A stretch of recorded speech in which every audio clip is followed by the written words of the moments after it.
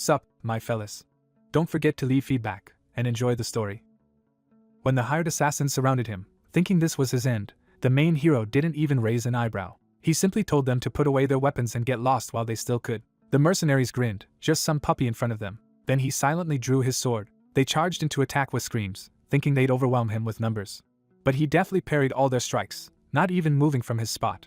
Then his eyes flashed. He instantly saw through their weak points, and he started butchering them like the last trash, one after another. In a moment, nothing but bloodied corpses lay around him, all because Byunseol had mastered several demonic martial arts at once, and within his body flows inhuman energy of chi. But his story began completely differently. An old grandfather found him abandoned in the snow, blue and weak. The old man taught him the craft of embalming. He was always there, and was the only one who believed in him. Until the judgment day came, a stranger appeared before their house, accusing the grandfather of betraying the demon palace. They moved into the forest, not to drag innocent people into it. The hero, sensing something wrong, rushed outside and dashed toward the forest. But he was too late. By the old tree, his half-dead grandfather was already lying. Then he threw himself toward him. Yunseol tried to speak through tears, but the old man could only apologize. He admitted that his time was ending. Even while trying to warn Yunseol away from the Undertaker's life, he was seized by bloody coughing. Yunseol begged him to stop talking, but the old man insisted on calling him by his full name and making him listen. His final command was that Yunseol must never seek revenge. The words stunned the child. He tried to refuse even before the thought had fully formed. Overcome by grief and rage, Yunseol swore he could never forgive the people who had done this. Clutching his grandfather, he could not accept being left behind. He confessed that a world without his grandfather was worse than hell, and he would rather follow him than remain alone. The old man heard that desperate plea in silence. He admitted that he had believed death would let him let go easily. Instead, his last request became a plea for Yunseol to flee far away and survive. Even at the end, he told Yunseol that their life together had made him truly happy. With that, his strength finally gave out. The old Undertaker died in Yunseol's arms. Yunseol could barely comprehend that his grandfather was gone. The stillness of the body confirmed what he could not bear to accept. His grief hollowed him out until even tears felt distant. Shock turned that emptiness into something colder. His expression went blank as grief hardened into resolve. Later, while preparing the body, Yunseol realizes his grandfather's ban on revenge had been meant to protect him. Even so, his hands continue the work with the same sharp eye his grandfather taught him. Inwardly, he rejects that final command and decides he cannot obey it. His sorrow begins to burn into murderous intent. Examining the corpse, he concludes the attacker severed both arms in a single simultaneous stroke. The cut pattern tells him the blade moved in a rare upward to downward path. He notices an even more telling detail. The killer altered the technique midway to stab out his grandfather's eyes as well. That cruelty leaves Yunseol with a grim, certain smile of recognition. He realizes the sword's style is not ordinary at all. The wounds point to a demonic martial art, specifically the Tianju yoga technique. Further inspection reveals 93 hidden weapon impacts across the back, far beyond the count of known orthodox techniques. From that, he infers the attack came from a single user wielding a hidden weapon capable of firing in overwhelming numbers. He also checks beneath the tongue for internal signs. The darkened nails confirm another clue. His grandfather had also been poisoned with a lethal toxin that rots flesh and blood.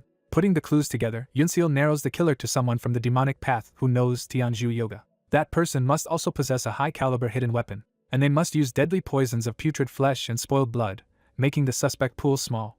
Yunseol silently vows that he will hunt such a person down. Beside him, his grandfather's face now rests in peace. Yunseol closes his eyes for a moment, sealing his resolve. He swears that no matter what it takes, he will find the killer. A tear falls onto the application papers for the Demon Palace competition.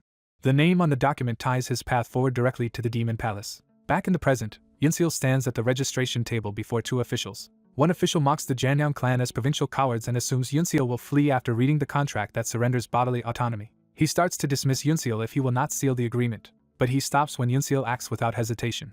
Yunseol bites his finger and marks the contract in blood, his eyes burning with purpose. The officials are caught off guard by how decisively he commits. He reflects that the moment his grandfather died, his old life ended with him. From that ruin, only revenge remained to guide him. As the officials react, Yunseol sees this competition for what it truly is. To him, it is not an opportunity but a weapon. He decides the competition will be his first step toward revenge. The story then explains the larger conflict between the orthodox and unorthodox factions that has shaped the Murim for ages. The orthodox side, led by the Murim alliance, claims to pursue justice. The unorthodox side is centered on the Demon Palace, which values power above all else. For a long time, those two forces remained in balance. But when the orthodox factions tried to press their advantage by creating the 18 martial masters, the masters for the greater good, the balance shifted. In response, the Demon Palace sought its own way to strengthen itself. That plan became the creation of the 10 Demon Masters. To do it, the Demon Palace announced it would choose 10 prodigies from any background and teach them the arts of the 10 demonic sects. Hearing that, Yunseal understood he had found the path he needed. The offer drew countless ambitious youths to the Demon Palace, all hoping to rise. Among the applicants, many already stand out as dangerous talents. Yunseal studies them carefully, searching for any trace that might connect to his grandfather's killer. He senses formidable presences among several of the competitors, and he becomes certain that one of them is tied to the murder. In his mind, the crowd overlaps with the image of the hooded killer, narrowing his suspicion onto the people gathered here. He fixes on the thought of the killer hiding somewhere among them. Yet, he also knows the murderer is a martial master far beyond his current ability to judge or challenge. So he concludes that revenge is impossible unless he first becomes a martial master himself. For that reason, becoming one of the 10 demon masters is the fastest path to the strength he needs. Nearby applicants react in surprise as the event finally begins. A line of Demon Palace enforcers arrives, escorting a fearsome elder whose presence dominates the courtyard. He introduces himself as the head instructor, Hyuk Ryan-young, known as Gold Dagger Blood Eyes. The crowd is shaken that the head instructor himself has appeared. Hyuk Ryan-young declares that this place exists to identify the greatest prodigies among all demonic sects. He announces that only those who survive every trial prepared by the Demon Palace will even become candidates for the 10 Demon Masters. Yunseal listens without flinching as the first test is introduced. The first trial, Hyuk Ryan-young says, is a direct inspection of each applicant's physical aptitude by Demon Palace martial artists. The crowd protests that such an inspection is not a real competition at all. The enforcers answer by physically dragging complainers away without discussion. Those deemed acceptable are simply told to move on. Yunseal calmly processes the rule and realizes passing means advancing immediately to the next stage. Then he notices one of the black-clad inspectors and recognizes him at once. The moment the inspector's hand reaches toward him, Yunseal knows the man he has been searching for is finally here. A frail young man carrying a wooden box is stopped and physically checked before the trial begins. One examiner is startled to sense something unusual from him. He quickly judges that the boy should be hopelessly outmatched. Even so, he cannot understand why someone so unsuited would choose to enter. The boy answers that doubt with a terrifyingly real killing intent. The examiner realizes this is not bluff or desperation but genuine murderous resolve. Still, duty wins out, and the examiner decides he cannot let the boy through on that alone. The boy remains calm, as if this resistance was expected. He reflects that all he has ever learned is how to handle corpses, not how to fight like a warrior. By ordinary standards, he should have no chance of passing a martial trial. Yet he refuses to believe this is where his path ends. Just as he steels himself, the first trial is abruptly declared over. The sudden ending leaves the competitors stunned. One furious contestant openly denounces the result as unfair. He argues that if raw physique alone decides everything, the competition itself is meaningless. The old master answers that complaint with cold contempt. He explains that strong bodies are the foundation of martial arts, and the contest exists to gather those with natural aptitude. When the protester still begs for a chance, the master decides to give one on his own terms. His gaze alone crushes the crowd into silence. He tells them not to worry, but his reassurance carries menace rather than comfort. He announces a second trial for those lacking physical talent, promising to choose anyone who can still prove worthy. The next test begins immediately, before anyone can recover. Its rule is brutally simple: fight each other and survive. The master clarifies that the battle continues until only one person remains alive. The competitors recoil in disbelief at being ordered to slaughter their own side. For one ambitious fighter, however, the rule is a gift. He decides that if killing is required, this trial will finally let him rise. His eyes settle on the quiet boy with the box as his first prey. He seizes his weapon and commits to the attack. With murderous intent, he raises a heavy blade for a killing blow. He charges straight at the boy, declaring him the first victim. The boy notices the strike only at the last instant. The attack closes in too fast for anyone else to intervene. The blade descends with lethal force. Before it can land, a red-haired fighter cuts in and intercepts the assault. The attacker reveals that he has long wanted this chance to kill his rival. The red-haired fighter recognizes him as Wei Wuncheng and braces despite already being wounded. Wuncheng kills the red-haired fighter in a single ruthless strike. The crowd is horrified that the trial has turned into real murder so instantly. The quiet boy immediately reads the killing blow with clinical precision, noting how the heart was pierced through a narrow opening. He judges Wuncheng to be physically weak but exceptionally fast and accurate, then watches him boast over the corpse. The masters dismiss Wuncheng as decisive yet foolish, because his display has made him the obvious target. One examiner reflects that anyone who stands out in a battle like this invites attack. Still, they expect his brutality to force the rest of the field into motion. Among the shaken competitors, the quiet boy realizes that if panic spreads, he will die unless he acts carefully. The massacre begins in earnest as fear drives contestants to attack first and think later. One fighter realizes too late that he stepped into danger without meaning to. Wuncheng kills him as casually as swatting aside an inconvenience. The old master notes that the younger contestants are the ones least able to endure the sight of death. The courtyard dissolves into screams, blood, and blind violence. Some fighters freeze in terror while others lash out wildly. A few still try to fight properly, but discipline is collapsing. As death closes in, most of them lose the ability to think at all. That breakdown catches the old master's attention. He begins to suspect that someone in the chaos is behaving differently. The examiner beside him also notices a hidden pattern. They realize not everyone in the arena is a fool. The quiet boy calmly wipes blood from his face while remaining detached from the panic around him. From a distance, he and another survivor stand apart from the frenzy while the rest butcher each other. Bodies continue to fall all around them.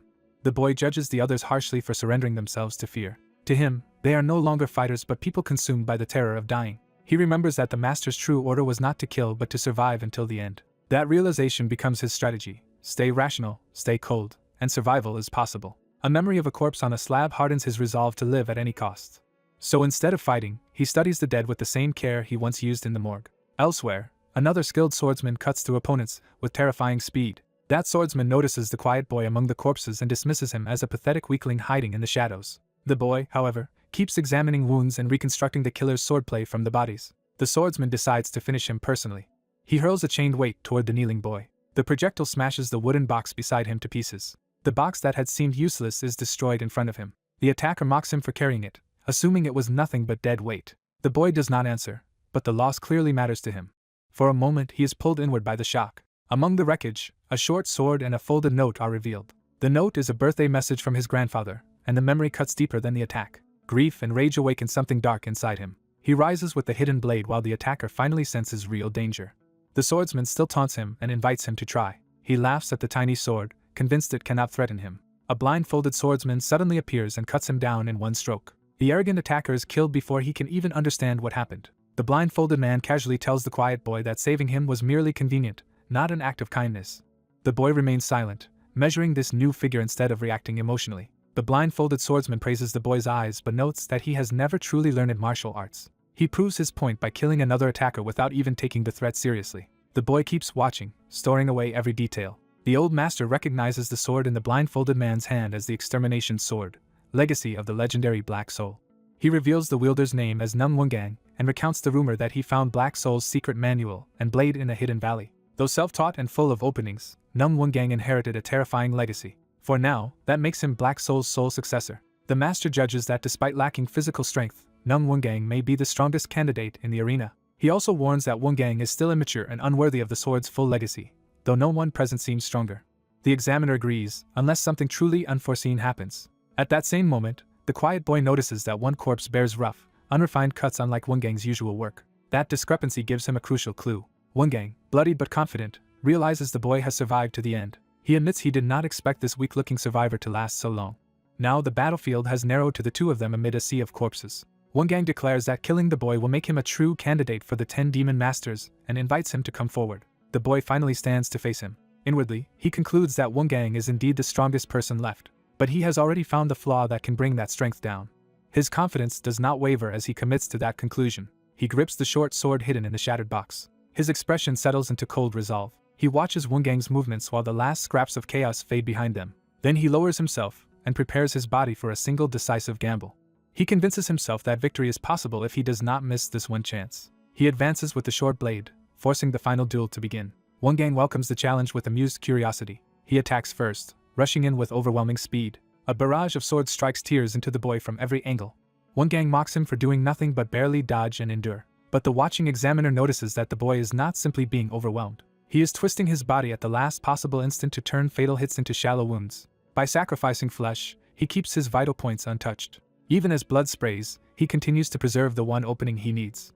The examiner realizes in shock that the boy memorized Wungang's attack patterns by studying the corpses. The old master is impressed by such extraordinary observation. At last the boy speaks, dismissing Wungang's swordsmanship as crude and incomplete. He points out that despite the storm of attacks, Wungang has only managed to cut flesh, not kill. The examiner understands that the boy is deliberately provoking him into a more committed strike. Because with such a frail body, the boy cannot win through ordinary counters and needs a perfect opening. Stung by the insult, Wungang abandons restraint and decides to kill him immediately. He launches a full-force finishing attack. The boy recognizes that the moment he has been waiting for has arrived. He knows he will only get one chance to exploit Wungang's habit. Remembering the corpses, he recalls the pattern behind every finishing blow. Wungang always aims his final strike at vital points. More specifically, his killing intent always drives the blade toward the heart or the head. So the boy moves on the assumption that the upper body will be targeted once again. Wungang realizes too late that something about the boy's response is wrong. The boy slips inside the attack and drives the short blade toward a hidden weak point near Wungang's neck. As he strikes, he recalls his grandfather teaching him about the vulnerable Tien to acupoint. That point, his grandfather said, is difficult even for masters to harden. A full force blow there can drop even an adult instantly. Trusting that lesson, the boy commits everything to the thrust. The strike lands cleanly, stunning one gang before he can finish his own attack. The swordsman's body seizes as the hidden weakness is pierced. The boy follows through and cuts him down. Even while bleeding heavily, he forces the finishing motion to completion. Surrounded by the dead, he realizes the battle is over and that he is the last one standing. The examiner can only call him the unexpected variable that overturned every prediction. The old master admits that Black Soul's sword art had raised his expectations, but this outcome came from somewhere else entirely. He declares Yunseal the one who has passed the second trial. Yunseal stands bloodied among the corpses, transformed by what he has endured, and as his name is spoken, he remains upright as the sole survivor of the trial. In a hazy vision, an old man desperately calls for Yunseal, unable to find her. Yunseal answers him at once, overjoyed to hear her grandfather's voice again. She runs toward him, trying to reassure him that she is right there. But when she reaches him, he still cannot perceive her, leaving her confused. A sudden dread overtakes her as something about the moment turns wrong. Her grandfather appears as a bloodied, hollow figure, confessing that he cannot see her form at all. The nightmare shocks Yunseal into terrified silence. She jolts awake with a gasp, dragged out of the vision. Back in reality, she finds herself on a ship among the survivors of the previous trial, watched by other candidates. The vessel continues through rough water toward its next destination. The ship presses onward as the sea crashes against its hull. Yunseal realizes she must have blacked out from blood loss, and wakes inside the ship. She notices her grave wounds no longer hurt much and suspects the demonic palace treated her with exceptional care. Putting that aside, she begins carefully assessing her surroundings. She notes that the people around her are trained and vaguely familiar, and hears that they are the ones who passed the first trial. Their smug expressions confirm the contempt she expected from such company. Yunseal accepts their disdain as natural and keeps her head down. An order to disembark interrupts the tense quiet. A palace attendant announces that they have reached the next trial site. The destination is revealed as Hell Island. The ship pulls in against the island's landing point. The attendant formally identifies the place as Hell Island. She orders the candidates to follow her inland. They are led from the shore into a harsh island landscape of cliffs and forest. At a rocky lodging area, the attendant assigns them caves to sleep in and orders them to change into prepared clothes and carry the provided swords. The candidates are told they may choose any cave they like. Yunseal studies the area in silence before deciding. She finds the climate unexpectedly comfortable, though the new clothes feel restrictive. Around her, other candidates immediately begin quarreling over better spots. Their petty arguments make Yunseal realize they have no idea how brutal the second trial truly was, and that their guard is dangerously low. She keeps watching them with growing wariness. Seeing their expensive clothes and polished manners, she suspects many of them come from prestigious clans. From that, she concludes the second trial was designed to eliminate people the sect could kill without consequence. While she is still thinking, the attendant presses her to choose a cave quickly. The attendant singles Yunseal out for moving too slowly and warns her to stop hesitating. He addresses her by name, making clear he has been paying attention to her survival. Privately, he admits he noticed her unusual stare earlier and is curious what choice she will make now, but still urges her to decide fast. Yunseal points out a cave she wants. The cave she chooses has a narrow, shabby entrance. Others mock her for picking such a filthy-looking place. The attendant immediately recognizes the significance of her choice. He is impressed, realizing she understood the cave's value at a glance. He explains that the cave only looks poor because the cramped opening hides what lies beyond. Inside, the space is large enough for training, while the tiny entrance makes it easier to defend. The attendant praises Yunseal for judging the cave properly and tells her to get ready. Yunseal changes into the provided black training clothes. Once everyone is gathered again, the attendant begins explaining the purpose of Hell Island. He reveals that the island contains 10 training facilities, each tied to one martial art of the 10 demonic sects. The candidates are told they may study one art or all of them as they please. They are also given complete freedom over how they spend their time, whether resting, playing, training alone, or learning techniques. That freedom strikes Yunseal as suspicious after the cruelty of the previous trial. Meanwhile, the others excitedly discuss which martial art to pursue first. Many immediately decide to seek out the Fire Rain Sword sect because of its reputation as the strongest. Yunseal notices the crowd moving in one direction and realizes nearly everyone is heading there. The Fire Rain Sword sect's fame and power draw the candidates like moths to flame. Yunseal admits such a sect would be useful to learn from, but she has never relied on martial arts and does not feel bound by their prestige. A different memory suddenly catches her attention. Remembering what she truly needs, Yunseal slips away from the crowd on her own. She heads through the forest toward a secluded building. As she approaches, recognition hardens into certainty. She realizes this is the place she had in mind all along. The building belongs to the Wandering Beast Pavilion, a sect that has declined so badly it barely remains among the 10. Its status survives mostly because it once produced a notable number of top masters. Yunseal recalls hearing about the pavilion from her grandfather when he spoke of the Murim. She prepares to commit herself to this path, then senses something strange beneath her feet. The ground itself begins to shift under her. A hidden presence rises from below, startling her. A man buried in the earth introduces himself as Sa Wu, the secret pavilion master of the Wandering Beast Pavilion, and asks whether she came to become one of the 10 demon masters. Yunseol faces the bizarre master as he emerges enough to confront her. Caught off guard, she gathers herself before answering.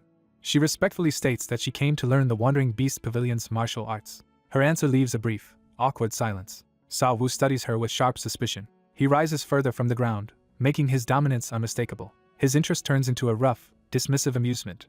Sa Wu tells her not to rush toward death, refuses to teach her, and mocks her frailty. Yunseol counters that the pavilion's martial arts are said to grant the power to survive anything, which is exactly what she needs. Sa Wu warns that even geniuses struggle with his art because it begins by remaking the body, and in her current condition she would die within a day. He tells her to leave if she understands that. Instead of leaving, Yunseol suddenly bows deeply before him. She declares that since he agreed to teach her, she must pay proper respect to her new master. Her shameless insistence leaves Sa Wu speechless before he mutters that she is insane. Despite himself, he starts reconsidering her. At last, Sa Wu relents and agrees to teach her. He immediately clarifies that he is only doing so because the Demon Palace ordered him to accept a trainee. He formally names himself as Sa Wu, master of the Wandering Beast Pavilion, and orders her to call him Mr. Sa. When Yunseol begins to introduce herself, he cuts her off. To him, she is not a person of importance yet, only trainee number 1. Without wasting another moment, Sa Wu begins her training at once. Yunseol braces herself as the lesson starts with terrifying intensity.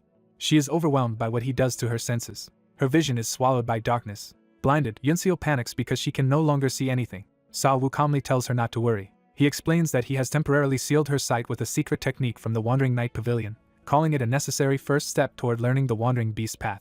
He tells her that the Wandering Beast Path heightens every sense and grants reflexes like those of a beast. He adds that their martial arts change drastically depending on the learner, which makes even the basic path difficult to master. That difficulty is why so few people still attempt it, leaving the art nearly abandoned. But he promises that if she does master it, the reward will be extraordinary. He reveals the goal in full: she will gain the senses of a wandering beast. Then he undercuts the promise by noting that most trainees die before reaching that point. He steps away, leaving her alone in the dark with the challenge. Sa Wu tells her she should adapt to blindness within an hour. He leaves, promising to return after that time. The training ground falls quiet once he is gone. Yunseol quickly realizes that losing sight has not automatically sharpened her other senses at all. When Sa Wu returns, she understands she has already failed to meet his expectation in time. She accepts that it is too late for easy adjustment, and resolves to force herself to adapt. Determined not to die, Yunseol decides she must adjust as fast as possible. She begins stumbling, crawling, and moving through the darkness by sheer effort. Imagining the kind of ambush that would kill her in the struggle to become a demon master, she turns the training into a fight for survival. In her mind, a hidden enemy raises a blade from behind her. That imagined threat drives her body into desperate alertness. She throws herself into evasive movement, as if escaping a real strike. Through repeated trial and error, she realizes balance matters more than anything now that she cannot rely on sight. Time passes into the night as she keeps training under the open sky. When Sa Wu returns, he expects to find her helpless and disoriented. Instead, he sees her already moving across the field on her own. He is genuinely surprised by how unusual her approach is. He realizes that while most trainees wait passively for their senses to recover, Yunseol has been fighting an imaginary enemy to force adaptation. Watching her footwork, he begins to understand why she is progressing. Yunseol suddenly launches herself with sharpened movement, as if chasing the phantom opponent she created. Her body twists through the dark with far more control than before. Sa Wu is astonished that she has adapted so quickly. He acknowledges that she has become accustomed to blindness, and decides to raise the difficulty. Drawing his sword, he orders her to try evading a real blade. The air itself tightens as the next phase of training begins. 3 days pass under this brutal regimen. By the 3rd day, Yunseol is battered and exhausted but still forcing herself through the training. She faces Sa Wu again in the rain, barely standing yet refusing to stop. Her movements now carry a feral intensity, as if the beast path is taking root within her. Sa Wu's strike finally lands and sends her reeling, proving how deadly the gap still is. Even so, Sa Wu is struck by her endurance, and notes that she has never once complained about his methods. Yunseol clings to her sword for support, worn down but still listening. Sa Wu finally asks why she never questioned how to evade his attacks, or the theory behind the training. Yunseol answers that he taught her the art's essence was personal enlightenment, so she trusted there had to be meaning in everything he was doing. Her answer catches Sa Wu off guard. He admits that she is right and, for the first time, seems to respect her understanding. Encouraged, he urges her to continue and attacks again. This time Yunseol senses the incoming strike in a new way, as if the motion itself is becoming visible to her. She realizes she can feel the attack's course before it reaches her. What she perceives is not sight returning, but the path of the sword itself. She knows she still cannot evade the blow in time, so she makes a different choice. Instead of dodging, she drives her own sword up to meet the attack head-on. Her blade collides with Sa Wu's, and she successfully blocks the strike.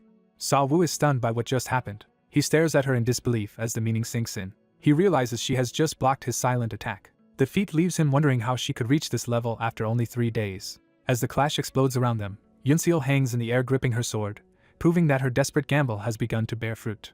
Wounded and frustrated that he still cannot properly defend himself, the young fighter is given a drink by the bearded master. He accepts the help with gratitude, still too drained to understand what he has been handed. As he raises it, he notices the master watching him with unusual intensity. The first sip shocks him when he realizes it is no ordinary water. Power floods back into his body so suddenly that it feels as if his lost blood and strength are being restored.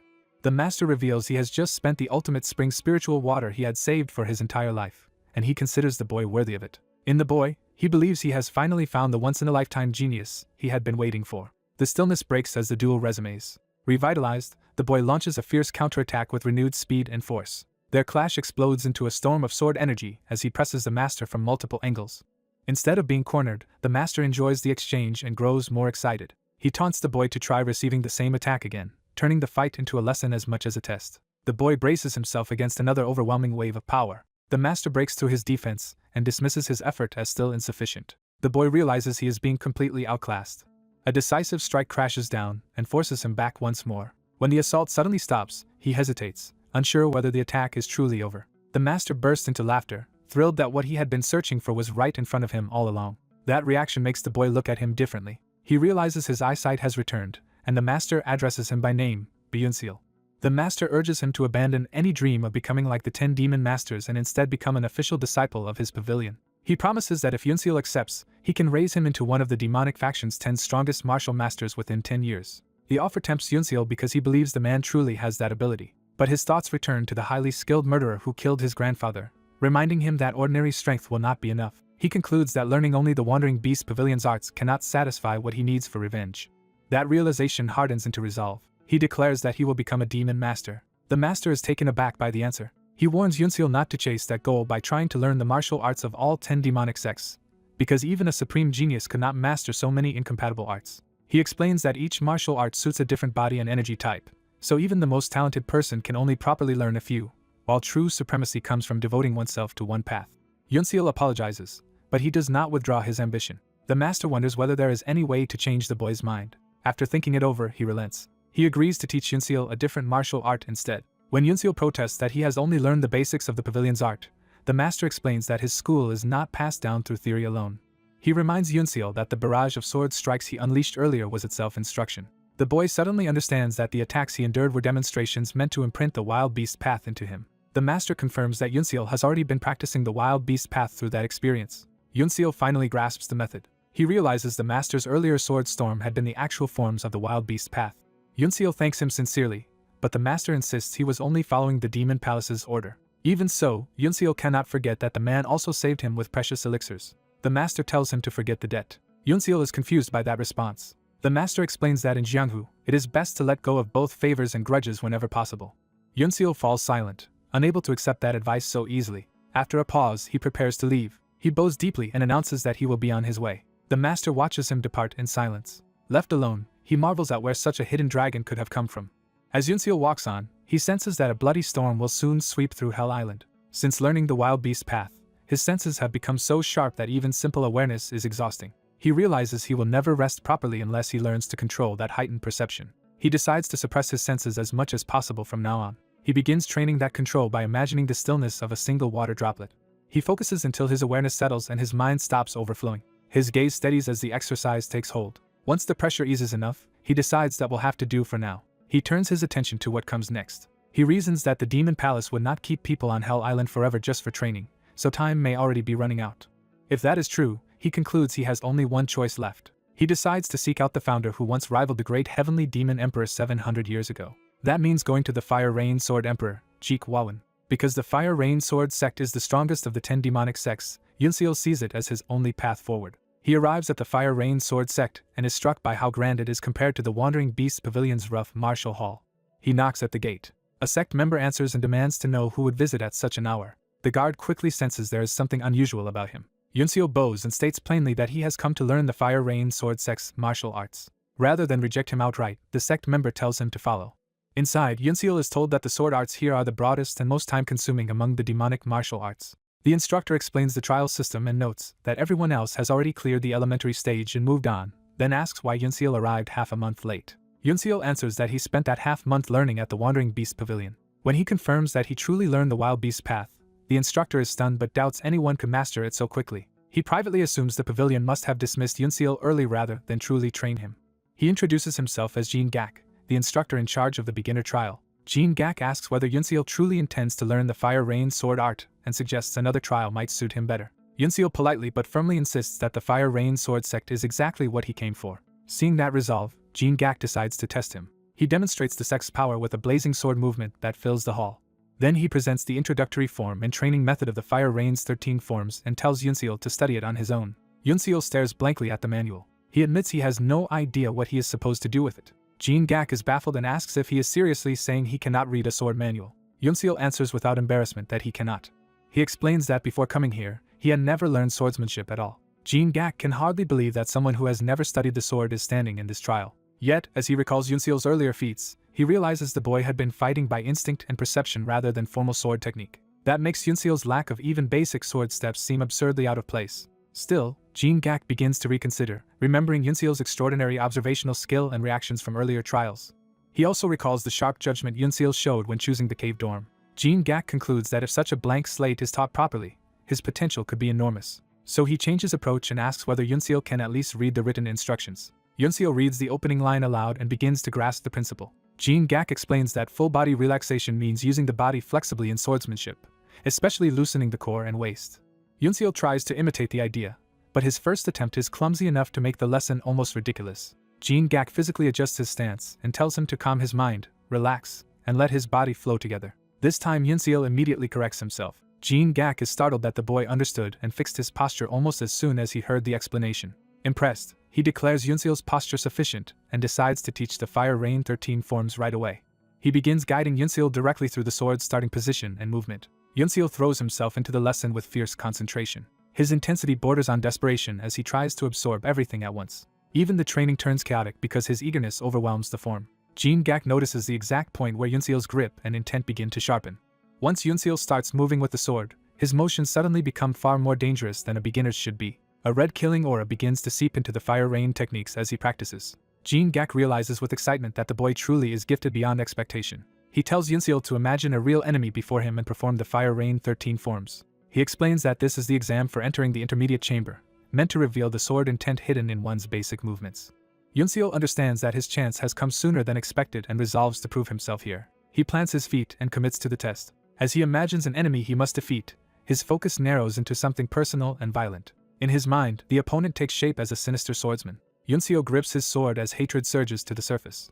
He unleashes the first Fire Rain technique, but what comes out is not the sect's intended style. Jean Gak immediately senses something is off. The imagined enemy moves, and Yunseal reacts as if facing a real life-and-death threat. He follows with the third technique, turning it into a ruthless killing strike rather than a drifting sword form. Jean Gak is stunned that Yunseal is already producing something recognizable as the Fire Rain 13 forms. He knows the third technique should be soft and airy, like clouds and fog spreading, but in Yunseal's hands, that same technique becomes unnaturally sharp. Its edge is so severe that it feels wrong for the form and yet terrifyingly effective. Jean Gak wonders if Yunseal is consciously rewriting inherited sword basics, something only a master should be able to do. What shocks him most is that every altered motion is saturated with murderous intent, as if Yunseal were striking at the killer of someone precious.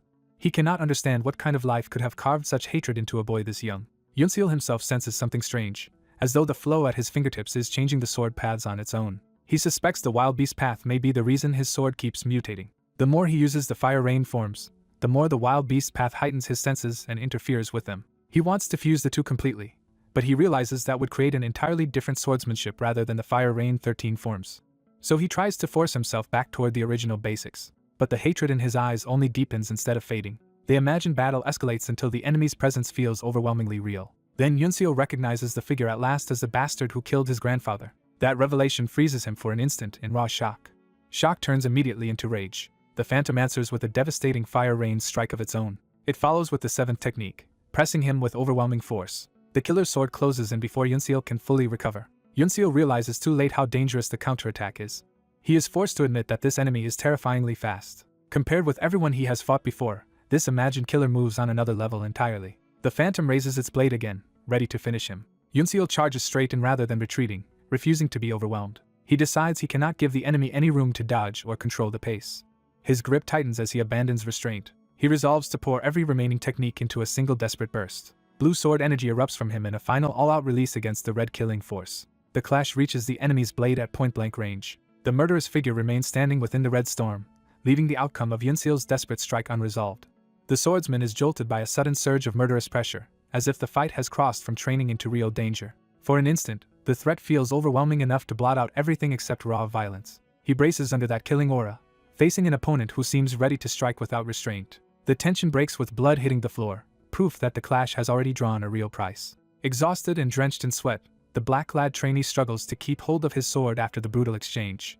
His grip finally loosens, and the weapon slips from his hand. Watching him, the red-robed instructor concludes that he lost the duel, but the instructor immediately revises that judgment. Instead of failure, he declares that the trainee has actually passed, leaving the battered swordsman stunned. He explains that the elementary chamber does not judge victory itself, but whether a student understands the sword and can use the Fire Rain 13 forms in a real fight. To emphasize the point, the instructor casually sends the fallen sword spinning through the air. The trainee catches it, and the instructor confirms that his performance proved the required understanding. The sword is returned to him as recognition rather than a weapon taken from a loser. The instructor praises his execution of the Fire Rain 13 forms and orders him to proceed to the intermediate chamber. The trainee thinks back on instructor Jean Gak, who patiently taught him swordsmanship from nothing, step by step. With sincere gratitude, he bows and thanks his teacher for everything. The instructor accepts the respect warmly, and urges him to keep pushing himself even harder from here on. Then his tone turns more serious. He warns that the trainee's sword carries unusually strong killing intent and that he must not let that intent control him. The warning leaves the trainee quietly unsettled. As the trainee departs, the instructor realizes the rumors were true. The boy really did learn the wild beast path in only a fortnight. He tries to explain it away as mere talent, but the speed of the boy's progress still feels abnormal. Seeing the boy move on to the intermediate hall far sooner than expected, the instructor admits his earlier doubts were wrong. He becomes convinced that the boy can keep advancing, and opens the way forward with new certainty. The trainee steps through the doors into the next stage of testing. The instructor of the intermediate chamber comes into view. Inside, the new instructor addresses the newcomer coldly in front of the seated students, acting as though he is an intruder. Cheon Wongang, the intermediate trial instructor, dismisses him at once and says there is no room left, while privately deciding that Byunseal will end up fixated on this boy. The place is formally identified as the intermediate hall. The trainee stands his ground instead of leaving. The instructor and students stare at him in silence, waiting for an explanation. Cheon Wongang assumes the boy only barely cleared the beginner hall and mocks him as someone too untalented to belong here if it took more than 20 days to learn the Fire Rain sword art. The trainee calmly explains that his delay came from spending the first 15 days in Langya Hall instead. The instructor interprets that as proof he ran away from learning the Beast Dao and sneers at him even more. Still, he grudgingly allows the boy to sit in, while warning that he likely will not keep up. He begins the lesson by introducing the Fire Rain Thunderclap sword as an art built on swift movement. He warns that without proper sword skill, such speed will only injure the user, and that like the earlier Fire Rain forms, it is difficult to apply in a real fight. He adds that this stage is still only part of the fundamentals, so he will judge technique rather than simple winning or losing. To demonstrate, he calls Bayak Hansong forward and orders him to choose an opponent for a duel. Hansong asks whether he may challenge absolutely anyone, and receives permission. He immediately points to the newcomer, choosing him as his opponent. The trainee looks up, realizing he has been singled out. When the instructor hesitates, Hansong reminds him that he was told he could pick anyone. Cheon Wongang calls Hansong reckless for targeting someone fresh from the beginner hall and tells him to choose another opponent. The trainee cuts in and says he will do it.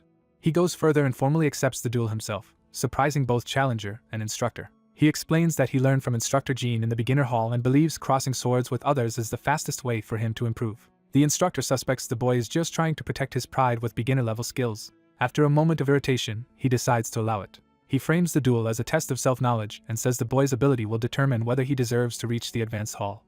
Hansong, meanwhile, sees the match as an opportunity to kill the newcomer and secure his own standing among the many prodigies. The two face each other in the center of the hall before the watching students. Hansong acknowledges the boy's nerve, but treats it as foolish bravado. He lectures that spirit alone cannot keep someone alive in the martial world. Without further warning, Hansong launches a savage opening strike with his wooden sword. The trainee slips inside the attack instead of meeting it head-on. Hansong is delighted rather than alarmed, taking the evasion as proof he can toy with his opponent. He presses down with another heavy blow, forcing the trainee to defend at close range. The trainee barely catches the strike, his face tight with effort. Feeling the awkward resistance through the clash, Hansong concludes with contempt that the boy truly is a beginner. Laughing, he unleashes the Fire Rain Thunderclap sword in earnest to overwhelm him. Golden arcs of rapid sword force fill the space as Hansong drives the technique forward. He keeps laughing, convinced the match is already decided, but the trainee threads through every attack, and Han Song realizes his opponent is avoiding the barrage completely. For the first time, Han Song starts to panic.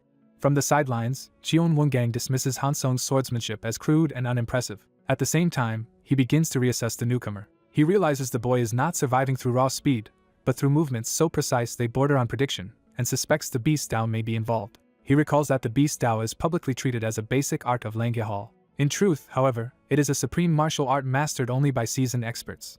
That makes the idea absurd, because no prodigy should be able to master it in 15 days. Cheon Wongang steps forward mentally, paying much closer attention to the duel. He reminds the trainee that dodging alone cannot earn a passing evaluation, because this test is about swordsmanship, not just reflexes and insight. The trainee plants his foot and changes his rhythm. He finally reaches out to engage Han Song's weapon directly. His expression settles into calm focus as he commits to a counter. Red sword force erupts from his movement as he turns defense into attack. The watching students recognize the pattern in shock as fire rains sword art. Han Song scoffs at first, assuming it is merely a familiar move he can crush. But Byun-seol, watching closely, realizes the technique only resembles fire rain on the surface and is actually altered in a subtle, dangerous way. Han Song remains arrogant, convinced he can handle it effortlessly. That confidence breaks the instant the exchange turns against him. He is startled by the feel of the counter, and cannot understand what just happened. The trainee's modified fire rain sequence tears through Han Song's offense, and exposes him completely. Han Song starts wondering whether the boy had been hiding his true skill all along and deliberately reshaped fire rain to mock him and attract the instructor's attention. Desperate not to lose his chance at advancement, he decides to end the fight with a real killing move. His expression hardens with murderous resolve. He invokes the Asura sword method, declaring that he alone will be the one to rise to the advanced hall. Han Song unleashes blood-breaking strike, a lethal technique from the Asura sword sect, turning the spar into attempted murder. Cheon Wongang immediately recognizes it as a killing move and notes that he never restricted the duel to fire rain techniques alone. But even as he says that, he is shaken by what the trainee is about to do in response. He notices that the boy's footing remains perfectly stable despite the life-or-death pressure closing around him. At last, the instructor accepts the truth that the trainee really did learn the Beast Dao. Han Song keeps attacking wildly, praising the boy's evasions even as he tries to corner and kill him. He declares that the next strike will finish everything. Cheon Wongang suddenly recognizes the counter forming and is jolted in alarm. A decisive flash cuts through the chaos. The trainee answers with blood wind annihilates the moon, a killing strike from the Asura sword method itself. His grip remains exact and controlled as the counter lands. The collision explodes in a burst of force. The students recoil in shock, realizing the duel has gone far beyond a lesson. Even Cheon Wongang is left staring, momentarily speechless. Before Han Song can recover, the trainee follows with the 13th move of the Fire Rain sword art, beginningless extremes martial art. Han Song is struck hard enough to spit blood, his confidence shattered. His body is hurled away while the trainee remains standing in control of the exchange. The trainee lowers his sword and watches the result without triumph. Around them, the other students stare in disbelief at what they have just witnessed. As Han Song collapses in a pool of blood, the hall begins to wonder whether he has been killed. A rack of practice weapons rattles as the room reacts to the violence. The trainee calmly returns his weapon, while the instructor stands over the fallen boy in the background. Cheon Wongang judges that Han Song is dead, struck precisely in the Danjong vital point. The body lies motionless, making the verdict seem final. The instructor asks the trainee whether he was originally a disciple of the Nanjia Pavilion. When the trainee denies it, Cheon Wongang presses further, asking if he is claiming to have mastered the beast sword in only half a month, and the boy answers that he has learned only the basics. That answer sounds like a lie to the instructor, who mocks the Nanjia Pavilion for teaching deceit before swordsmanship. He cuts off any further explanation and orders the supposed corpse removed immediately. The surrounding students protest in outrage that a simple spar turned into murder and demand punishment. Cheon Wongang silences them by declaring that this hall is no safe classroom, but a living hell where anyone who uses a killing technique must be ready to die by counterattack. With that, he coldly announces that the test will continue as if nothing unusual happened. Another duel begins in the hall under that brutal rule. The other students try to steady themselves and resume their places despite the shock. Han Song remains on the floor, bloodied and unattended. Some students react with fear, others with excitement, revealing how warped the atmosphere of the hall already is. A small group finally gathers around the fallen Han Song while the instructor keeps his distance. Cheon Wongang formally declares that Han Song's group has failed the test and orders them to leave and find another martial hall.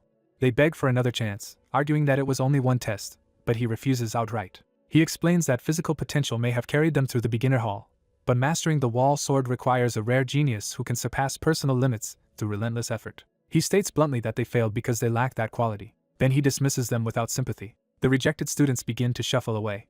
Cheon Wongang suddenly notices that one person has not moved. The trainee is still standing in the center of the hall, facing him directly. When asked why he remains, the trainee innocently asks whether he must leave too. Cheon Wongang clarifies that the trainee won the duel and passed the test, so he should proceed to the advanced hall. The trainee refuses, saying that if passing means moving up immediately, he would rather stay here. Puzzled, the instructor asks why he would choose that. The answer hangs over the very sign of the intermediate hall. The trainee explains that he has only learned the wall 13 forms so far, and since he has not yet learned anything from the intermediate hall, he cannot honestly move on. Cheon Wongang is taken aback by the blunt sincerity of that answer. He finally relents and agrees to teach the boy the wall biocrow sword, the art that follows the wall 13 forms.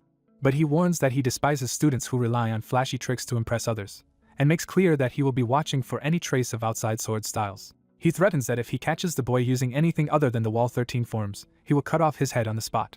4 days later, that threat still lingers in the instructor's mind. As he watches the trainee train, he admits to himself that the boy's fundamentals had been almost non-existent when he started teaching him. Yet the trainee now moves with astonishing force and precision, making it hard to believe he only recently began learning the sword.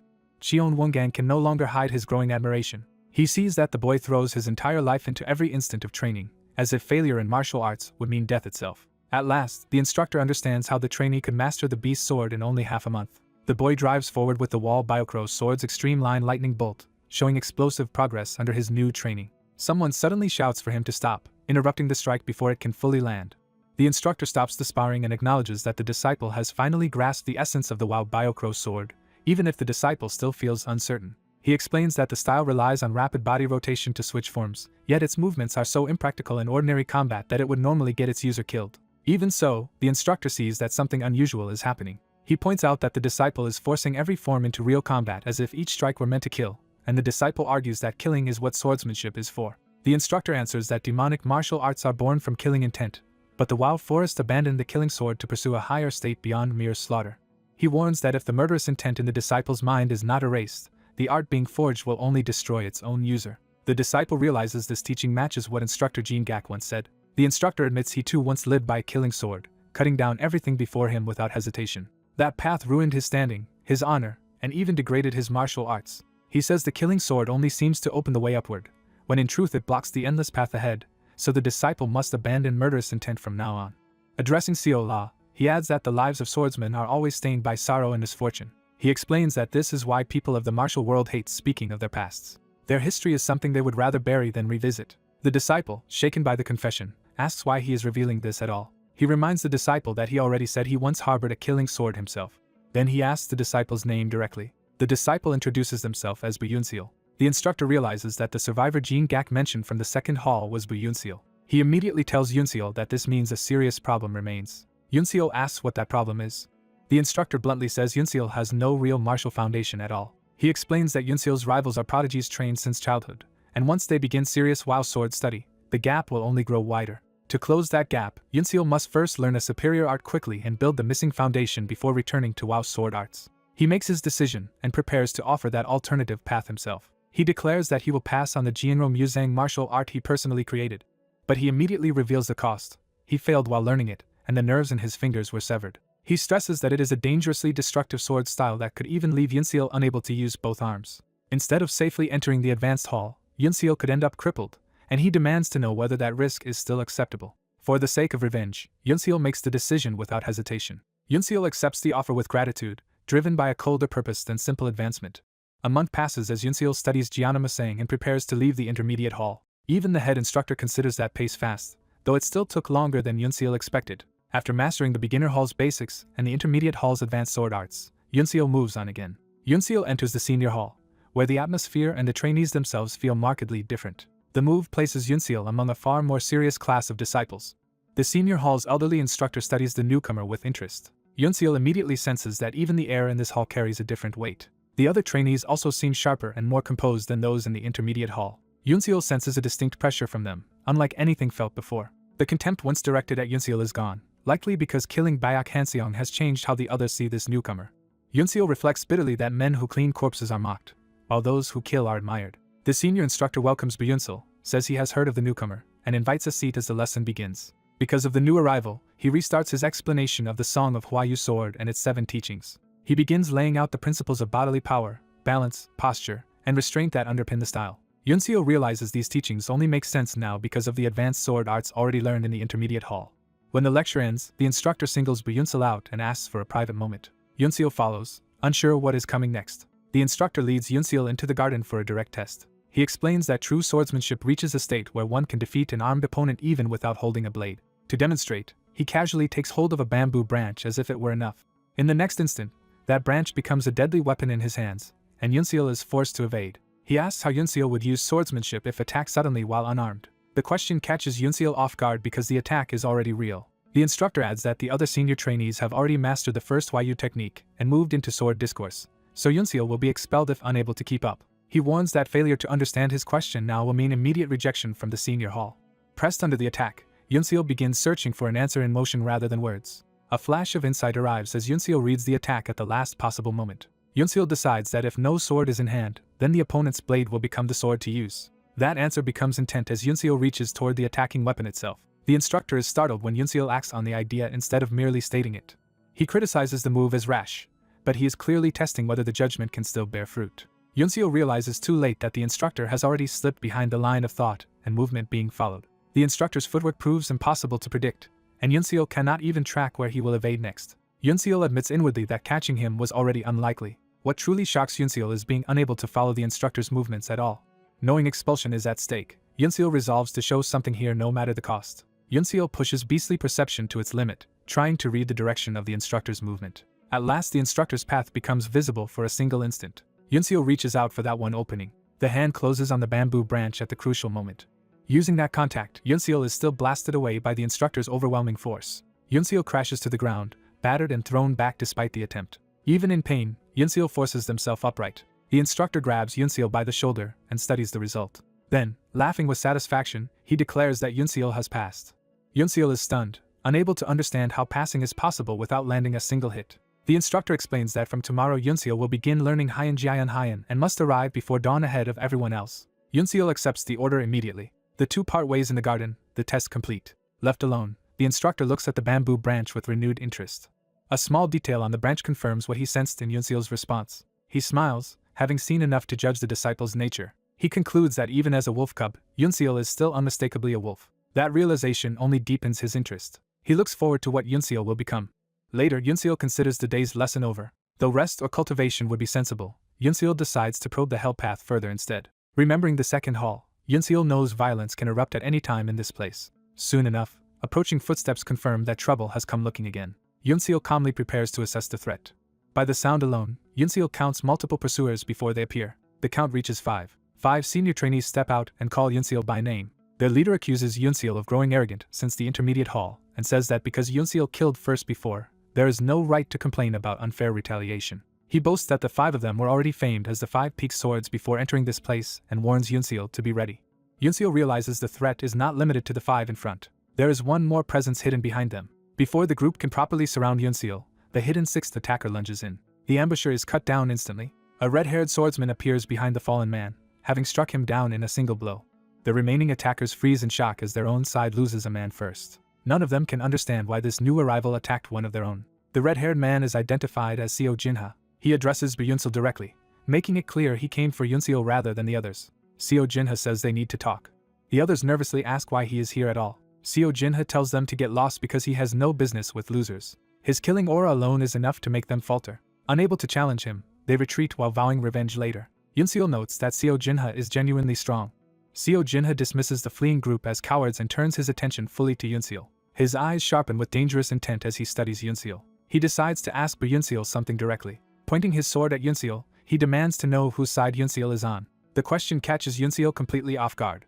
The next day in class, the instructor explains that learning the first technique of the Fire Rain sword is not the same as truly making it one's own, and he now wants to see what each disciple has created from it. He calls Yunseal first. Then he orders Yunseal to demonstrate. Yunseal steps forward with sword in hand. After a breath to settle, Yunseal prepares the technique. At the last moment, Yunseal's expression hardens with a different resolve. Instead of merely repeating the Fire Rain sword's first technique, Yunseal unleashes a far more aggressive variation shaped by personal killing intent. The strike erupts across the hall with overwhelming force. When the motion ends, Yunseal stands alone amid the marks carved by the technique. The instructor judges it as grounded and precise, but also notes that Yunseal has transformed it into something saturated with murderous intent. He sends Yunseal back and calls for the next demonstration. The next disciple is Seo Jinha. As Seo Jinha passes by, the two stand back to back in open tension. Yunseal senses that the earlier question was not random after all. Seo Jinha begins his own technique, his aura turning colder and sharper than before. He addresses Yunseal in his mind while demonstrating. Rather than simply showing the Fire Rain Sword's first technique, Seo Jinha reveals a move that would have countered Yunseal's attack directly. His demonstration makes that threat unmistakable. The technique is not just a display of skill but a deliberate message aimed at Yunseal. Yunseal realizes Seo Jinha is warning rather than challenging blindly and demands to know what he meant by asking whose side Yunseal is on. Seo Jinha snaps back, refusing to let Yunseal pretend ignorance. His words force Yunseal to confront the possibility that not everyone here seeks the same future within the demonic sect. Yunseal reflects that while learning the arts of the 10 demonic sects is an extraordinary chance, the system surrounding that chance is deeply rotten. That realization makes the opportunity itself feel like a trap set to catch something hidden. Yunseal likens it to baited bamboo spikes meant to seize prey.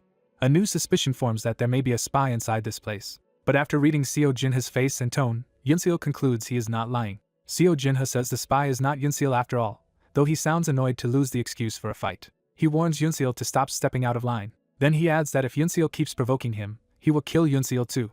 With that threat hanging between them, the two separate. Yunseal is left turning over the idea of a spy and realizing that far more is happening beneath the surface than expected. Even so, Yunseal decides there is no point dwelling on hidden schemes after having focused only on the Wandering Beast Pavilion and Fire Rain Sword sect arts. What matters now is continuing to sharpen strength for the fights ahead. Yunseal concludes that spy or demonic martial artist, anyone who stands in the way is simply another opponent to defeat. A grim warning hangs over the island as the next ordeal is about to begin. Life still seems ordinary for the weak and small, just before the trial turns ruthless. That fragile calm is broken in an instant, hinting that survival will depend on being seized first or devoured. Above the training grounds, ominous signs gather over the isolated place where the disciples are being tested. The instructors announce that the period of preparation is over.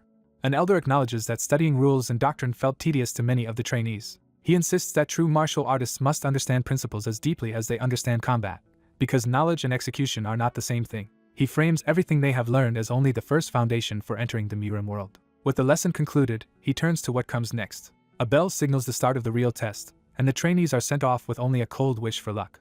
The disciples are confused by the sudden signal and sense that something serious has changed. They are ordered to head to the stone mountain at the island's center immediately. The mountain becomes the stage for the next phase of the trial. All of the remaining candidates gather before the examiner's intense formation. The overseers confirm that every surviving trainee has arrived. Among the crowd, one quiet disciple stays alert and uneasy. The chief examiner pauses just long enough to sharpen everyone's dread. He announces that they are skipping ahead to the third trial. The trainees are stunned, realizing the sequence has changed without explanation. One disciple understands that the earlier fight to the death was already the second trial, though the rest had not grasped it.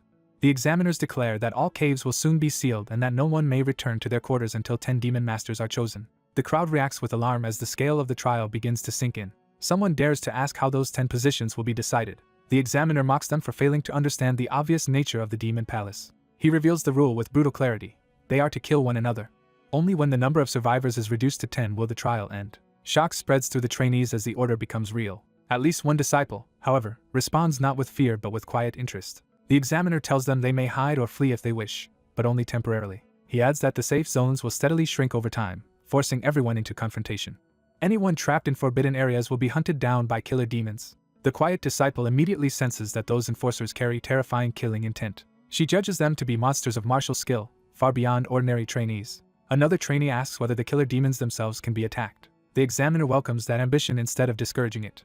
He confirms that the killer demons may indeed be fought and even killed. Anyone who kills one instantly earns a place among the 10 demon masters. That reward makes the choice clear for some. Hunting one demon may be easier than slaughtering nearly everyone else. The examiner openly encourages alliances, betrayals, and ambushes as valid paths to victory. He pushes them further, declaring that killing by any means is the only road forward. In his eyes, murder itself is the qualification for becoming a demon master. The mountain and its many caves become a deadly maze where the hunt will unfold. The long-haired disciple moves at once, determined to avoid being trapped in the initial chaos. She remembers that her strength has already drawn too much attention from the other trainees. If she lingers, she knows she will likely be swarmed by a group attack. She decides her first priority is to reach a place where she can disappear and control the battlefield. A lonely hut in the forest becomes her chosen refuge. She arrives at speed, still ahead of the worst of the bloodshed. Before settling in, she notices that the ground around the hut feels strangely different. She tests the earth and realizes there is something unusual beneath the surface. Her attention sharpens as she pieces together what the place was prepared for. At that moment, she senses several people rushing toward her position. A panicked young trainee bursts in, begging for help and claiming others are trying to kill him. She keeps her weapon ready and studies him without lowering her guard. He offers repayment for protection, and she quickly judges that his desperation is not entirely fake. Still, she watches him closely for any sign of deceit. His injuries appear genuine, suggesting he really has been hunted. She also senses 3 pursuers closing in behind him, and wonders whether they are working together. She would rather avoid the conflict, but letting him expose her hiding place would be worse. The boy waits anxiously for her decision, trying to look harmless. Instead of answering, she acts on her discovery beneath the hut. A concealed mechanism opens a hidden space in the ground. She reveals that the area was prepared as a buried shelter. The pursuers arrive too late and are baffled when both targets vanish from sight. Frustrated, they vow to kill the boy and rush off to continue the search. Their footsteps fade as they abandon the spot. The hut stands quiet again, hiding the secret beneath it. Once the danger passes, she emerges from the underground refuge. The rescued boy climbs out after her, relieved and breathless. He thanks her enthusiastically for saving his life. She realizes the hidden shelter was likely prepared by Mr. Sa, and that it served a purpose beyond simple concealment. While buried in the earth, she discovered that her wild beast path could sense vibrations far more widely than before. She learned to read the push of footsteps through the ground. She also learned to distinguish the movement of drawn blades and attacks through those same vibrations. The world around her becomes legible without sight, as if the earth itself is telling her everything. She understands that this new sensory method was likely the lesson Mr. Sa intended her to grasp. The rescued boy watches her with growing fascination while she quietly processes her breakthrough. She tests the new awareness again, confirming its precision. Satisfied, she prepares to move on. The boy hurriedly introduces himself as Jiam Kialiang of the Blood Sect and asks for her name. She ignores the question and starts to leave, but he refuses to be left behind. He explains that he fled into the forest the moment the third trial began and was chased relentlessly. Using her earlier help as proof of trust, he asks to join her. She gives no clear answer, only a silent glance ahead. He takes her silence as acceptance and happily falls in beside her. His cheerful expression lingers a little too easily for someone who was supposedly terrified moments ago. A violent clash erupts somewhere nearby, drawing their attention. She places a hand to the ground and reads the disturbance through the earth. She determines that a battle is underway and decides they must change course, while he marvels at her ability and asks to learn it. She offers only a vague promise and keeps moving, revealing nothing more. As they travel, the thought of revenge resurfaces in her with renewed force. The memory of her master's death and her own hatred rises to the surface again. That old wound makes the nearby battlefield personally significant. She recognizes in it the same kind of hatred that drives her, and the boy notices her sudden change. She abruptly decides they are no longer avoiding the fight but heading straight into it. They approach carefully and find a wounded man surrounded by assassins in the forest. One assassin launches a concealed strike from above, but she intercepts it before it lands. Her sudden intervention shocks the attackers and saves the surrounded man from a killing blow. The assassin is stunned that his concealment technique was read so easily and assumes she must be an assassin too. She answers with action instead of explanation. In a single decisive slash, she cuts him down before he can recover. She realizes how dangerous the concealment art would have been if she had not learned to read vibrations through the wild beast path. The rescued boy, meanwhile, is distracted by the bloodshed rather than the danger. She notes that the surrounding fight is still ongoing and not yet resolved. Her attention fixes on the wounded survivor at the center of the ambush. She wonders whether helping him defeat the assassins will let her understand what revenge feels like once fulfilled. The wounded man insists the fight is nearly over and tries to dismiss her help. He tells the last assassin he will grant him a quick death out of respect for being the final one left. Before he can finish, she cuts into the exchange and forces her way into the duel. The assassin is horrified to discover there are more enemies interfering than he expected. The wounded man reacts sharply, his hidden ferocity surfacing as he turns on the new threat. Another assassin tries to exploit the confusion, but the battlefield has already shifted against them. One of the assassins is struck and realizes too late that the balance has broken. She presses forward through the chaos, cutting down anyone who stands between her and the answer she wants. Even while attacking, she struggles to understand the wounded man's state of mind. When she demands to know what revenge feels like, the man is momentarily stunned by the question itself. Blood covers her as she stares at him with desperate intensity, making clear that this is not a casual curiosity. She kills another assassin in front of him, trying to force an answer through shared violence. The man's body and expression shift into something monstrous as his own revenge reaches its climax. He laughs through the blood, intoxicated by the moment.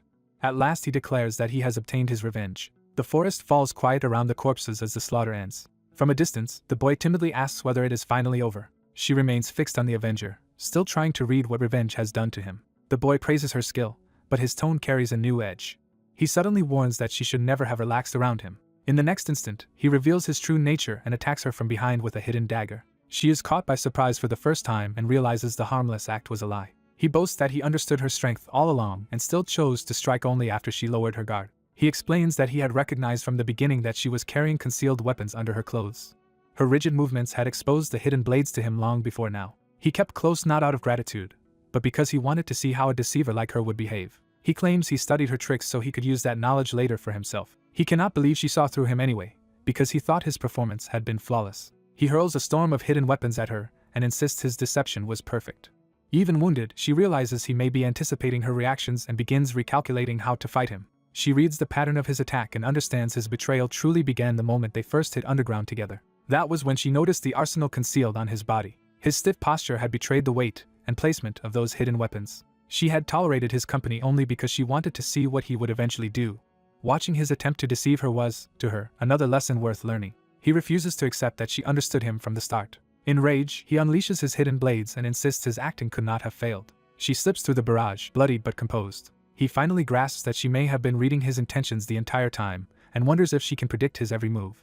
The duel turns into a contest between his concealed weapons and her ability to perceive and anticipate through the wild beast path. One of his attacks lands and tears into him instead, leaving him suddenly exposed and reeling. She closes the distance while he staggers, his confidence collapsing with his blood.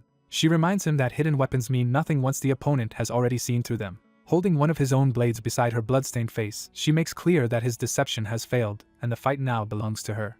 A wounded trainee realizes with terror that someone he thought finished is still standing before him. He turns toward the blood-soaked swordsman, who advances with a calm that makes the situation feel even more hopeless. Despite being splattered with blood, the long-haired fighter remains cold and unreadable, already in control of the aftermath. He moves first again, launching another decisive strike before his opponent can recover. Using a hidden blade and precise swordwork, he cuts through the man's last attempt to fight back. The blow tears through the trainee's neck and ends the duel outright. The dying man can only scream in disbelief as his killer passes him. The victor stays on his feet, while the other collapses behind him in a spray of blood. He admits to himself that the fight was dangerous and that prior knowledge of the man's concealed weapons is what saved him. Even after winning, he stays alert, sensing that the danger around him is far from over. He looks down at the corpse and the discarded hidden weapon, confirming the kill. Watching the life leave the man's eyes, he recognizes the same desperate attachment to survival he has seen in every dying person. He turns away without sentiment, already thinking ahead to the next threat. The forest path around him is littered with bodies, showing he has survived a brutal culling. Yet one fallen trainee catches his attention because something about him feels different from the others.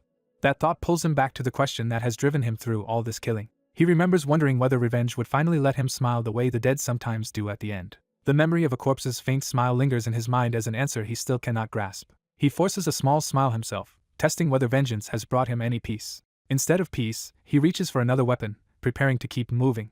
He takes up a sheathed sword from the fallen and arms himself more fully. As he leaves the battlefield, someone watching from afar recognizes him and takes interest. A hidden observer withdraws into the shadows to report what he has seen. The watcher disappears completely, carrying news of the swordsman's performance. From concealment, the observer judges that the trainee has been killing assassins with only the basic forms of the fire-rained sword sect. He acknowledges the boy's talent but decides talent alone will not be enough on Hell Island. His conclusion is harsh. Unless the trainee grows much stronger, he will die here. Back on the ground, the long-haired fighter hears pursuit closing in behind him. A group of trainees spots that he is alone and orders an immediate chase, eager to overwhelm him by numbers. They rush after him with flexible bladed weapons, trying to cut him off in the open. He deflects one incoming strike, but the pressure from multiple attackers keeps building. The barrage continues from several angles, forcing him to give ground. One slash gets through and wounds him, proving he cannot keep trading blows like this. He realizes the pursuers will never stop and that staying in this fight will only get him killed. From above the battlefield, he urgently searches for any terrain that can change the odds. Far above, two senior figures watch the island from a cliff as if the slaughter below is just an experiment. The older man asks for an update, and his subordinate reports that only 41 of the original 86 trainees remain alive. The old man is intrigued that so many are still alive after 3 days. Below, the long-haired trainee keeps parrying while the overseers continue their detached assessment. The old man decides the survivors are skilled enough now to deserve a harsher test. He orders the map brought to him so he can alter the trial directly. As the command is carried out, the chase below continues without pause. One pursuer lunges in confidently, certain he has finally cornered the fugitive, but the long-haired trainee catches the attack at the last instant and turns the opening against them. He breaks away again, and the frustrated group realizes he has escaped their grasp once more.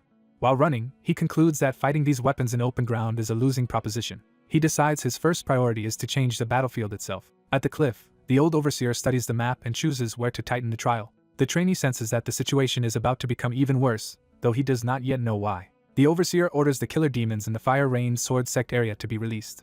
That decision shifts the danger from trainee against trainee to something far more lethal. Unaware of the new threat, the long-haired swordsman races up the steps toward the fire-rained sword sect building. A trail of blood marks his path, showing how hard the pursuit has already worn him down. The pursuers follow him inside, still armed and confident that numbers will finish the job. They enter the sect hall after him, believing he has trapped himself. Inside, the stillness of the building briefly hides the ambush he is setting. As they spread through the corridor, they assume he is cornered and cannot escape. One of them smugly starts to say that no matter how far he runs, he is finished. He suddenly senses danger too late as the hunted boy appears behind the group. The long-haired trainee attacks from the rear, using the corridor to reverse the hunt. The pursuers realize they have not fooled him at all and that he deliberately led them here. He moves through the narrow hall with practiced precision, turning the confined space into his advantage. He slips around their shortened swings and positions himself where their weapons interfere with each other. His blade meets theirs in tight, efficient exchanges that deny them room to unleash full power. One attacker overcommits and leaves himself exposed in the cramped corridor. The group finally understands that he can read the trajectories of their techniques and anticipate them. He stays silent, letting their confusion deepen while he keeps control of the rhythm. A sweeping counterattack forces the front line back and breaks their formation. One trainee is cut down, and the others are shaken by how quickly the trap is working. The long-haired fighter presses forward before they can regroup, refusing to let panic settle into discipline. Another pursuer tries to answer with a whip blade strike from behind the line. He suddenly realizes the corridor is too crowded for their own weapons to be used safely. The swordsman seizes that hesitation and closes the distance again. His slash lands before the man can recover, drawing another scream through the hall. The survivors finally grasp that he brought them here on purpose to dismantle them one by one. He confirms their fear in his own mind. In an enclosed space, their attacks must shorten, weaken, and become predictable. He adds one more judgment that seals their fate. These opponents are not skilled enough to overcome that disadvantage. With the corridor now stained with blood, he believes he truly has a chance if he keeps isolating them. The remaining trainees lash out desperately, trying to overwhelm him before the trap closes completely. One strike smashes into the wall, splintering the corridor and sending debris flying. He notices the ricochet and instantly understands a new danger in the environment. A rebounding whip blade crashes through the structure and turns the corridor itself into a hazard. He is knocked into the wreckage and curses himself for not anticipating how the weapon would bounce in such a tight space. The others try to retreat from the corridor at once, realizing the trap can kill them too. One of them is abruptly stopped mid-escape by a force he does not understand. He looks up in confusion as his movement is halted from above. A terrifying figure appears and coldly demands to know why they are running away. The newcomer mocks their fear, making it clear that retreat is forbidden. The trainees immediately recognize him as their captain and try to justify themselves. Before the excuse can finish, he cuts them down for their cowardice. He kills his own subordinates without hesitation, proving he is more dangerous than the boy they were chasing. He dismisses the dead as worthless failures who never even reached the advanced chamber. From cover, the long-haired trainee studies this new enemy instead of rushing in blindly. He steps out and asks whether this man is the group's leader. The captain praises his skill and identifies the technique the boy used as belonging to the Fire Rain sword. He introduces himself as Wu Munching and casually asks for the boy's name, treating the fight like a conversation. The corridor falls quiet around the bodies as the two finally face each other directly. The long-haired trainee starts to answer, still trying to read the man's intentions. Munching laughs off the idea of learning the name of someone he expects to kill soon. He attacks in the middle of his taunt, showing he has no interest in fair exchanges. The sudden strike nearly catches the boy off guard, and he realizes this opponent is operating on another level. Munching's weapon tears through the surroundings with brute force, shattering wood as if it were nothing. He reveals that the advanced chamber of the Fire Rain sword sect teaches only one defensive method, exposing knowledge the boy should not expect an enemy to have. The long-haired trainee is startled that Munching even knows about Shining Mystique, the sect's defensive art. That knowledge makes him suspect Munching has access to information far beyond an ordinary trainee. Munching mocks him for thinking in the middle of battle and attacks again before he can sort it out. He drives forward with a vicious grin, enjoying the pressure he is putting on his opponent. The long-haired trainee is forced into a desperate retreat as Munching's strikes rip through the hall. He realizes this man is not relying on terrain or finesse at all, but simply destroying every obstacle in front of him. That means the enclosed space that helped against weaker foes offers no safety against Munching. Munching crashes into him with overwhelming force and blows through his guard. The boy skids back but refuses to collapse, resetting his stance despite the damage. He steadies himself and prepares to rely on Shining Mystique to survive the next exchange. Munching advances, openly disappointed that the boy's current level still falls short of his expectations. He boasts that techniques like the boy's are no match for him. He follows that boast with another crushing attack meant to end the fight outright. The corridor fills with looping steel as Munching's weapon cages the boy in a storm of force. The long-haired trainee braces inside the whirling assault, searching for a way to turn defense into victory. He becomes trapped within a tightening sphere of strikes, with almost no room left to move. Munching promises that death is only moments away. The barrage intensifies until the boy can do little but endure. He realizes Shining Mystique can redirect the attacks enough to block them, but not generate enough power to stop Munching head-on. So he searches for something else he needs in this moment, reaching back to a lesson he barely understands. He remembers an instructor emphasizing a single finger and the principle behind a far stronger technique. That memory focuses his mind on how force can be concentrated rather than merely deflected. He understands that what he needs is a destructive power great enough to cut through steel itself. Munching notices a change in him but does not yet grasp what is happening. He laughs at what he thinks is the boy's last futile resistance. Before he can finish dismissing Shining Mystique, a new power erupts from within the defense. For the first time, Munching is visibly shocked. A violent burst of golden force tears through the steel cage and blasts outward. The long-haired trainee emerges wrapped in crackling light, his sword now carrying a completely different presence. He unleashes the technique called Unrivaled Lightning and Thunder. The golden strike flashes past Munching with enough speed and force to overwhelm his confidence. Munching can only stammer in disbelief as blood begins to spill. He turns and sees the boy standing behind him, realizing too late that the attack has already landed. The long-haired trainee stares back in grim focus, barely holding himself together after forcing out the technique. Munching's body starts to fail as the delayed effect of the strike catches up to him. His eye widens with the final understanding that he has been beaten. The boy lowers his gaze, exhausted and weary even in victory.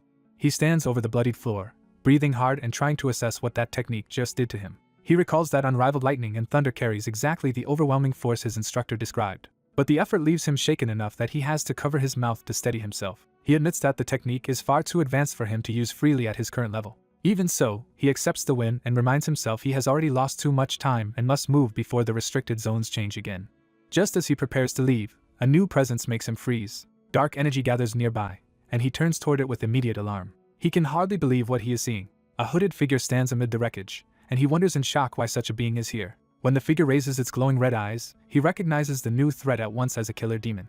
In the middle of her fight, the swordswoman is startled to find a killing demon standing inside the hall. She realizes the area may have been turned into a restricted zone while she was battling. Even so, she refuses to flee in disgrace and weighs what will happen if Anjin leaves that zone. She shifts her footing, preparing to test the intruder instead of retreating blindly. A brief breath steadies her as she studies the demon for any reaction. The masked figure remains perfectly still, offering no clue at all. Taking that silence as confirmation that she should escape immediately, she decides to break away. She bursts forward, trying to slip past the demon before he can respond. Her focus hardens as she commits fully to the dash. At once, a monstrous killing intent like a giant serpent closes over her path. The pressure shocks her, revealing how badly she misjudged the danger. A lethal strike flashes toward her throat before she can even sense it. For an instant she feels death brush past her neck. She barely twists away and skids aside as the unseen slash tears through where she was. She is horrified that the attack was launched without any warning she could detect. Only the beast path instincts save her, and she knows she would already be dead otherwise. Forced back on all fours, she faces the demon again with no room for complacency. She raises her bloodied sword and steadies herself for a fight she now knows is far above her level. She warns herself not to be fooled by his calm, because the moment she moves he will seize the initiative. A lesson from her master returns to her mind about predators catching prey not through speed alone, but through timing. She remembers that prey survive by zigzagging, yet true hunters still bring them down. The answer, her master taught, is that superior predators attack in rhythm with the prey's movement. They do not simply chase. They strike at the exact moment the target commits. So the way to survive is not mere evasion, but breaking that rhythm. With that realization, she settles on a desperate plan. She lets out a raw shout to throw off her own cadence and disrupt the demon's read on her. She decides her movements must become completely unpredictable. The demon finally shows faint interest as she changes her approach. She darts erratically across the floor, scattering after images and false lines of attack. Her first step is to abandon any readable zigzag pattern. That unpredictability lets her close the distance before the demon can cleanly intercept. Her second step is using Beast Path to evade the attacks he has already set in motion. Her third is to force a real opening through movements he cannot prearrange against. She believes for a moment that the gamble may finally be working, but the demon has already placed his blade where her opening will end. She realizes too late that she has run straight into his kill zone. Then the fatal blow stops short for no obvious reason. She quickly guesses that he halted because she crossed into the restricted zone boundary. The two end up facing each other outside the hall, with the demon no longer pressing. The escape leaves her bitter, because all she truly managed was to run with everything she had and still create no opening at all. She is forced to admit she has just witnessed the level of a true master, and that her own experience was pitifully narrow. Outside, the night forest settles around her as the shock sinks in. She concludes that the killing demon's martial arts have reached a realm she can barely comprehend. That realization makes her think of the beast that killed her grandfather. She now believes that creature too must have possessed terrifying martial prowess. If she wants revenge for her grandfather, she understands she must surpass even that realm. Before she can dwell further, a young man calls her by the name Bugounciel. He says he has searched for her for a long time and knows she trained in the beast's path. His familiarity alarms her, and she wonders whether information about her has spread among her enemies. He begins to answer her unspoken suspicion. Instead of giving his name, he coldly declares that someone about to die has no need to know it. He launches himself at her with murderous intent and a massive blade. She remains outwardly calm as his attack descends. At the last instant she slips aside, letting the strike pass by a hair. The attacker praises her beast path instincts for predicting his blade in advance. He adds that she is certain to become one of the 10, which only makes him more determined to kill her now. Declaring he will cut down a seed of the demonic sect, he unleashes a far fiercer sword technique. She is startled that his sword style has changed completely, and the phrase seed of the demonic sect catches her attention. His words make her suspect that not everyone gathered here came for the same public purpose. A dangerous possibility forms in her mind about who this man might really be. She forces herself to cast aside that distraction and meet the next barrage head-on. Their weapons collide, and she feels something unusual in the clash. The sensation is familiar enough to shake her concentration. As they exchange again, she recognizes the same strange pull in his technique. The realization hits her with sudden clarity. He is using a suction-like force that drags in everything nearby. That pull triggers a memory of her grandfather examining a corpse. In that memory, he identified the killer as a master of Hebei's Pun clan using the Oho Danmun blade. He explained that the style leaves no outer wounds while shattering the victim's bones through internal force transmitted in weapon clashes. Back in the present, she blurts out the name of the technique and the Pun clan. Her opponent is visibly shaken that she knows it. He demands to know how she recognized the style, and the answer in her memory continues. Her grandfather had taught that the absorption technique is a fundamental inner force art that draws in whatever is near like a vortex. Used with every movement, it disrupts the opponent's weapon path and ruins their form. That is why the Pun clan devours panicked enemies like a tiger closing on prey. But the same lesson also warned that the technique is double-edged, because it drags the user closer to danger as well. Remembering that weakness, she decides to turn the absorption technique against him. She adjusts her grip and commits to a direct counter. Instead of resisting the pull, she drives her sword along it straight toward him. As he flips into another attack, he finally names himself as Ping AK of Hebei and vows to cut down the demonic sex seeds. He throws the full weight of his clan's mission behind the strike. She narrows her focus and waits for the exact moment his path becomes fixed. Then she plants her sword into the ground rather than keeping it in his vortex. Ping AK is stunned when he realizes she has anchored her blade and broken his pull. Using that anchor as a pivot, she whips herself around and counters from an angle he did not expect. Her blow lands hard enough to drive him back and make him spit blood. He stumbles away, forced to absorb the impact instead of dictating it. She regains her stance with new confidence. The success proves to her that his technique can be countered. Ping AK dismisses it as a petty trick, trying to recover his pride. She judges that the hit was not decisive, but it has shown her the path to victory. Now certain she has found a counter, she prepares a more refined answer. Another teaching surfaces. True speed is decided in the split second of collision, a principle called the late strike technique. She realizes that by reversing the absorbing force, a sword can be made to move faster than its own visible path. So she deliberately stops resisting the pull and lets it draw her in. At the instant of contact, she twists the force through her blade. Ping AK dives in from above, confident the vortex has trapped her. She meets him from below with a strike that seems to arrive after the path is already set. Then she changes the blade's direction at the very end. The sudden shift catches Ping AK in midair before he can adjust. He barely blocks, shocked by a speed that should have been impossible. As he lands, he wonders if she is somehow using the absorption technique herself. He rejects the idea, telling himself no young swordsman should be able to wield the white tiger palm's pull with such precision. Yet she repeats the feat, proving it was no accident. Her sword keeps threading through his openings with accelerating precision. She understands the cruel logic now. The stronger his absorption becomes, the faster her counter can become. His own technique is feeding the speed of her sword. She slips past him in a blur and carves through his offense. Ping AK rages that her trick cannot keep working, but his confidence is cracking. Then he suddenly notices something missing in the flow of battle. The absorption force has vanished at a critical instant. Even without it, he surges forward on raw strength, acknowledging her power while trying to overwhelm her directly. He commits to a decisive finishing slash. Certain he has forced her hand, he bares his teeth and presses in. But she has been waiting specifically for the moment. He abandons the pull. She unveils Firestorm Sword Hall's first move, Mystic Profound Sword Technique. Her composure turns cold as the defensive art blooms around her. The technique erupts upward in a red storm that swallows his attack. The clash passes, leaving both fighters separated in the aftermath. Blood streaks across her face, showing she endured the exchange rather than escaping it cleanly. Ping AK also seems to think he has survived the moment. Then a delayed effect begins to manifest behind him. A hidden strike from the converted defense tears into him, and blood bursts from his body. The force of it drives him off balance. As he collapses, he realizes what she has done.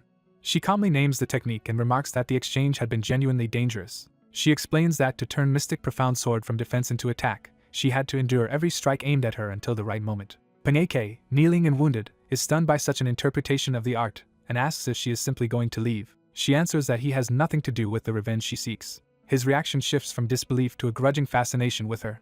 She tells him they should never meet again and starts to walk away. Her departure is quiet, as if the duel is already over in her mind. Behind her, Ping AK struggles to rise instead of accepting defeat. His body buckles under the damage she inflicted. Even so, another presence approaches him from behind. A newcomer asks whether he really came all this way just to kill a minor player like her. The masked killing demon identifies Ping AK of the Hebei Ping family, and remarks that he was useful for an orthodox fighter. Peng Ak bitterly realizes the demon knew his purpose from the beginning. The demon answers that Peng Ak made the mistake of underestimating the demon's sword. With a curt farewell, the demon strikes. The night mountains stand silent over the sudden execution. The forest canopy sways as the violence settles back into stillness. The demon steps forward from the kill without haste. Elsewhere, the swordswoman falters as the delayed cost of the battle catches up to her. Blood runs over her hand, revealing she was not unscathed after all. She slumps against a tree, her sword slipping as her strength gives out. Her breathing turns ragged and her eyes burn with pain.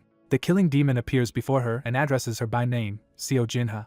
Already weakened, she can only glare up at him warily. He reveals she was struck by a special Garami needle from Hellblood Fortress and warns that without the antidote, trying to flee will only end in death. A wounded swordsman realizes in frustration that organized enemies are combining memorized techniques with poison, exposing the limits of fighting alone. As several opponents close in, one of them points out that his attempt to switch hands with the sword has already given away his weakness. She presses the advantage, explaining that even a gifted right-handed swordsman cannot suddenly fight properly with the left. Confident that he has been figured out, she tells him to stop resisting. Instead of surrendering, he braces himself as the whole group launches a coordinated assault. The attackers rush him from multiple angles, mixing blades with hidden projectiles. He tries to cut through the barrage, but the pressure keeps mounting. A poison needle slips through and strikes him again, worsening his condition. He realizes the poison will finish him unless he gets an antidote within a very short window. Even so, the enemy formation surges forward to finish him before he can recover. Accepting that he may die anyway, he prepares to gamble everything on one last stand. Before he can act, a sudden disturbance interrupts the fight and shocks him. One of his attackers is abruptly cut down by an unseen ambusher, leaving everyone searching for the new threat. The newcomer drops into the middle of the group and attacks without hesitation. The surviving enemies recoil in alarm as the ambush turns against them. He recognizes at once that whoever intervened is far more dangerous than expected. The mysterious fighter draws with calm precision, already in control of the exchange. In a blur, the newcomer carves through the surrounding trainees and scatters them. Watching the massacre, he is left stunned by how quickly the balance of power has changed. When the motion stops, bodies are strewn across the clearing and only a few survivors remain. The attacker is revealed as a composed young swordswoman standing alone among the dead with a bloody blade. He swallows his fear, realizing she could kill him just as easily. Desperate, he tries to stop her from leaving by insisting he means her no harm. She pauses only long enough to search one of the fallen while keeping him in sight. Finding an antidote bottle, she recognizes it as something that would make dealing with the hellish blood castle much easier. Seeing his chance vanish, he urgently begs her not to walk away. She turns back and coldly asks what he wants. He admits he has been poisoned by the hellish blood castle and has less than 10 minutes before it spreads through his body. She rejects his attempt to frame her as a savior, making clear she came here to kill everyone and is sparing him only because he is beneath her concern. He bitterly points out that leaving him behind is no different from killing a rival by neglect.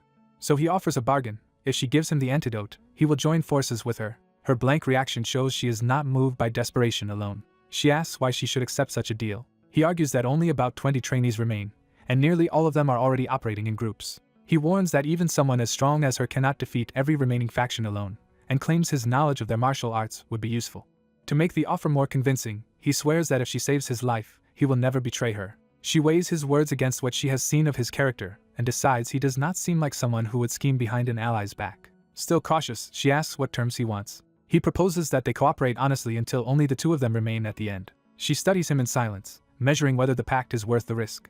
He waits anxiously, knowing his life depends on her answer. At last she looks down at the antidote in her hand and makes her choice. She tosses the bottle to him, granting the alliance and his chance to live. He catches it in disbelief and starts to thank her. Before he can drink, she suddenly hears a signal and turns alert, while he fumbles with the stopper. Recognizing the sound, she realizes another restricted area may have just been created. She immediately orders them to leave, but he protests that this place does not seem restricted. She forces him to think it through. Most of the island is already closed off, so a new restriction means the survivors will be funneled here. Their warning comes too late, as footsteps begin closing in around them. One hostile trainee appears first, smiling at the trap that has sprung.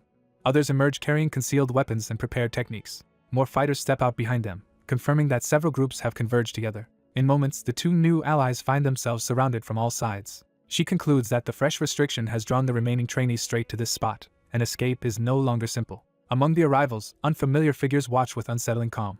One woman with a red ribbon smiles as if she has already anticipated the outcome. Byunseal notices one man in particular, and senses that he is far more dangerous than the rest. A taunting opponent suggests that whatever rivalries exist among the others, everyone can agree on killing these two first. Her ally identifies Byunseal by name, and reveals that he learned the wild beast path of the Wandering Beast Pavilion. He also names Seo Jinha, acknowledging her swordsmanship and the fact that she has investigated the other trainees well enough to be a serious threat. Realizing the enemy already knows both of them, Seo Jinha concludes that these factions have been sharing information and coordinating. The two allies exchange a tense glance, understanding how bad their position has become. Even under pressure, he finally starts applying the antidote to his poisoned wound. Seo Jinha recognizes the bottle as the powdered antidote she had seen before and understands what he is about to do. Byunseol hurls the powder into the air and declares that using the hellish blood castle's own poison against the crowd is their only chance. A thick purple cloud erupts across the battlefield, instantly disrupting the encirclement. The surrounding trainees panic as they recognize the hellish blood castle poison and scramble to protect themselves. Using the confusion, Seo Jinha and Byunseol break through the opening and flee together. One pursuer quickly realizes they have been deceived and tries to stop the others from overreacting. He shouts that the cloud is not real poison after all. Byunseol confirms to himself that the powder was only a visual trick, but it brought exactly the distraction he needed. As they run, he decides that fighting in open ground will get them killed and that they need terrain that limits numbers. Seo Jinha agrees at once and says she knows a cave suitable for a defensive stand. She describes a cave with a narrow entrance and a long corridor that would neutralize the enemy's group advantage. Byunseol is impressed that she had already mapped out such a fallback and begins to doubt the simple label attached to his own martial art. While following her lead, he wonders who she really is. Behind them, the remaining trainees regroup and give chase in force. The two sprint side by side, trying to stay ahead of the converging hunters. They reach the rock formations, only to find the area already swallowed by strange fog. Byunseol thinks they have finally made it to safety.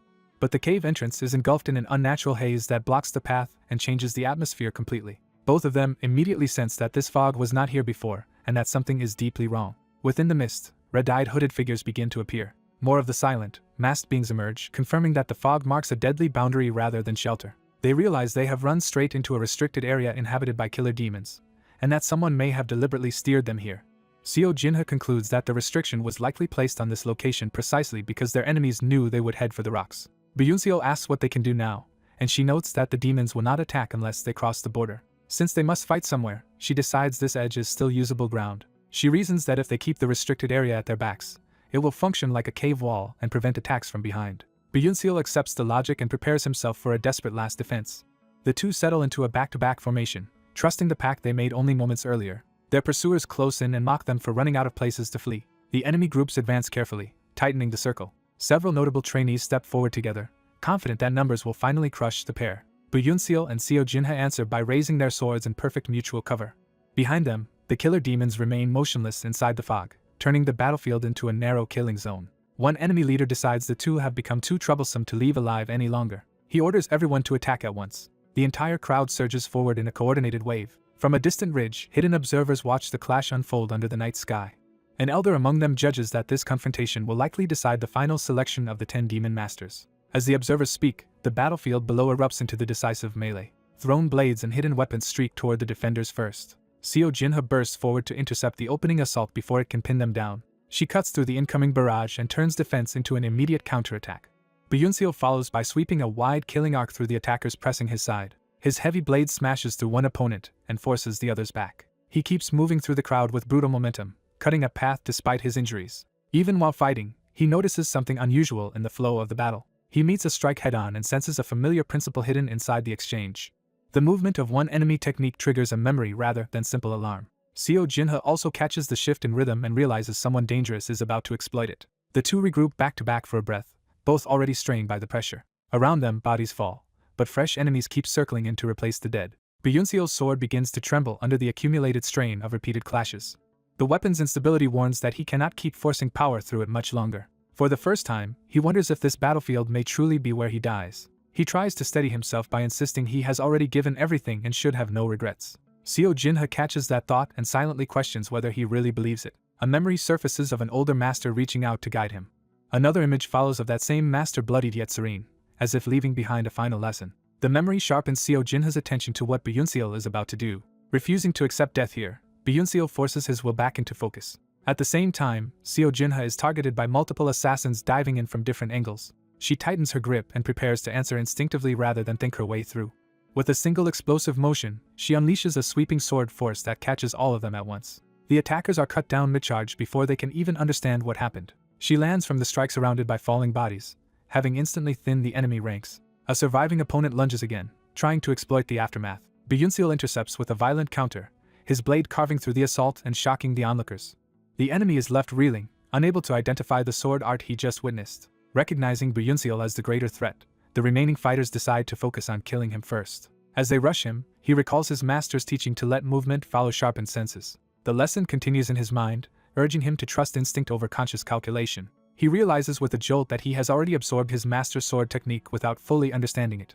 His perception changes, and the battlefield seems to open before him. In that heightened state, the incoming attacks resolve into clear lines he can cut through. He explodes forward and slaughters the attackers in a single devastating sequence. Even the distant observers are startled by the sudden leap in his ability. When the motion ends, more enemies lie dead around him and the formation has been broken again. Seo Jinhe recognizes the style as Pavilion Master Sa Wu's sword arts and realizes Byunseal may have inherited something extraordinary. Before she can process it further, she senses a new attack aimed at her blind side. A hidden enemy darts in with a precise thrust, exploiting the instant her attention wavers. She turns too late and knows she is about to be struck. The attacker believes he has finally caught her. Byunseal appears in time and catches the killing blow with his bare hand, stopping it through sheer force and awakened power. His grip locks the blade in place, denying the assassin his opening. He immediately counters with a crushing burst that blasts the attacker away. The enemy is hurled across the battlefield as the shockwave tears through the air. Seeing Byunseal save her, Seo Jinhe can only watch as another enemy coldly remarks that, despite this display, he is still as good as dead. Someone refuses to let Byunseal stay down and urgently demands that he rise. Badly injured and coughing blood, Byunseal struggles to regain his senses. He realizes in shock that he has been dragged into the island's forbidden central zone. The discovery leaves him stunned, because this is the one place he was never meant to reach. A masked figure with blood-red eyes looms over him through the haze. Before the masked killer can finish him, a sudden slash of light cuts across the scene. Byunseal sees the attack reflected in his eye and understands someone has intervened. A furious shout follows, announcing the arrival of overwhelming authority. The head instructor appears and halts the killing with sheer force, shocking everyone nearby. The other trainees and instructors freeze, realizing the trial has been interrupted. Byunseal can barely process what is happening as the danger around him shifts. The head instructor stands between him and the masked assassin, openly taking responsibility for saving him. Byunseal stares in disbelief at the man who has just protected him. Recognizing his rescuer as Master Sa Wu, he is left even more bewildered. The weight of that revelation hits him, and he can only stare in silence. Sa Wu immediately orders the trial stopped and rushes everyone to save the dying boy. He demands a physician at once, even as others protest that suspending the third trial will cause trouble. Sa Wu accepts all consequences without hesitation if it means Byunseal lives. That resolve leaves the onlookers shaken. Privately, Sa Wu reveals that he has finally found the talent he has been searching for. He judges Byunseal to possess the exact balance of reflexes, killing intent, and spirit needed to become one of the future 10 demon masters. Later, in a formal chamber, Sa Wu is confronted over what he did. The elders remind him that the plan was to select 10 future sect heirs and 2 additional prodigies to serve as the 10 demon masters' eyes and ears. By saving 2 extra people, he has broken the structure of the trial and turned 12 candidates into 14. Sa Wu calmly accepts that punishment was inevitable. Even the elder judging him is unsettled by how far he was willing to go. They worry about how the emissaries from the 10 demonic sects will react when they hear the results. Sa Wu remains confident that the sect's representatives will see what he saw.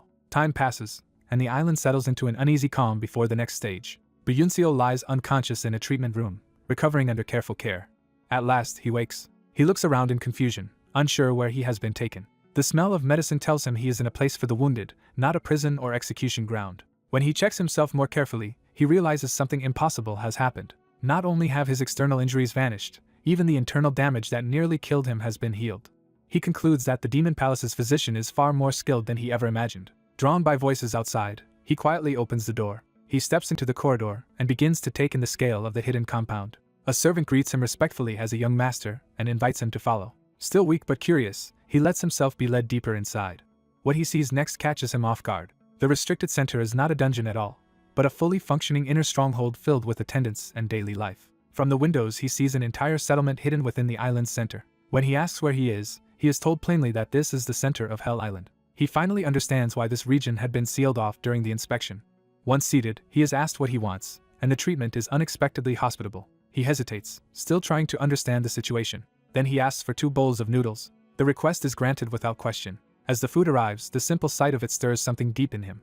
He is reminded of a warm memory of sharing noodles with his grandfather, and the loss hits him quietly. Even surrounded by servants, he feels alone with that memory. Seo Jinhe arrives and jokes about how much he must like noodles to order 2 bowls for himself. She sits across from him and, after some awkwardness, finally addresses what happened between them. For once, her usual confidence falters.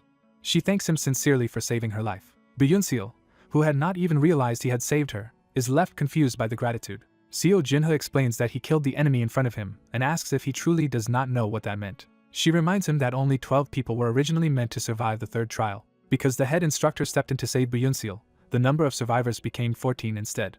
She clarifies that her thanks are specifically for that intervention, since his actions led to her survival as well. When he still seems lost, she realizes he has been unconscious too long to know what followed. She tells him he was out for 4 full days. He is startled, having believed only a single day had passed. Seo Jinha explains that he survived because the infamous mad physician happened to be nearby.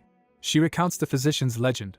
Once hailed as the divine hand, he went mad after failing to save the woman he loved. Even so, his skill remains so great that anyone still breathing can be dragged back from death. That only deepens Byunseo's regret that his grandfather never had the chance to meet such a healer. Seo Jinha keeps talking, partly out of concern and partly because she still sees him as an old ally. She begins explaining the truth about the killers they fought during the trial. Those murderers were not random criminals but martial masters sent by the 10 demonic sects to evaluate the candidates and choose successors. Byunseo finally understands why their strength had matched the instructors. He then asks the question that has been bothering him most. Why did the head instructor save him? Seo Jinha admits she has been wondering the same thing, because Sa Wu clearly wanted him to become one of the 10 demon masters. Byunseo denies any prior connection to Sa Wu or any special tie through his sect. That makes the mystery worse, especially after Seo Jinha reveals Sa Wu was heavily punished and stripped of his post for intervening. Byunseo is left brooding over a sacrifice that makes no sense to him. He cannot understand why a man with no known link to him would ruin himself just to keep him alive. A great bell suddenly rings through the compound. Seo Jinha recognizes it at once and says the time has come. She explains that the bell summons everyone still remaining on Hell Island. The emissaries and executives of the 10 demonic sects have arrived to claim their chosen successors. The hidden stronghold opens itself to the next decisive gathering. The surviving candidates assemble in a grand hall and wait to be judged. Byunseo studies the room carefully, trying to read the mood.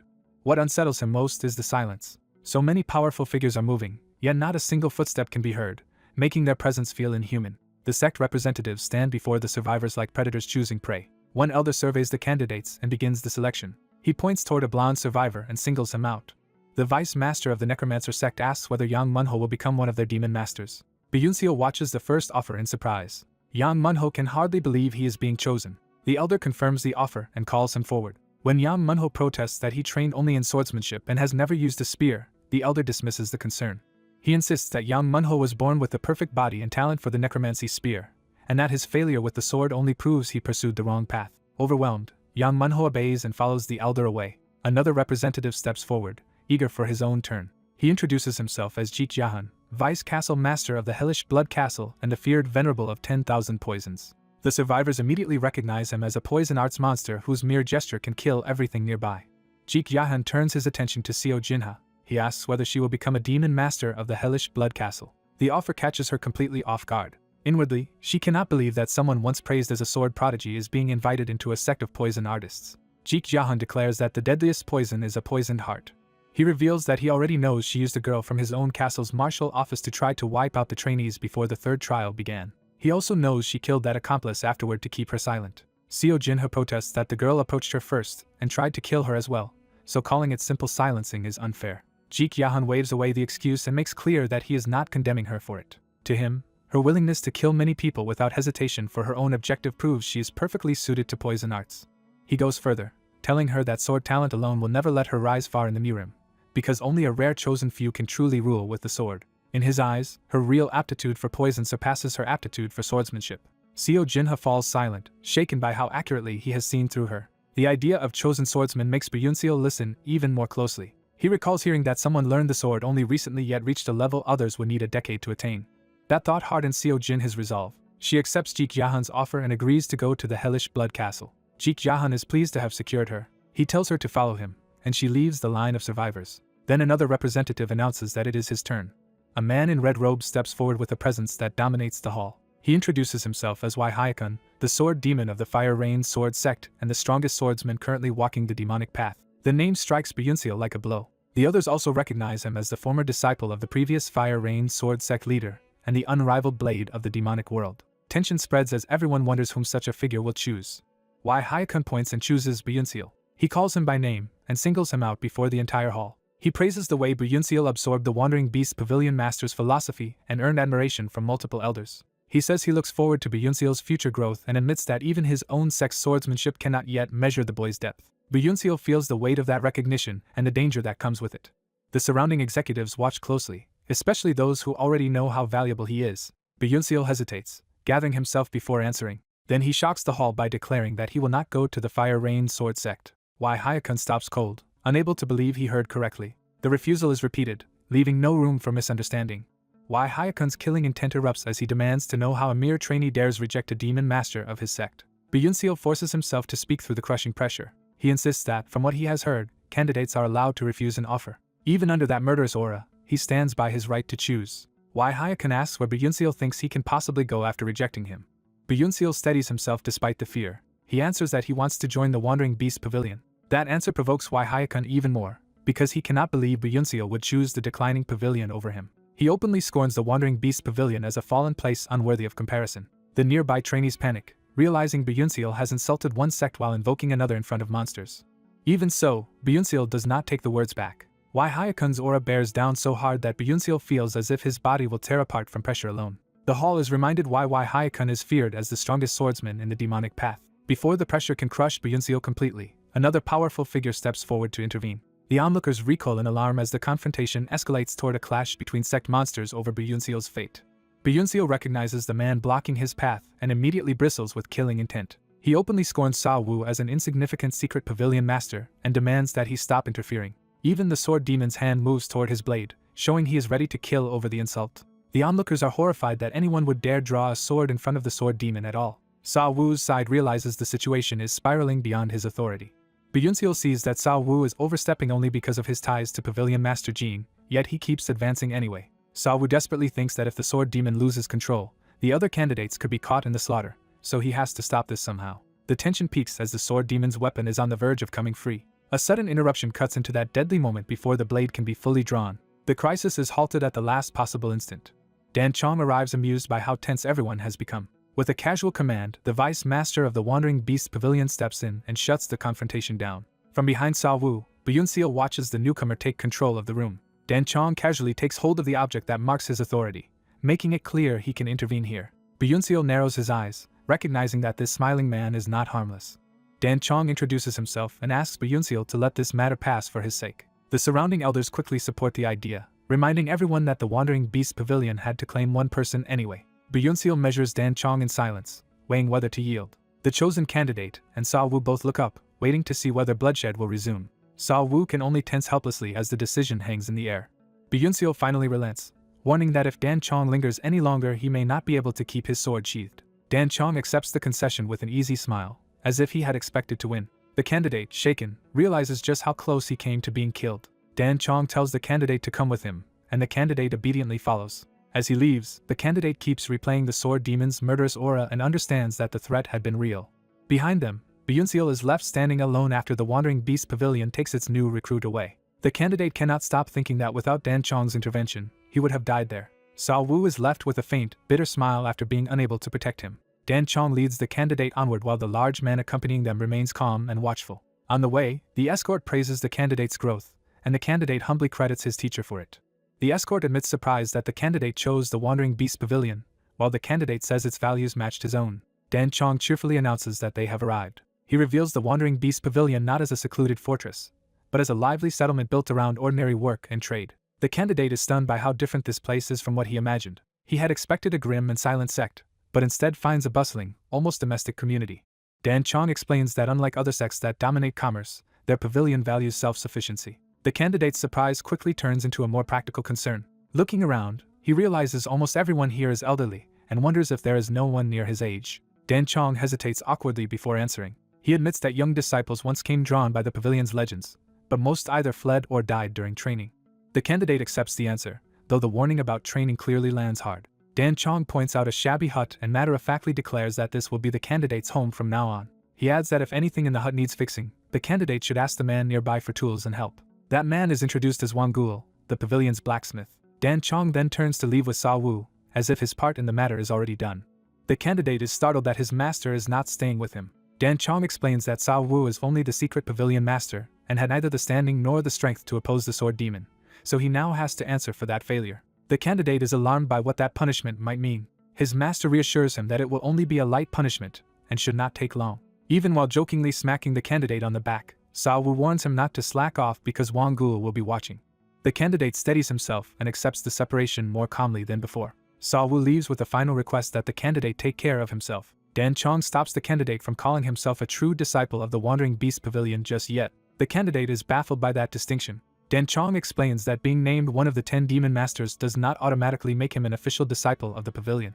He states the pavilion's rule plainly: the weak have no place among its disciples. The candidate is jolted by the bluntness of that standard. He immediately seizes on the implication and asks if becoming strong is all that is required. Dan Chong confirms it, saying the pavilion has no interest in empty rituals or formalities. To him, each disciple embodies the pavilion itself, so oaths and belonging mean nothing compared to strength. What matters is simple: learn martial arts, grow stronger, and earn recognition through power alone. He tells the candidate that everyone in the pavilion can become his mentor, but whether any of them will actually teach him depends entirely on their own judgment. The next day, the candidate climbs Iron Peak to seek out the person Dan Chong promised would teach him internal energy cultivation. He arrives exhausted and out of breath from the ascent.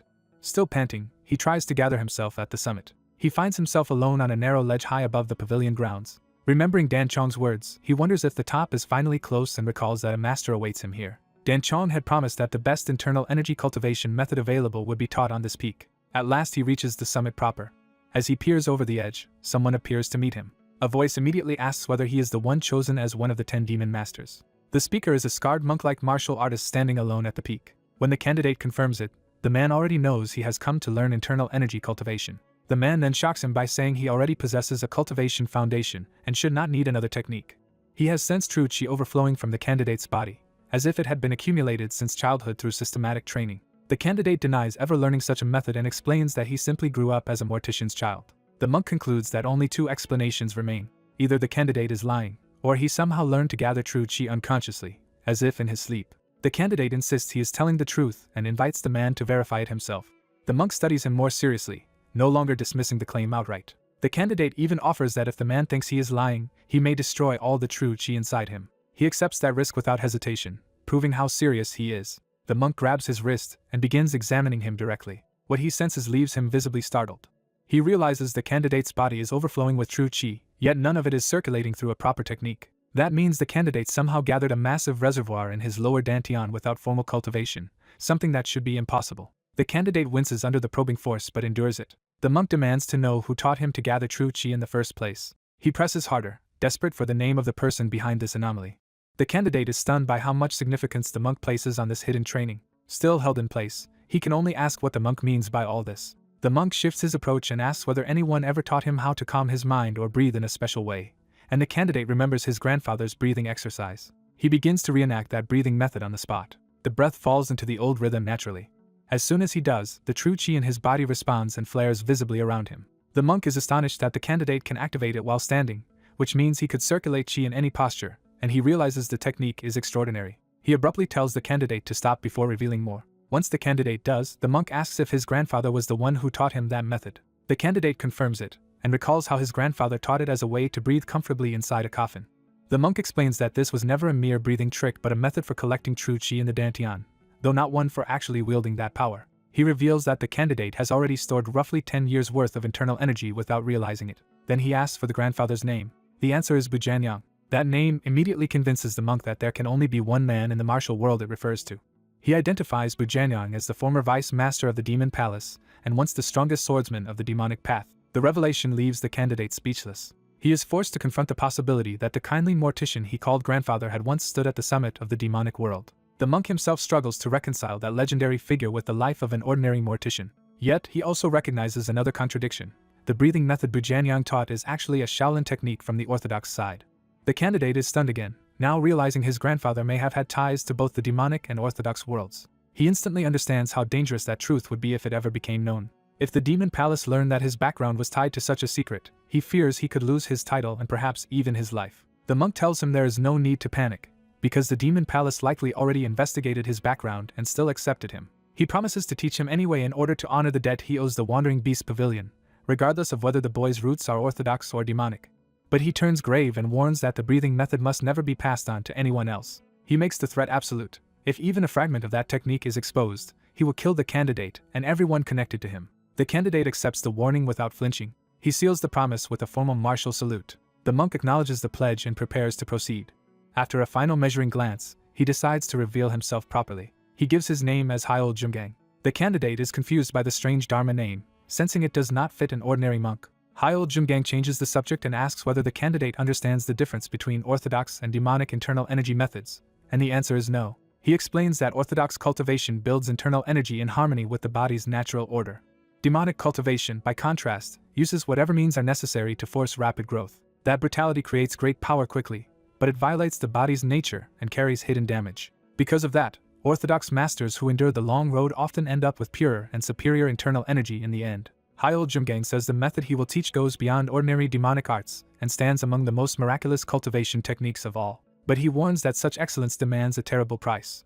The candidate listens without retreating. Yahello Jumgang confesses that learning this technique was so agonizing that he once bit off and ate his own fingers during the process. Only someone who can endure pain beyond words, he says, can forge a body perfectly attuned to internal energy. He reveals his own past as a martial master of the Azure Dragon Temple in Yunnan who was framed for murder, sealed, and later saved by the Wandering Beast Pavilion, to whom he promised this technique in repayment. Because teaching the technique is part of that promise, he now intends to test whether the candidate is worthy of receiving it.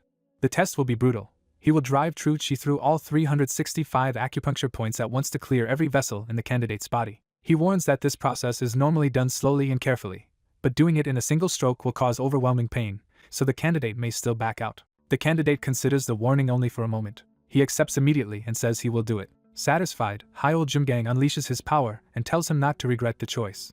Golden true chi crashes into the candidate's body as the test begins. The force erupts across the peak like an explosion, engulfing both master and student in blinding light. The torrent of energy tears through the area with overwhelming violence.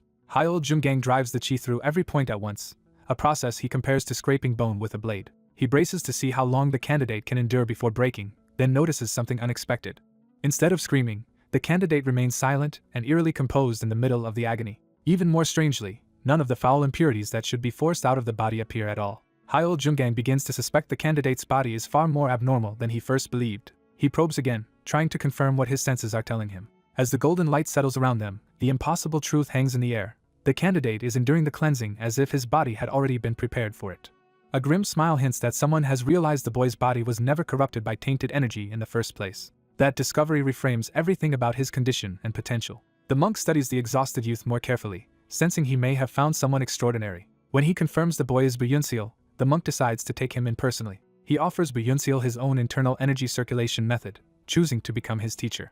Half a year passes under that harsh mountain training. By then, Buyunseal stands transformed, no longer the frail child who arrived. The monk tests him with brute force, hurling a massive boulder into motion. He attacks with confidence, expecting to measure the limits of his student's progress. The stone is sent hurtling straight at Buyunseal as part of the trial. Buyunseal does not evade, letting the attack come all the way in. Instead, he meets the boulder head-on with complete composure. For a breath, the impact seems inevitable. Then his power erupts and the boulder shatters around him without moving him at all. The result makes clear that his body has been fundamentally remade by training. The monk admits Buyunseal has truly mastered the circulation method he was taught. He addresses him by name with open recognition rather than mere instruction. Buyunseal now carries himself like a seasoned martial artist, not a rescued novice. The monk is stunned that Buyunseal learned in half a year what took him 3 years, and realizes his disciple has exceeded expectations. He reflects that the method let Buyunseal disperse the true chi trapped inside him, unlocking his latent strength and restoring his health at astonishing speed. With that foundation complete, master and disciple move on to the next stage of training. Buyunseal settles into meditation, intent on pushing further. He knows reaching the first level came quickly thanks to his teacher, but he also knows the technique has 8 levels and he is still far from safe. He resolves not to leave this place until he reaches at least the 2nd level. As he concentrates, something in his body begins to shift faster than expected. The monk notices the change at once and realizes this is no ordinary breakthrough. He understands with alarm that Buyunseal is forcing open the 2nd level already. Buyunseal breaks through into the 2nd realm, where bone and muscle become fully optimized. That level should maximize the body's physical efficiency. But such a sudden leap places unbearable strain on flesh and bone. The monk immediately recognizes the danger hidden inside the success. Buyunseal's body begins to burn under the burden of rapid transformation, and the breakthrough turns into a crisis. The monk rushes in, ordering him to abandon stray thoughts and focus if he wants to survive it. He realizes Buyunseal cannot contain the true chi surging through him and will suffer severe internal damage if nothing is done. To save him, the monk decides to spend his own primordial essence true chi. He pours that precious power into Buyunseal, surrounding them both in blazing energy. Buyunseal sinks inward, trying to steady himself under his master's support. Then he jolts back to awareness as the foreign power settles inside him. He is shocked to find the destructive pressure easing instead of worsening. He realizes the stabilizing energy came from his teacher. Seeing the monk collapse from the cost, Byunseol panics and calls out to him. He understands that his master gave him true chi directly and cannot comprehend why he would pay such a price. The monk brushes it off and insists Byunseol must be taught properly before he can leave the Wandering Beast Pavilion. Byunseol sees through the roughness and recognizes genuine care beneath his master's stern manner. Moved by gratitude, he vows never to forget what the monk has done for him. The monk immediately rejects that sentiment and tells him to forget he ever existed. He warns that whether a bond is born from hatred or kindness, forgetting it is often safer. Byunseol is left wondering why every important figure in his life tells him to let go of them. When he asks how he can ever repay such a debt, the monk finally gives him an answer. He says repayment would mean reaching the 8th level, the realm of great origin, a height he himself never attained beyond the end of the 5th. Byunseol absorbs that impossible request in silence. Then he accepts it as a real promise rather than empty encouragement. Having reached the 2nd level, he is told he no longer needs more circulation lessons and must now complete the basics of martial arts instead. The monk orders him to train by climbing the western cliff of the pavilion and hone his body there. Byunseol is briefly stunned by the abrupt dismissal into a harsher phase of training. Even so, he bows and asks his master to take care of himself. The monk hides his reaction behind his usual severity. He quietly returns the sentiment, and 3 more months pass. Later, ordinary disciples gossip over drinks while the sect continues its routines. News spreads that the founding divine squad has returned after wiping out the Azure Dragon Pavilion. The disciples treat it as justified revenge for harm done to one of their own and praise the squad's strength. They also note that the Wind Cloud squad should be returning soon. Their casual talk is interrupted by the sight of figures arriving over the rooftops instead of through the gate. The newcomers land with practiced ease, making an entrance that draws attention. More members sweep in behind them, confirming the Wind Cloud squad's return. One of them plants himself on the roof, as if claiming the whole courtyard. He waits there in deliberate silence, letting everyone look up at him. Someone mocks the theatrical pose, but the complaint carries familiarity rather than fear. The speaker calls out the man for acting dramatic instead of simply coming to the Azure Wind Pavilion. The rooftop figure is revealed to be Baekhyun, leader of the Wandering Beast Pavilion's Wind Cloud squad.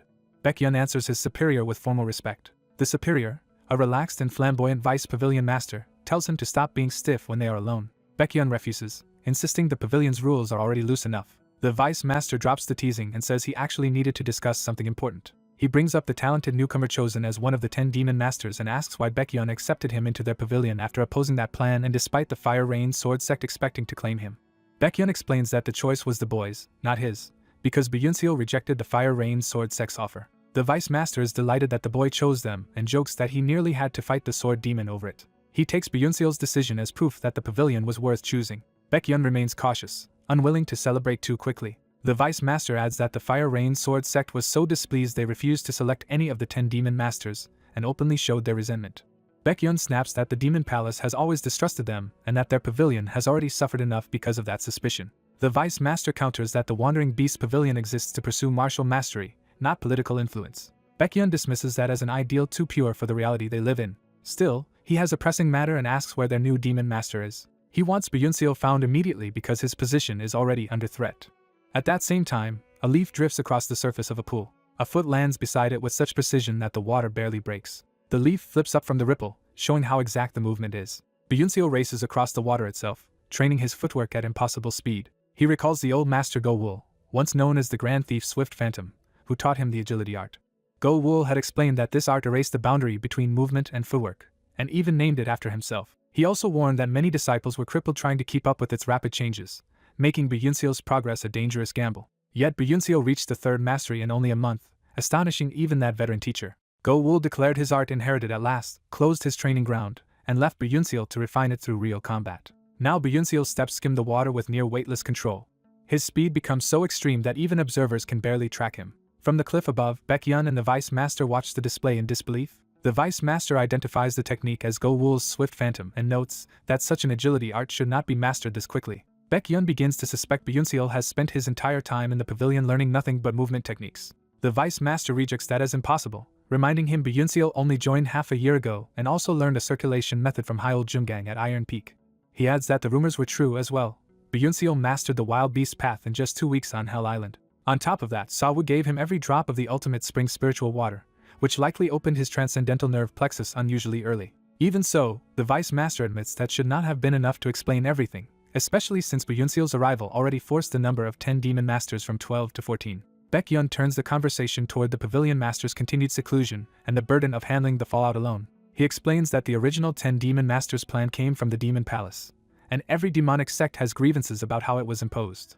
Unlike the Wandering Beast Pavilion, which lets the strongest survive and rise. The other sects had already chosen heirs and resented being told to train outside candidates. The Vice Master bluntly states the real purpose of the plan was to raise martial artists capable of eventually killing the renowned masters themselves. Baekhyun confirms that he understands this, though many sects still seem blind to the implication. Those sects simply entered their chosen successors into the 10 Demon Masters competition as if it were ordinary succession politics. The Vice Master says that approach would have been acceptable under normal circumstances. But everything changed when Kang Murian, the White Demon Temple leader's only son, died because of Byunseal. That death still weighs on Byunseal, even when unspoken. Baekhyun notes that although the 10 sects agreed to the third trial, several of them already disliked Byunseal, so the White Demon Temple is not alone in wanting him checked. The Fire Rain Sword sect is also furious that an outsider learned their advanced sword art unrivaled lightning and thunder. The sword demon Wai Hyakun is demanding punishment, and the man who taught Byunseal has already been stripped of position and confined. The Vice Master calls that vindictive and asks what the sects are really after. Baekhyun says they want to test whether Byunseal truly deserves to remain one of the 10 Demon Masters and to ensure he never wields that sword again. The Vice Master rejects the demand outright, arguing that Byunseal is already their disciple and forbidding him from using a sword is absurd. Even so, the threat behind the demand is serious enough to unsettle him. Below them, Byunseal pauses alone on the water, still training in silence. He launches himself from the surface and heads back toward them at once. Arriving in a blur, he greets the Vice Master respectfully. The Vice Master praises his mastery of movement and asks directly if he is truly their pavilion's demon master. He then formally introduces Baekhyun as the leader of the Wind Cloud Squad. Byunseal returns the greeting with proper courtesy. When the Vice Master tries to stop Baekhyun from explaining the political mess, he realizes too late that Byunseal has already heard enough. He admits there is no point hiding it from him anymore. Byunseal faces them calmly, waiting for the truth without flinching. He states that whatever happened, it happened because of him, and he will bear the responsibility. The Vice Master groans that Byunseal heard everything, and Byunseal apologizes for using the Wild Beast Path's Chi Vibration Mind's Eye to listen in.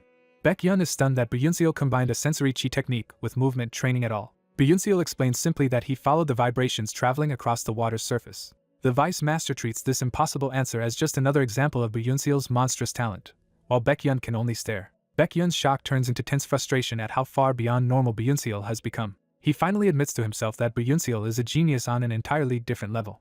That realization pushes Baekhyun toward a hard decision. Instead of shielding Byunseal, they should trust him. The Vice Master is horrified that Baekhyun would even consider sending the boy to the Demon Palace when the test could be a disguised execution. Baekhyun argues the Demon Palace mainly wants to soothe the White Demon Temple's anger, not openly murder a child, which is why the test would be held there rather than in a hostile sect. He warns that refusing the demand will only create more trouble, though the Vice Master still hates the idea because Byunseal is so young. Before they can decide for him, Byunseal says he will go. He repeats the choice clearly, taking the burden onto himself. Byunseal reasons that if the sects truly care about their reputation, killing someone like him would only damage them further. More importantly, he refuses to live as a disciple who avoids the fights that come to him. Baekhyun accepts that this confrontation was inevitable and decides they should use it to stop future harassment. The Vice Master wrestles with the risk, still unwilling to let Byunseal walk into danger cheaply. He finally agrees on one condition: if Byunseal passes, the sects must promise to let the matter go. Byunseal accepts those terms immediately and formally acknowledges the decision. Soon after, he stands before the Demon Palace gates, escorted in as the next trial begins. As he enters, he remembers that when he first came to this world of martial arts, he knew absolutely nothing. Now he walks toward the Demon Palace not as a helpless outsider, but as a recognized Demon Master of the Wandering Beast Pavilion. Byunseal is brought to the all-encompassing pavilion, the strategic center of the Demon Palace, and is told someone inside will handle what comes next. As he enters, he understands he has stepped into the place that governs the palace's planning and administration. He braces himself, knowing this is where he will finally learn what kind of trial awaits him. The moment he opens the doors, he prepares to face the test directly. What he finds inside immediately catches him off guard. A composed official waits for him in a quiet office, making it clear this meeting has been arranged in advance. An attendant formally announces that Byunseal of the Wandering Beast Pavilion has arrived. Byunseal offers a respectful greeting to the master of the pavilion. The pavilion master, Baek Jianshin, welcomes him warmly and notes that Byunseal's presence is even more formidable than rumor suggested. Baek Jianshin confirms that Byunseal already knows the recent incident has left the Demon Palace in a politically difficult position. When Byunseal questions why the Demon Palace must answer to the 10 demonic sects, he reveals how little he has been told. Baek Jianshin realizes the Wandering Beast Pavilion has been kept ignorant of the broader situation in the Murim. He explains that the Demon Palace was created by the 10 demonic sects and remains tied to them, though the two are either fully separate nor truly the same. He adds that the former palace master did not come from one of the sects, and many demonic factions are not actually friendly toward the palace. Byunseal concludes that the palace and the sects cooperate only when interests align, which also means many sects resent the palace. Baek Jeonchun reveals that the 10 Demon Masters competition was never mainly about choosing successors, but about raising people capable of killing the orthodox Murim's leaders. In plain terms, the competition was part of the Demon Palace's long-term plan to strike the upper ranks of the Murim alliance. Although the 10 demonic sects initially opposed the idea, they eventually sent disciples, and the deaths that now matter occurred during that competition. Baek Jeonchun makes it clear that the current crisis exists because of Byunseol himself. He explains that the palace sought him out because his role in those events has left the Demon Palace exposed and vulnerable. Byunseol calmly admits he already knows the coming exam is really a punishment disguised as a test. Baek Jeonchun notes that Byunseol came in fully aware of the hostility waiting for him. Byunseol accepts that reality and declares he will face whatever form the exam takes. Satisfied by that resolve, Baek Jeonchun decides to stop circling the issue. He drops the formalities and moves straight to the real purpose of the meeting. He says the Fire Rain Sword Sect and the White Demon Temple have, in their own way, done Byunseol a favor. That favor is access to the 10,000 Demonic Truth Pavilion, the Demon Palace's archive of martial arts manuals. He presents the Golden Ape plaque, which grants entry to the archive's first floor. Baek Jeonchun explains that even the lowest level contains 25,000 martial arts texts, a resource that could greatly strengthen Byunseol. But he immediately warns that this gift is hollow, because Byunseol's chances of safely passing the exam are almost non-existent, and the access is only meant to preserve appearances. When Byunseol asks what the exam actually is, the answer comes without mercy. The test will be surviving 5 attacks from a martial master chosen by the White Demon Temple. Baek Jeonchun adds that the head instructor even surrendered his own position to help secure Byunseol this much of a chance. Yet when Baek Jeonchun asked why that instructor went so far, he received only a cryptic promise that the reason would reveal itself later. Byunseol accepts the plaque and hopes the coming ordeal will finally answer that mystery. With that, he leaves to make use of the little time he has. Outside, he is startled when someone calls out to him unexpectedly. He turns to find instructor Jean, who recognizes him at once. Jean says he has heard about the exam, and Byunseol wonders why he is here. Jean explains that he has strong ties inside the all-encompassing pavilion because he once acted in the pavilion master's place during the events on Hell Island. Byunseol accepts the explanation and listens carefully. When Jean notices the plaque, he confirms that Byunseol is heading to the 10,000 Demonic Truth Pavilion to prepare. Because Byunseol was once his student, Jean decides to offer one last piece of guidance. He warns that in the Jianghu, favors are never free and usually hide calculation or malice. He tells Byunseol the same suspicion should be applied to this entire situation. Still, Jean urges him to search for opportunity inside the danger and reminds him that growth begins from one's roots. Byunseol thanks him, understanding the advice is more than simple encouragement. Jean parts from him with a hopeful smile, wishing him success. Byunseol then heads alone to the mountain-sealed 10,000 Demonic Truth Pavilion. Standing before it, he realizes he has reached the archive that may decide whether he lives or dies. The great doors open for him.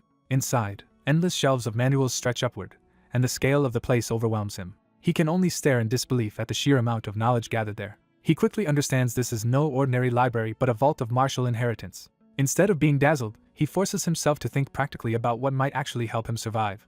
He begins pulling manuals from the shelves, searching for anything useful. He schemes through text after text, trying to judge them by value and speed of learning. Soon he has gathered a stack, but even that feels like a waste of precious time. He realizes the supposed opportunity was indeed designed as a trap. No matter how profound the techniques are, he cannot master them in a single day, and trying to absorb everything would only ruin his focus. He sees through the scheme. His enemies wanted to drown him in options and break his concentration before the exam even began. Remembering Jin's words, he steadies himself and resolves not to be shaken. He starts thinking about roots instead of flashy gains. That thought turns inward, toward the martial foundation he already possesses. A possibility suddenly forms in his mind. He moves at once, abandoning the broad search. He rejects one shelf after another, no longer interested in random secret arts. He keeps discarding possibilities until something finally catches his eye. At last he recognizes the one text he has been looking for. He snatches it from the shelf without hesitation. The manual is titled Wandering Beast Reversal. Byunseol realizes the pavilion did leave behind something connected to the Wandering Beast lineage after all. He opens it expecting a technique manual, only to be stopped by what he finds inside. The contents shock him enough to freeze mid-read. Before the answer can fully settle, the day of the test arrives at the Demon Palace's great training hall. Byunseol enters the arena carrying both his sword and the knowledge he managed to gather. He presents himself with calm determination despite knowing the trial was built to destroy him. Several high-ranking figures are already waiting to witness the outcome. He stands alone before the seated judges, the imbalance of power made plain. He formally identifies himself as Byunseol of the Wandering Beast Pavilion. An elder named Gok Jaebong introduces himself as the former martial master of the Demon Palace and the one overseeing the test. He then presents Yu Unsong of the Fire Rain Sword Sect's secret shadow unit. Next comes Nung Gak of the Wandering Beast Pavilion's profound mystery hall. Finally, he introduces Go Gunpyeong of the White Demon Temple's Silent Dragon Squad. The judges openly state that the White Demon Temple demanded proof that Byunseol deserves to stand among the 10 demon masters, while the Fire Rain Sword sect insisted the exception made for him was unjust.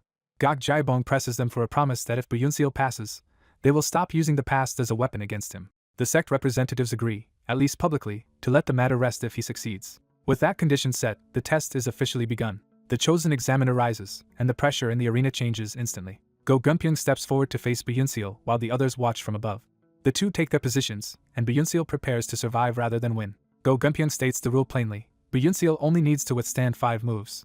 Buyunseal grips his sword and hears the condition repeated with brutal simplicity. Block 5 attacks and he passes. Go Gunpyeong opens with White Demon Heart Seizure, launching the first strike. The technique erupts with overwhelming force, far beyond what Buyunseal had expected from the opening move. In that instant, Go Gunpyeong's killing intent becomes unmistakable. Buyunseal realizes the White Demon Temple Master had truly been ordered to kill him during this exam. Go Gunpyeong decides that if he cannot kill Buyunseal cleanly, he will at least cripple him by taking both arms on the 5th move. The first attack crashes down with lethal speed. Buyunseal understands too late that he had not prepared for anything this fast. He throws himself aside and barely avoids being crushed by the opening blow. He lands in a low stance, alive but already forced onto the defensive. Go Gunpyeong counts the first move as complete. Without pause, he declares the second technique, White Demon Heart Seizure again in a different form. Even while attacking, Go Gunpyeong notes that Buyunseal at least has the fundamentals to survive the opening exchange. He immediately transitions into the next assault, giving Buyunseal no time to recover. A storm of converging force descends toward Buyunseal from every direction. Buyunseal senses the real attack hidden within the chaos and braces himself. A sudden clue flashes before him. He realizes the obvious killing line is a feint. Trusting that insight, he sprints through the false opening instead of retreating. The fake strike slams into the ground behind him as he escapes the trap by a hair. He knows he survived only because he saw through the deception in time. Go Gunpyeong names the second move, Descent of the White Demon Spirit, and acknowledges that Buyunseal read the feint because he truly learned the wild beast path. But that recognition comes with a warning that the next attacks will be far more dangerous. Go Gunpyeong gathers his power again, preparing a technique with even less room for error. He announces the third move, White Demon Chaotic Shadow. The battlefield seems to split into countless false trajectories, making every angle look lethal. Buyunseal immediately realizes he can no longer distinguish the real attack from the fake ones. Unable to read the pattern, he chooses the only option left to him. He commits to pure evasion, trying to slip through the entire barrage instead of identifying a single true strike. The arena erupts as the attacks crash down around him in rapid succession. Go Gunpyeong watches closely, expecting the barrage to maim him at minimum. But something unexpected happens. Blood hits the ground, showing Buyunseal was clipped, but not destroyed. He remains standing, wounded and breathing hard, having barely escaped the full force of the technique. Buyunseal realizes he survived only by using Swift Phantom at the last possible moment, and that a true follow-up would have killed him. He understands with chilling clarity how close he came to death. Go Gunpyeong admits to himself that the attack should have left far worse damage. He casually accepts the failure and prepares to escalate again.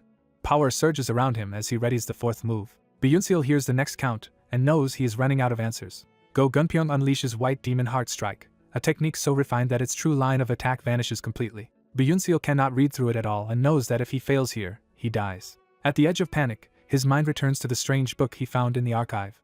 He remembers that the manual was disguised as an insult against the Wandering Beast Pavilion. That memory suddenly stops feeling like mockery and starts feeling like instruction. A crucial realization hits him. He understands the insults were bait, meant to ensure only a true Wandering Beast disciple would keep reading long enough to find the hidden analysis of the Wild Beast Path's weaknesses. The text had explained that the Wandering Beast Path fails when it relies only on instinct, because beasts move by instinct alone.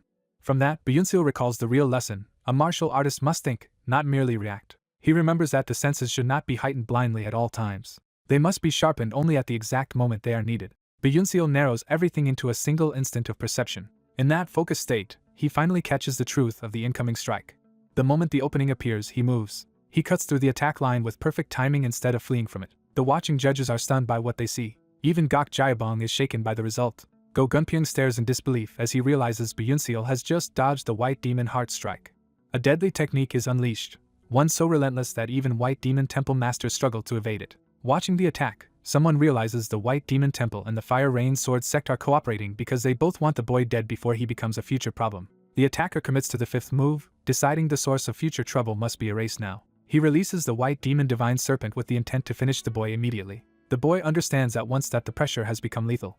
The serpent-like strike tears across the arena and closes in on him from every angle. Its path curves unnaturally, refusing to miss. He realizes too late that this is not a normal attack he can simply sidestep. As the weapon keeps pursuing him, he grasps that it is actively hunting him down. His opponent coldly confirms that the White Demon Divine Serpent will not stop until it draws blood and takes his head. The boy sees the truth of it and knows he has run out of room. Accepting that he cannot dodge, he chooses to meet the attack head-on. He pours power into his sword in one desperate counter. With everything on the line, he forces his body to keep moving despite the terror. He unleashes Grandmaster Chion's ultimate technique, unrivaled lightning and thunder. The two ultimate arts collide in a blinding explosion. For a moment, the clash hangs in perfect balance. He manages to catch the attack, but the strain immediately tears through him. Even at full power, he realizes Grandmaster Chion's technique can only barely hold the serpent back. The pressure keeps grinding forward instead of breaking. His sword begins to fail under the force. He understands the collapse a heartbeat before it happens. The attack punches through, shredding his sword and ripping into his arm. The impact hurls him away in a burst of light. He crashes hard into the wall, his body broken by the recoil. Blood spills from his mouth as the damage catches up to him. From a distance, the attacker watches him drop to his knees amid the rubble, expecting the fight to be over. But the boy still reaches forward, refusing to surrender even with one arm ruined. His remaining hand closes around what is left of his weapon. He forces himself back to his feet and faces his enemy again. Something feral rises in him, turning his battered body into a threat again. The attacker is shaken for the first time. He cannot understand how the boy can still want to fight after losing his sword and arm. That refusal convinces him even more that the boy must be killed here before he grows into a greater danger. He hardens his resolve and prepares to finish the job. Before he can move, another voice cuts in and calls out to Grandmaster Go. The newcomer reminds him that the promised 5 moves have already been used. The confrontation shifts as the observers step into the open and force the duel to stop. A restraining hand halts any further action. Grandmaster Go bristles at being checked in public. The white-haired observer warns that if Go breaks his word, their own agreement with the Demon Palace will also be broken. Another elder urgently intervenes before the situation escalates further. He argues that the boy used unrivaled lightning and thunder during the test, which changes how the results should be judged. Because the test exists specifically to evaluate that technique, he insists the trials should be voided rather than counted normally. The white-haired man rejects that argument, pointing out there was never any rule forbidding the boy from using the technique. He adds that the boy used it for exactly the reason a true disciple should. When accused of insulting them, he calmly turns the accusation back. He states that Grandmaster Go used the White Demon Temple's strongest art, and the boy still stopped it with Grandmaster Chion's ultimate sword technique. By that logic, the real insult would be admitting the White Demon Temple's ultimate art was overpowered by the Fire Rain Sword Sex swordsmanship. Grandmaster Go is left speechless by the trap in that reasoning. The elder who objected is equally stunned into silence. Trying to recover, he claims the real concern is political, since the Fire Rain Sword Sect and White Demon Temple already have a poor relationship and this incident could worsen it. He quickly proposes burying the matter entirely, stressing that the test was secret and should remain unknown. The others pause, weighing the convenience of silence. Someone asks whether, if the matter is hidden, the original promise will still be honored. The answer comes back without hesitation that it will. The old master then formally recognizes Buyunseal of the Wandering Beast Pavilion once more as one of the 10 demon masters and grants him the right to use the sword. The white-haired man is quietly pleased by the outcome. He turns to the wounded boy and begins to praise him for proving himself as a disciple of the Wandering Beast Pavilion. Then he notices something strange. Though barely standing and covered in blood, the boy is still radiating a dangerous will. He looks less like a survivor and more like something that refused to die. The white-haired man understands the boy is finally past the ordeal and tells him it is over. He steps forward and lets the exhausted boy collapse into his arms, telling him he can rest now. That touch jolts the boy back to awareness. His body gives out completely as the tension leaves him. He later wakes in a lavish room, no longer on the battlefield. Disoriented, he wonders where he is and notes that each time he wakes lately, the room around him seems more extravagant. He tries to remember the test, but the most important part remains blurred despite flashes of the battle. He also cannot tell how much time has passed since then. Until he knows whether he passed, he cannot guess what his future will be. Unable to solve it immediately, he decides to wait and circulate his chi. As he meditates, a new current of energy stirs inside him. He senses that something in his body is different. To his surprise, he discovers a large amount of true chi gathered within him. He recalls being told that he already possessed more than 10 years of internal energy in his dantian. Remembering that it was all pure true chi and that activating his latent acupoint would greatly expand his reserves, he wonders if the test triggered that awakening. He tests the feeling in his hand and senses another change. He identifies it as the 3rd level of the reverse polarity cultivation technique. That realization means he has entered the reverse polarity firelight, a state that should make fire and water chi unable to affect him.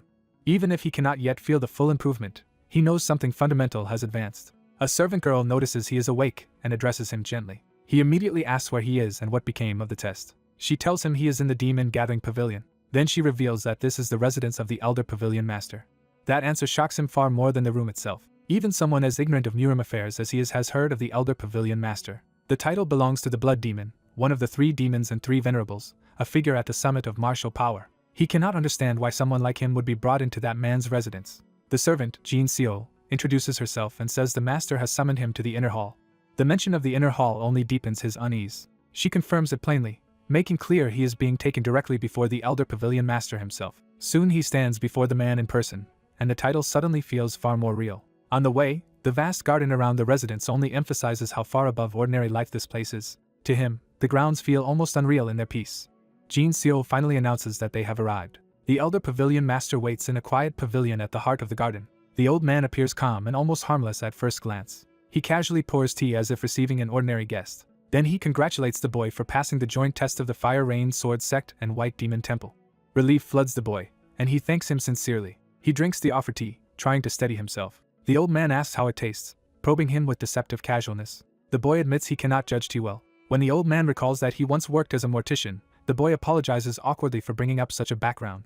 The old man introduces himself as Jikbung, the Demon Palace Elder Pavilion Master. The boy remembers the legends of the blood demon who once slaughtered countless orthodox martial artists across the Jianghu. Seeing the gentle old man before him, he struggles to reconcile the myth with reality. He formally offers his greetings as Buyunseal of the Wandering Beast Pavilion. Jikbung laughs and remarks that the boy is not at all what rumor suggested. He notes that despite learning martial arts late, the boy's body is unusually supple and his internal energy foundation is sound. The boy explains that as a child he used to lie in coffins and practice breathing, only recently learning that it had been a cultivation method all along. Jikbung accepts the explanation with amused interest. Then he reveals why he brought the boy here instead of sending him to the medicinal hall. He wanted a private conversation. His proposal is direct. After finishing training at the Wandering Beast Pavilion, the boy should come join the Demon Palace.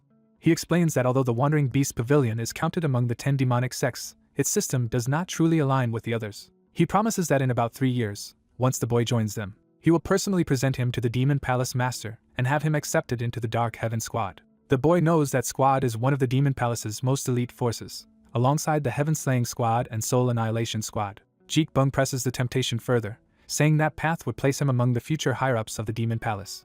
To Jikbung's surprise, the boy immediately refuses. The old man's tone sharpens as he demands to know why. The boy explains that the Wandering Beast Pavilion's martial arts can only be mastered by staking one's life, and being guaranteed status beforehand would undermine that resolve. If success were promised in advance, he believes he would grow complacent and fail to truly master his sex arts. Jikbung pauses, intrigued rather than offended. Then he bursts into laughter, and the force of it alone shakes the pavilion. Far from angered, he declares that he likes the answer. He praises that refusal as the proper attitude of a martial artist. The boy, however, is nearly crushed by the sheer pressure hidden inside that laughter and realizes how terrifying the old man truly is. Jikbung lets the pressure fade and says he will watch the boy's progress over the next 3 years. He promises they will meet again when that time comes. The boy understands he is being dismissed and bows his way out. As he leaves, Jikbung watches him go with interest. A subordinate remarks that he has never seen anyone reject such an offer so bluntly, though the boy does seem like the sort who would. Jikbung orders them to keep watching the boy for now.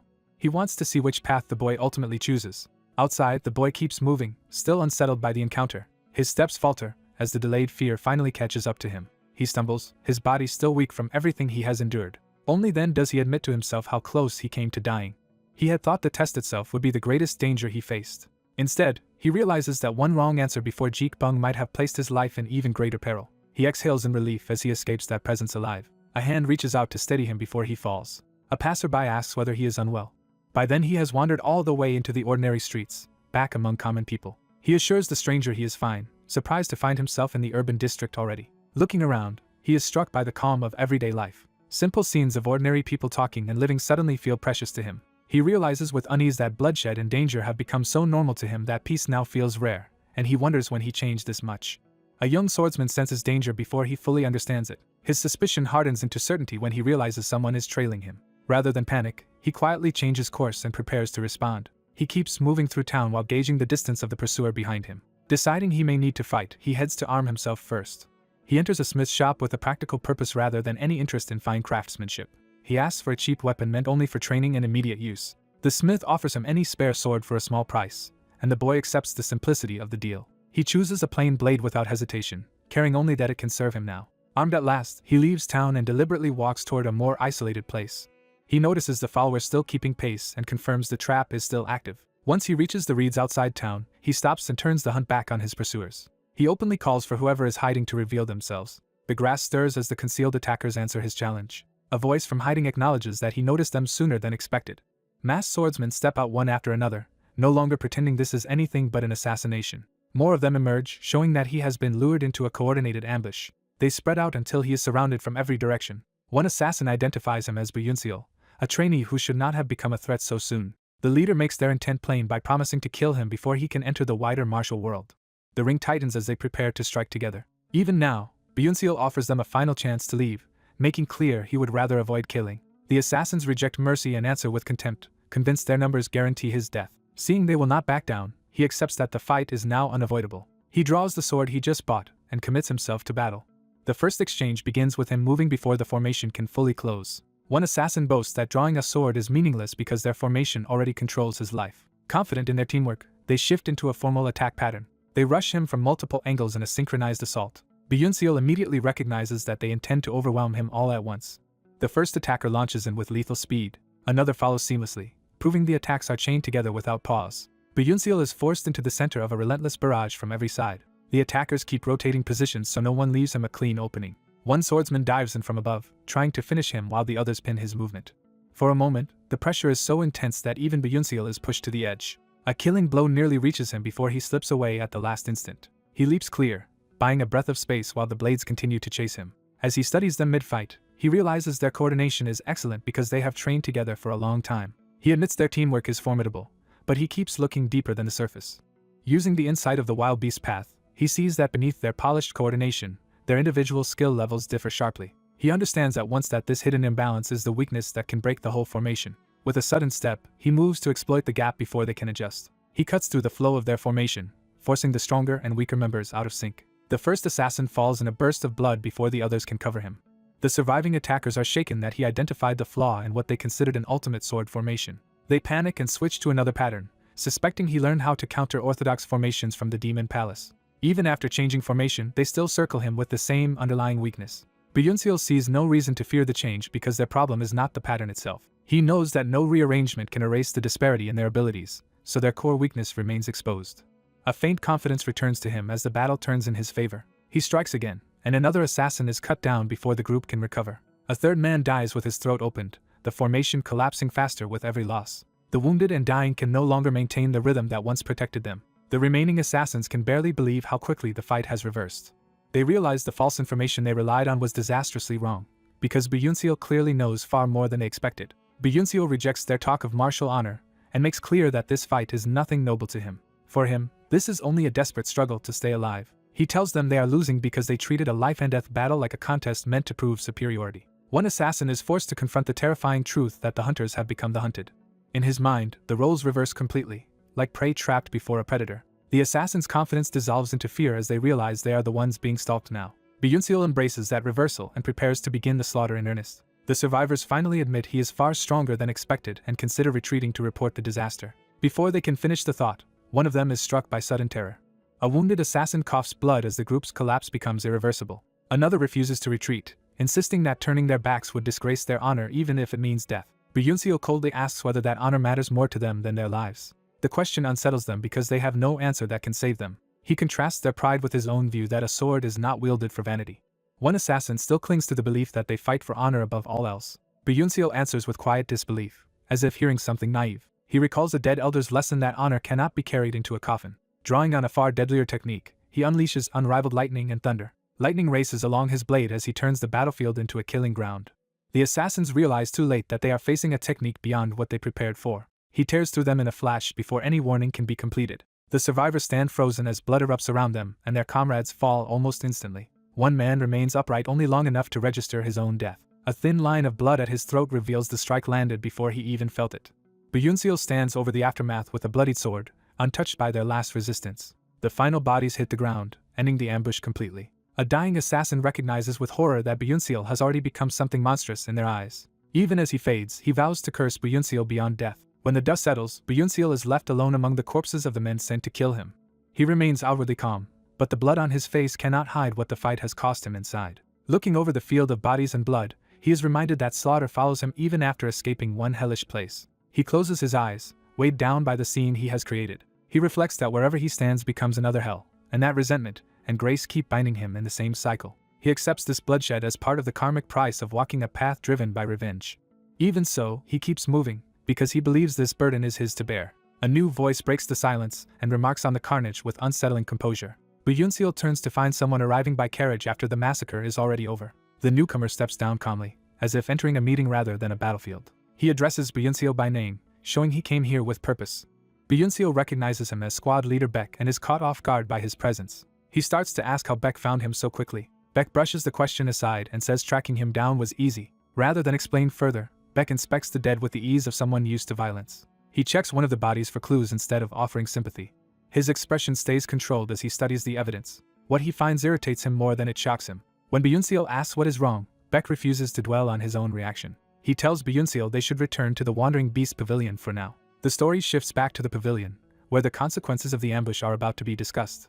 Inside, Byunseol and Baek report to a blonde vice master who receives them over tea. The vice master pours tea with deliberate calm, signaling that he already knows much of what happened. He tells Byunseol the ordeal must have been difficult, but his tone is warm rather than alarmed. He reveals he has already heard the full report, and openly praises Byunseol for surviving it. He asks whether the test left Byunseol badly injured. Byunseol explains that he was hurt but treated at the Elder Pavilion Master's residence, which shocks Baek. The Vice Master immediately asks whether Byunseol actually met the Elder Pavilion Master. Byunseol's uncertain answer is enough for the Vice Master to understand the significance. He realizes that the major sects accepted the test results so easily because the supposedly retired Elder Pavilion Master is still active and influential. Byunseol asks whether that position truly carries so much weight, since he only knows the old man as a powerful individual. Baek explains that the Demon Palace's power is split among the Demon Palace Master, the Elder Pavilion, and the 10 demonic sects, with the Elder Pavilion holding enormous authority through the previous generation's masters. He adds that the Elder Pavilion Master, Jik Bung, has also been secretly building his own independent forces. The Vice Master marvels that such a figure asked to see Byunseol privately, taking it as proof that the boy exceeded expectations. Byunseol finally understands that the meeting carried far more political weight than he realized. The Vice Master then asks whether there is anything else from the incident they still need to report. Baek brings up the ambush directly, shifting the room from praise to danger. The Vice Master's composure cracks for the first time as the news lands. Byunseol steadies the tea as the atmosphere turns tense. The Vice Master's anger flares when he hears that someone dared attack one of their disciples. Baek identifies the likely culprits as members of the Murim alliance. Judging from their gear and possessions, he narrows them to the General Strategist's subordinate squads, likely the Autumn Wind or Flying Cloud squad. The Vice Master absorbs the implication with a dangerous calm. Baek reasons that the attackers were probably meant to be expendable, so the General Strategist could take the blame if the plot failed. He concludes they targeted Byunseol because his talent marks him as a future threat worth killing early. The Vice Master reflects that Byunseol has not even properly learned martial arts yet, and already every major power is watching him. Even so, he frames these dangers as the trials that will force the boy to grow stronger. Byunseol uses the opening to make a request of his own. He says he wants to join the Founding Divine Squad, the unit that eliminates threats to the Wandering Beast Pavilion. He explains that he wants real combat experience so he can learn through actual battles instead of sheltered training. Baek immediately objects, warning that the squad is filled with the pavilion's harshest and most violent members. He singles out their leader, Sojeon, as especially notorious for her temper. Her reputation is so brutal that she is said to have killed pavilion disciples she judged unworthy, all under the excuse of testing them. Byunseol accepts that risk without hesitation, saying that if he dies for being too weak, the fault will be his alone. He insists he wants to grow as quickly as possible, and believes the fastest path is to witness and survive real battles. Baek and the Vice Master disagree on the wisdom of this, but the Vice Master chooses to trust Byunseol's resolve. He says the boy's confidence is reason enough to honor his judgment. The Vice Master decides to place Byunseol as a temporary member on the Founding Divine Squad's next mission to Wine Thunder Valley. Baek can only react with uneasy disbelief at how quickly the decision is made. Byunseol remains composed, as if he expected this path to open. Baek still looks troubled, knowing exactly what kind of people the boy is about to join. In the end, he reluctantly yields once the Vice Master makes the order final. The Vice Master smiles, satisfied that the matter is settled. The scene shifts to the Thousand Successes Inn, where the squad leader is about to hear the news. The assignment is delivered bluntly, and it immediately provokes outrage. Sojeon, the fearsome leader of the Founding Divine Squad, explodes at the idea of taking Byunseol along and refuses to be treated like a babysitter. When the Vice Pavilion Master's direct order is delivered, the scarred woman refuses to submit and insists she would reject it in person. Her defiance falters when she sees the authority behind the summons for herself. The envoy proves the command is genuine by showing the Heavenly Wolf plaque, making clear this is not a request she can brush aside. He bluntly tells her the Vice Pavilion Master is too occupied to argue, forcing her to swallow her anger. He reminds John that the boy they are discussing already survived the Fire Rain Sword sect and the White Demon Temple's trial, so dismissing him as a child is foolish. That reminder only makes her irritation sharper. She snatches up her drink as if trying to steady her temper. The envoy watches her closely, wary of how badly this conversation is going. John explodes, accusing everyone around her of being blind for protecting the boy so fiercely. Even so, she finally agrees to take him along, but only on the condition that she will test him herself. She declares that this trial will decide whether he deserves to become a disciple of the Wandering Beast Pavilion. The mission then shifts to Wine Thunder Valley, the destination they must infiltrate. The valley belongs to a sect born from heresy. That sect strengthens itself through body modification and strength arts, trafficking humans in the process, and is despised by both orthodox and unorthodox Murim. Yet despite its crimes, it has endured for a reason. Its valley is a natural fortress so difficult to breach that even the founding Divine Squad hesitated over the mission. When the team arrives, John immediately realizes the gorge is even broader than expected. A squad member explains that the real obstacle is not the distance alone but the violent wind. The gusts are so fierce that crossing safely is nearly impossible. Worse, guards are stationed across the way and will cut the bridge the moment intruders reveal themselves. John privately resents having to handle such a difficult mission while also babysitting the boy. The boy remains calm among the squad, taking in the situation without complaint. John turns to the vice leader and asks whether Jae-woon can handle the problem. Jae-woon accepts the task and prepares to inspect the defenses himself. He draws his paired blades, ready to use them as tools rather than weapons. With practiced precision, he launches them across the gorge. The blades fly like guided stakes through the storm. They cut through the wind and race toward the opposite side. Jae-woon drives them into the guard post to probe its hidden mechanisms. From their side, the squad watches the test strike land cleanly. The boy recognizes the technique at once as the body blade union he learned in the Fire Rain Sword sect. He quietly acknowledges that Jae-woon is genuinely skilled. When John asks whether the probe worked, Jae-woon confirms he sensed something inside the building but warns there may also be a hidden trigger on the bridge itself. John decides she wants every danger removed before risking her squad. So she orders the boy to cross first, treating him as the expendable one. He accepts without protest. While the others hold back, he steps toward the bridge alone. The drop below him makes the crossing instantly perilous. The bridge twists violently in the wind, threatening to throw him off. He realizes ordinary balance will fail here and decides to anchor himself with an absorption technique. He plants his foot onto the bridge and fixes his stance to it. Using that method, he begins advancing across the swaying bridge despite the gale. Watching him, John grudgingly admits his internal energy is stronger than she expected, though she refuses to praise him openly. Jae-woon gently suggests that her standards may be unrealistically high. Before the exchange can continue, the boy catches a dangerous sound from ahead. He immediately warns that something is wrong. A hidden device on the bridge activates beneath the planks. Blades erupt from the mechanism in a lethal sweep. The trap bursts upward in a storm of steel directly into his path. For a split second, he is caught by surprise. Then he stamps down on the bridge to create a new point of force. The trap's killing arc closes in from every direction. He spots the mechanism's pattern in time. Instead of retreating, he launches himself upward through the narrow opening the trap leaves behind. His focus sharpens completely as he commits to the gamble. He kicks off the air itself with a second burst of force. That extra step sends him even higher, beyond the trap's reach. Jae-woon recognizes the move as ladder to heaven and is stunned that the boy anticipated the trap well enough to use such a technique here. The squad can only stare as the impossible maneuver succeeds. But the boy realizes even that escape is not enough to clear the danger entirely. He twists midair, searching for a way to survive the rest of the attack. In that instant, he sees the true line of death closing on him. He understands that one more mistake would have meant being cut apart. Back on the cliff, the squad assumes he cannot avoid the final strike. The trap's killing zone seems to swallow him whole. He answers with swift phantom, accelerating through the opening before the blades can close. That burst carries him across the remaining distance in a single decisive leap. The onlookers are left speechless by what they just saw. He lands safely on the far side in a cloud of force and dust. Without pausing, he heads straight for the guard post that controls the defenses.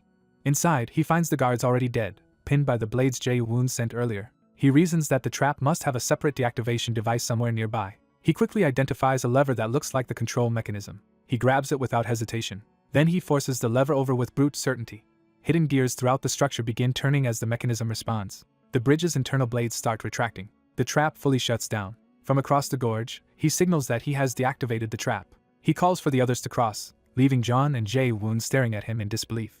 John is forced to admit that he handled a technique that could have maimed him instantly even under extreme pressure. Her contempt gives way to genuine confusion about what kind of monster the Vice Pavilion Master sent them. The scene shifts underground, where the mission continues into a cavern system. The squad enters the cave on foot. They move deeper through the rocky passage together.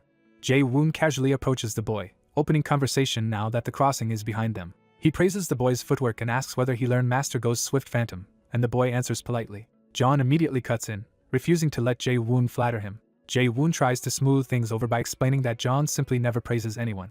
John admits the boy surprised her earlier, but insists that was still not enough to pass her test. She vows she will prove he is not worth much after all, leaving him puzzled by her hostility. Their advance stops at an underground lake that appears to be the next stage of the route. John declares that this is the place and orders the squad onward. One squad member dives in at once, showing this lake is meant to be crossed underwater. The boy asks what exactly they are doing. Jae-woon realizes no one briefed him because he joined the mission at the last moment. He explains that the lake connects to Wine Thunder Valley through an underwater tunnel, but it is filled with ice essences powerful enough to freeze a well with even a small fragment. To survive the passage, everyone must spend about 15 minutes continuously using internal energy to shield their bodies from the cold. Without that protection, a person would freeze instantly and sink. Jae-woon tells the boy to stay behind because attempting such a feat alone at his age is nearly suicidal.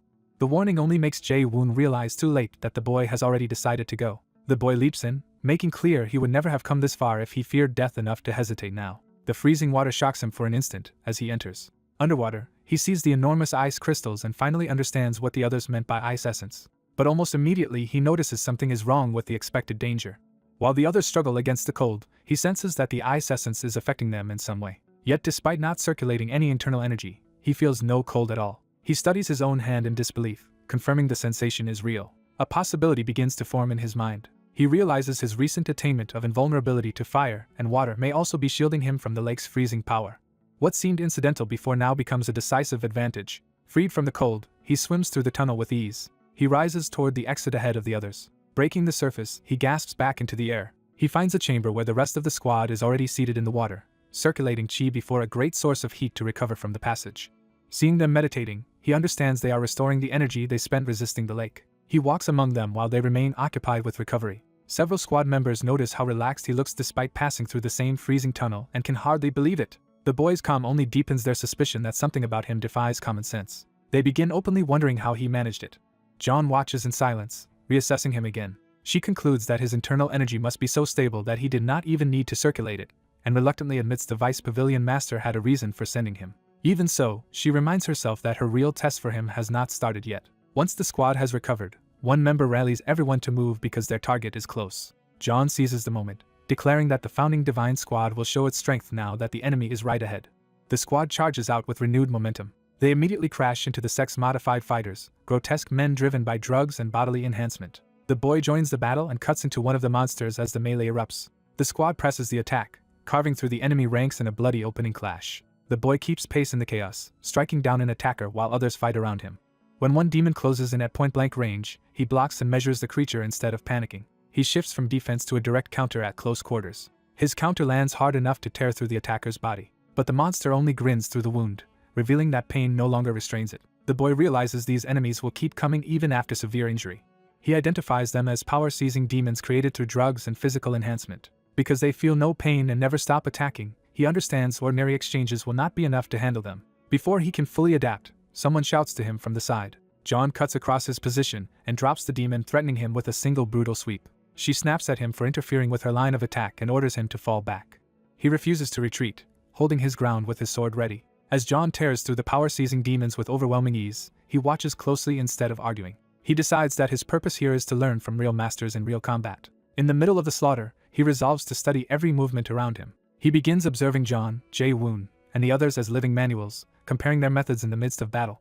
Rather than merely copying them, he vows to turn what he learns into techniques of his own. Around him, the squad continues cutting down the demons in coordinated bursts. An enemy launches a flying kick at him from behind, trying to catch him while he is thinking. He instantly recognizes the attack and prepares to answer it with the wild beast path and swift phantom he has been studying. As the kick comes in, he commits to dodging and counterattacking with the techniques he has just begun to make his own.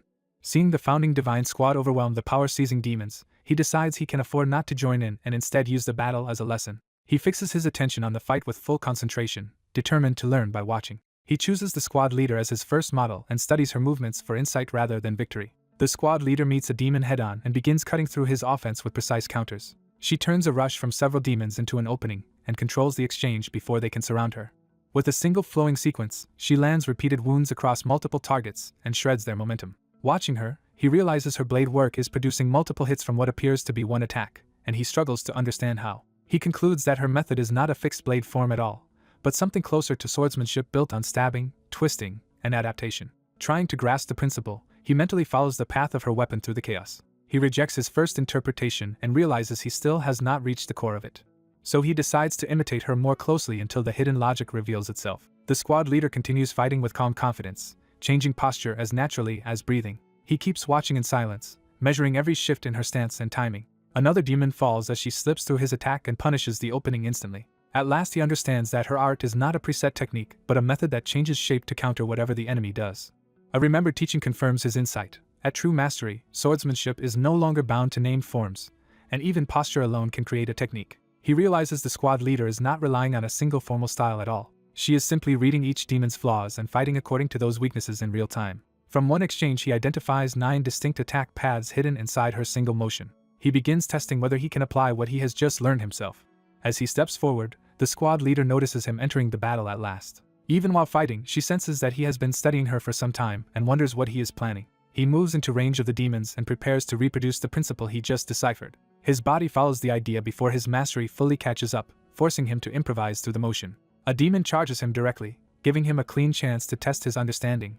He answers with a split attack path that cuts the demon twice in one movement. Afterward he judges his limit honestly and admits that 2 paths are the best he can manage for now. The squad leader notices the result, and is visibly startled by what he has done. She realizes he created a 2-strike variation merely by watching her once, something that should not be possible for a beginner. To her, that feat is especially shocking because the essence he copied took her 2 years to learn.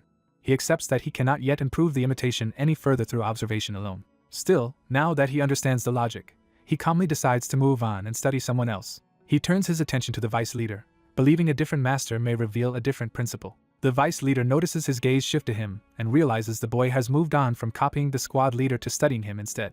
The vice leader judges that the boy may imitate the squad leader somewhat because her art is rooted in the wild beast path. But he reassures himself that his own style combines flying daggers with the dragon's cry sword art, making it far harder to copy. Confident in that difference, he believes the boy cannot steal his methods just by watching briefly. He readies his weapons and continues fighting without holding back. His sword and secondary weapon begin working together in a coordinated rhythm. He cuts down demons while attacking from multiple angles, using both hands to maintain relentless pressure.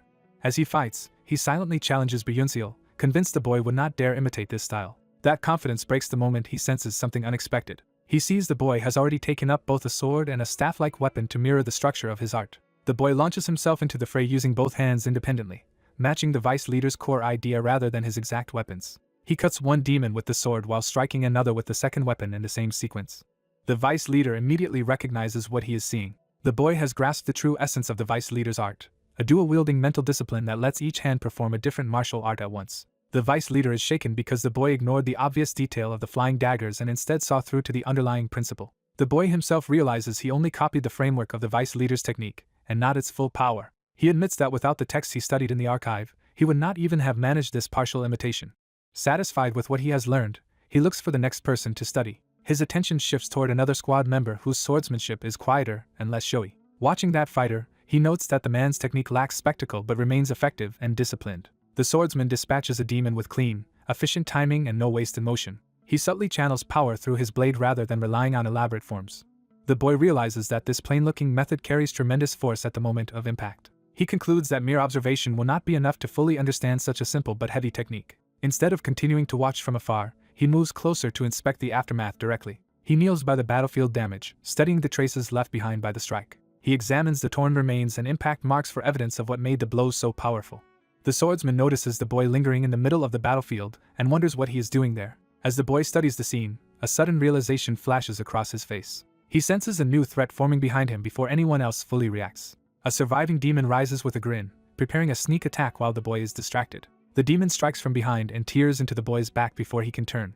Even wounded, the boy remains composed enough to hear the demon's mocking laugh. He answers instantly with a backward slash that kills the attacker without even facing him.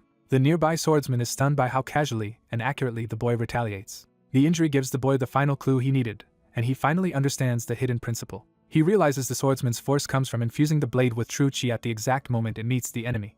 Having observed enough, he turns his thoughts toward the enemies he still wants to study next. Before he can continue, a furious master from Wind Thunder Valley descends into the battlefield and vows to tear the squad apart. The vice leader recognizes the newcomer at once. The intruder is identified as the Wind Thunder Valley Master, a far more dangerous opponent than the demons around them. The Valley Master gathers violent purple power into his hand as he falls. He unleashes a murderous technique, roaring as he attacks. His descent becomes a devastating poison-charged assault aimed at the squad below. One squad member braces to intercept, but the attack is too sudden and too broad. The technique is recognized as poison palm, and panic spreads as its danger becomes clear. The squad leader orders everyone to move immediately before the strike lands. She leaps up to meet the falling master herself rather than let the others take the blow. The Valley Master drives his poison attack straight at her, intent on killing her in one crushing strike. She remains cold and focused as she commits to the counter. Her blade carves upward with overwhelming speed to meet his descending force. Their powers collide in a violent burst that tears through the air.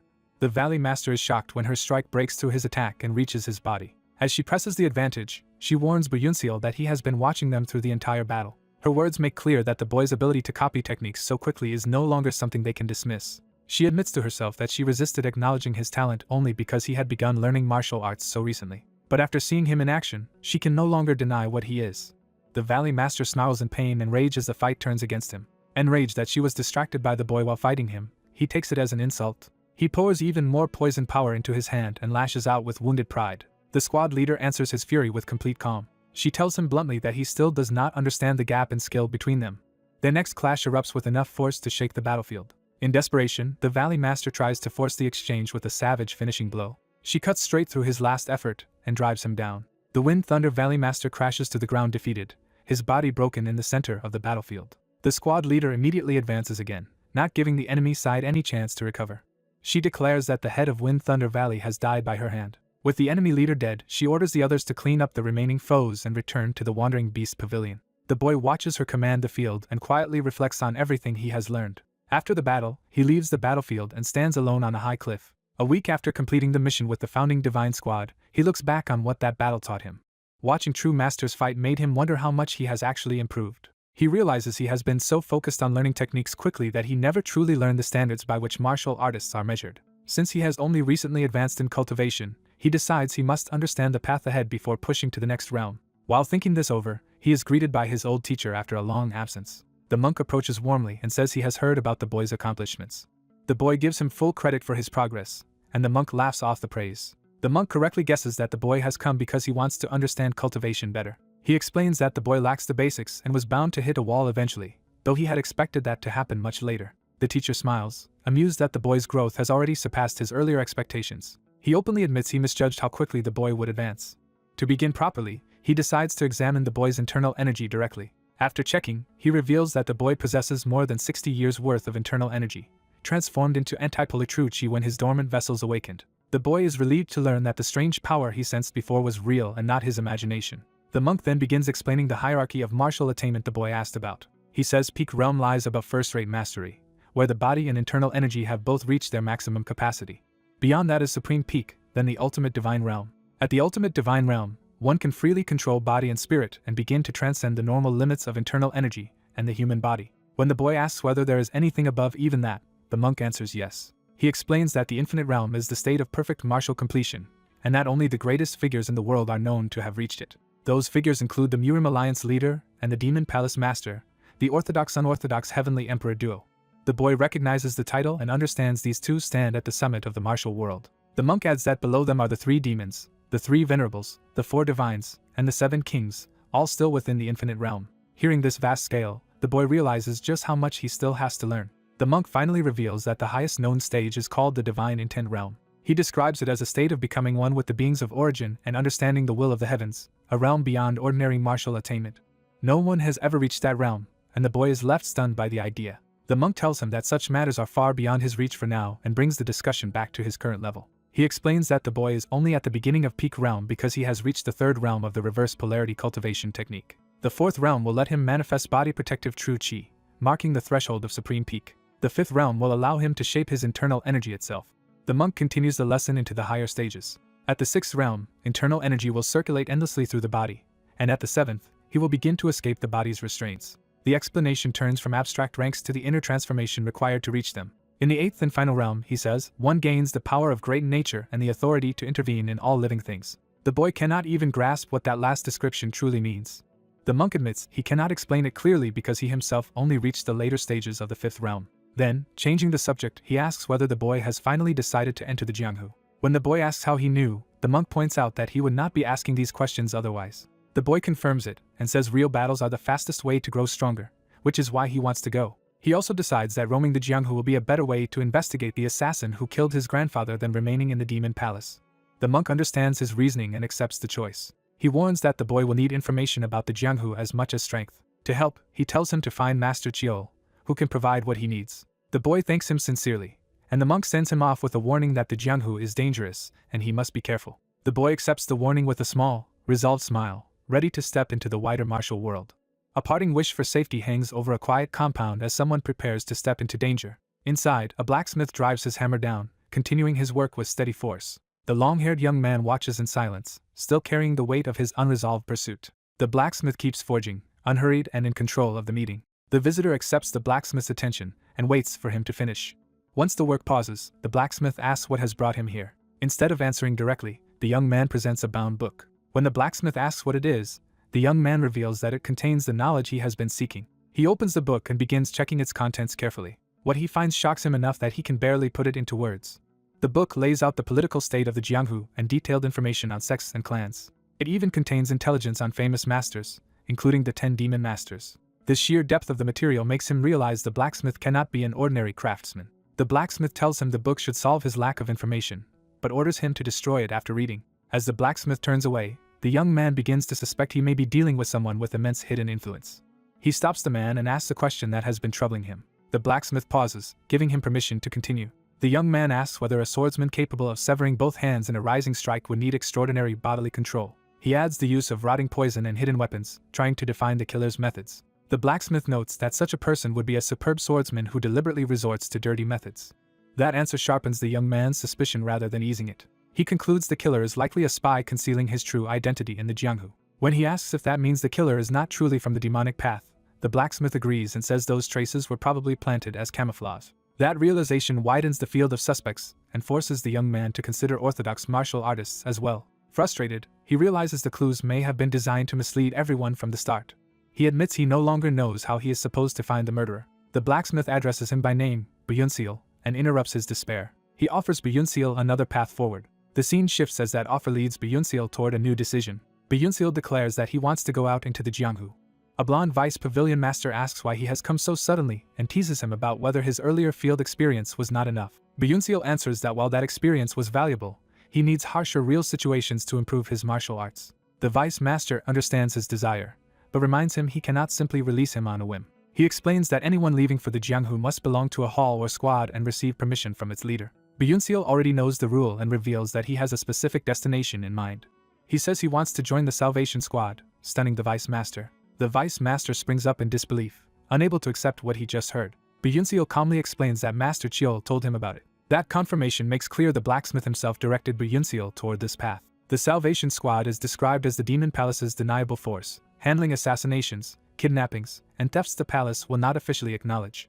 Master Chiol's point is simple. Joining it would give Byunseal access to exactly the kind of hidden world he wants. Byunseal realizes that if he enters the squad, he may finally find a clue to the killer. He also sees that its dangerous missions would force him to grow stronger. The vice master refuses immediately, because he knows exactly how brutal that organization is. Byunseal shows he understands the cost. His identity would be erased and every mission would put his life at risk.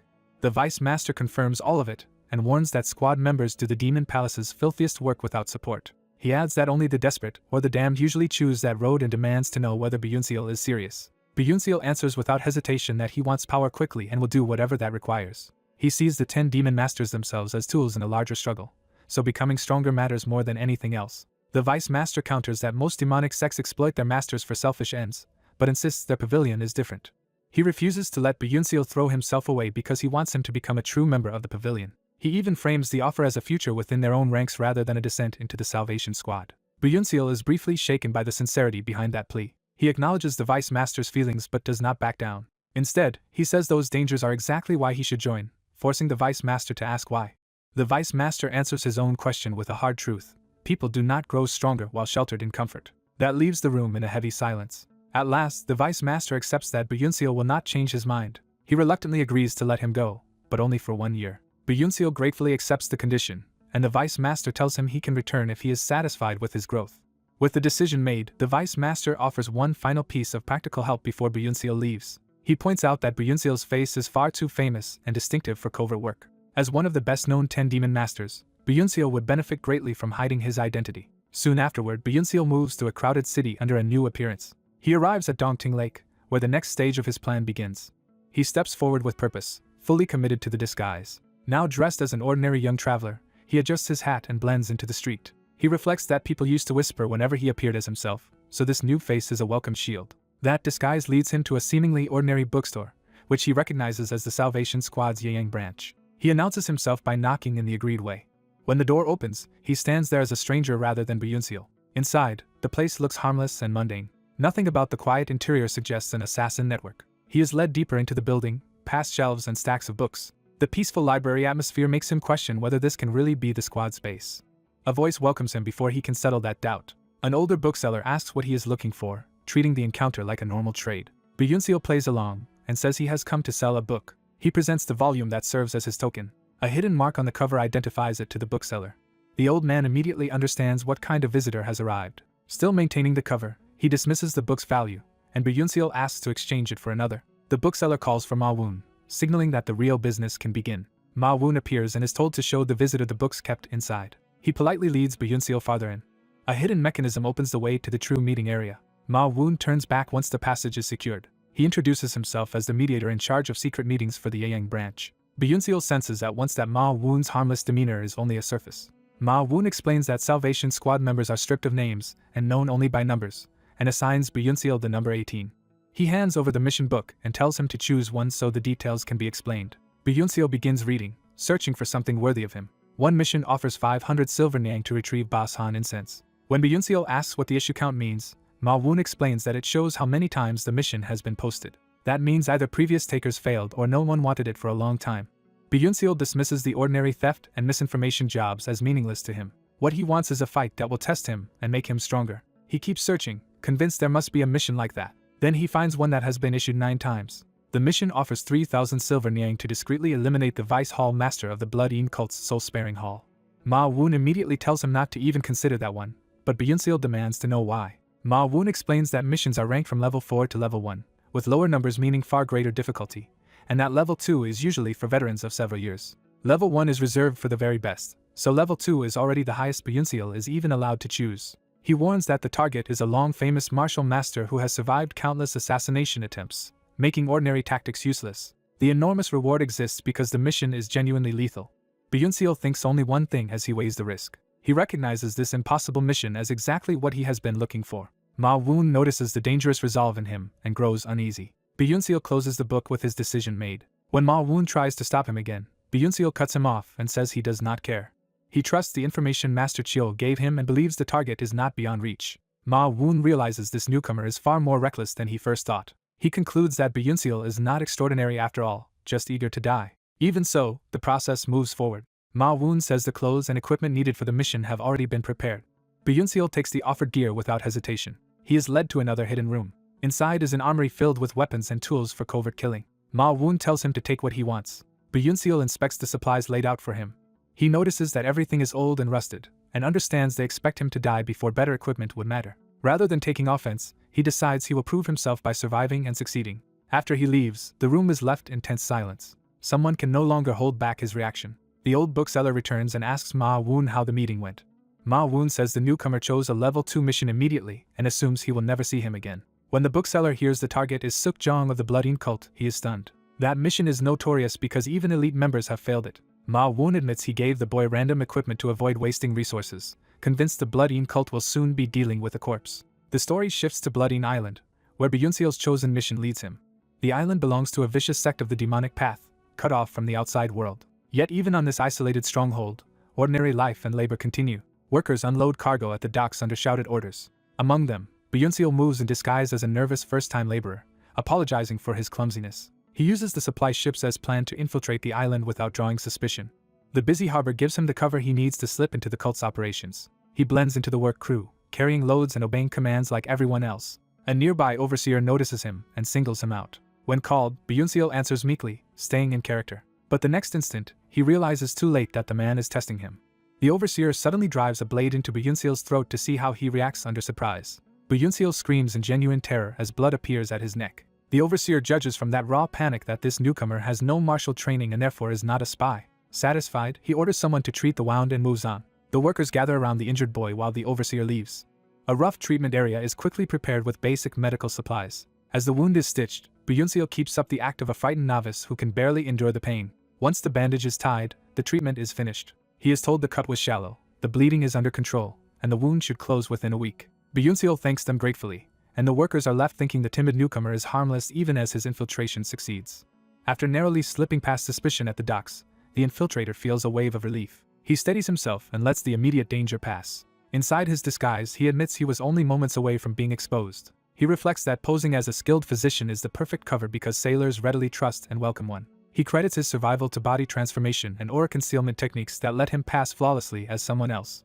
With the ship set to leave the next day, he realizes his window is now. He resolves to kill Suk-jong that very night before escape becomes impossible. By dusk, he reaches the island stronghold where the target is based. When night falls, the cult compound glows with activity, confirming the place is still heavily occupied. He slips through the surrounding forest under cover of darkness.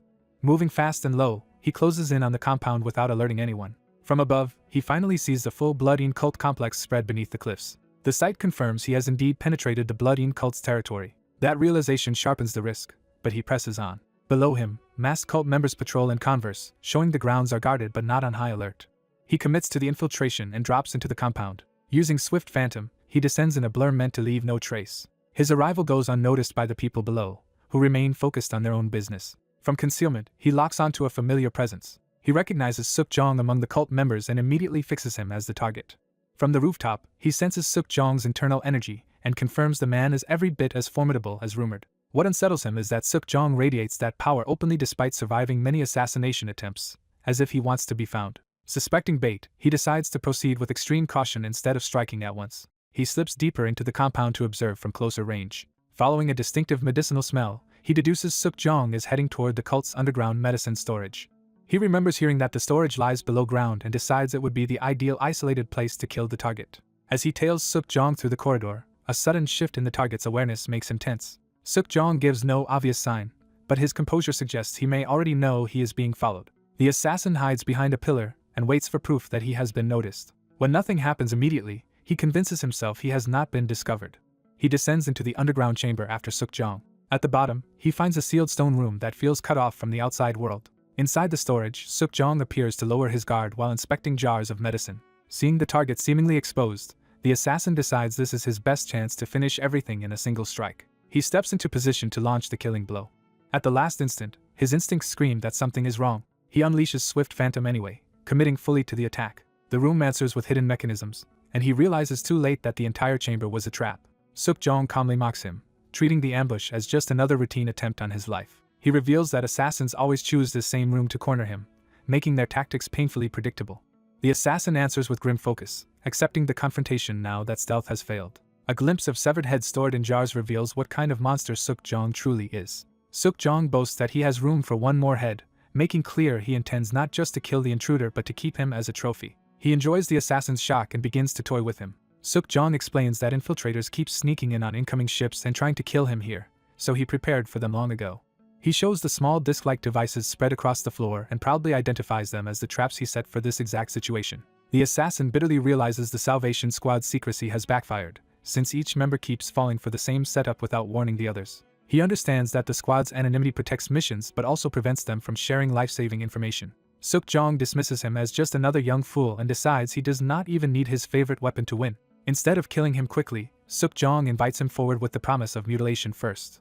He openly savors the thought of making the assassin suffer before death. The assassin accepts that the assassination itself has failed, but he is almost relieved because a real fight is what he wanted all along. He charges straight at Suk-jong, turning the encounter into a direct duel. Their blades meet head-on, and the clash immediately proves that neither man can overwhelm the other by force alone. The assassin presses with disciplined technique rather than panic. Suk-jong is briefly surprised that the attacker can match him at close range. He retaliates with a sudden follow-up meant to break the assassin's rhythm. Even while fighting, Suk-jong praises the assassin's internal energy, and notes that his swordsmanship is far too refined for an ordinary killer. Intrigued, Suk-jong unveils the black serpent blade technique and attacks with deceptive, coiling strikes. The assassin braces himself and studies the movement instead of retreating blindly. A storm of red-edged slashes rains down around him, forcing him to defend from every angle. He judges the attack fast but readable and believes he can survive if he calmly deflects each trajectory. That confidence is shattered when one of the false motions changes at the last instant and cuts into him. Coughing blood, he realizes he did not truly understand the technique at all. Suk-jong laughs and taunts him for being unable to counter the trick behind the attack. He keeps piling on slashes, driving the wounded assassin backward. The assassin still manages to parry enough to avoid being carved apart immediately. As both men take minor wounds, Suk-jong notices something odd. The assassin is not exploiting obvious openings or aiming for weak points. That observation makes the assassin suspect Suk-jong wants something other than a clean kill. He plants his foot and changes his approach. Deciding he needs understanding more than caution, he resolves to attack more boldly and force the technique to reveal itself. He launches himself back into the storm of false slashes, drawing delighted praise from Suk-jong. Suk-jong adds another deceptive cut, and the assassin begins identifying the pattern behind the feints. A sudden realization flashes across his face. He intercepts the next strike at the exact moment the false motion turns real. By seeing the trajectory change in an instant, he finally grasps the core of the technique. He confirms to himself that he understands it now. The Black Serpent Blade technique is not true unpredictability but a style built on fake motions that redirect at the decisive moment. Armed with that insight, he steadies completely. He closes his eyes, abandoning sight so the feints can no longer mislead him. Suk-jong notices the change and mocks him for trying to show off after figuring out the false moves. Confident that closed eyes cannot save him, Suk-jong attacks again from multiple angles. The assassin trusts that it can be done and commits to fighting without being deceived by appearances. In his mind, he strips away the false motions and isolates only the true killing lines among the many possibilities. He recognizes the real path of the attack as the wild beast path hidden beneath the feints. Acting on that insight, he blocks the genuine strikes while ignoring the illusions, shocking Suk-jong. For the first time, Suk-jong loses composure and demands to know how the assassin saw through it. The assassin surges forward through the collapsing web of feints and turns defense into offense. He cuts through the remaining false lines and forces Suk-jong onto the back foot. Suk-jong retreats in frustration, realizing his signature technique is no longer controlling the fight. The two separate for a heartbeat, and the balance of power has clearly shifted. The assassin gathers himself for a finishing move. He uses Swift Phantom again, multiplying his presence and attack lines until Suk-jong can no longer tell where the real strike is. Suk-jong is rattled by the absurdity of the technique and can no longer read the battlefield. The assassin understands that Suk-jong has now made two fatal mistakes. The first was giving him enough time to decipher and counter the Black Serpent Blade technique. The assassin raises his sword for the second and final lesson. The second mistake was Suk-jong's arrogance in refusing to use his own proper weapon from the start. As death closes in, Suk-jong can only stare in disbelief and ask how this happened. He makes one desperate attempt to stop the finishing blow with brute force.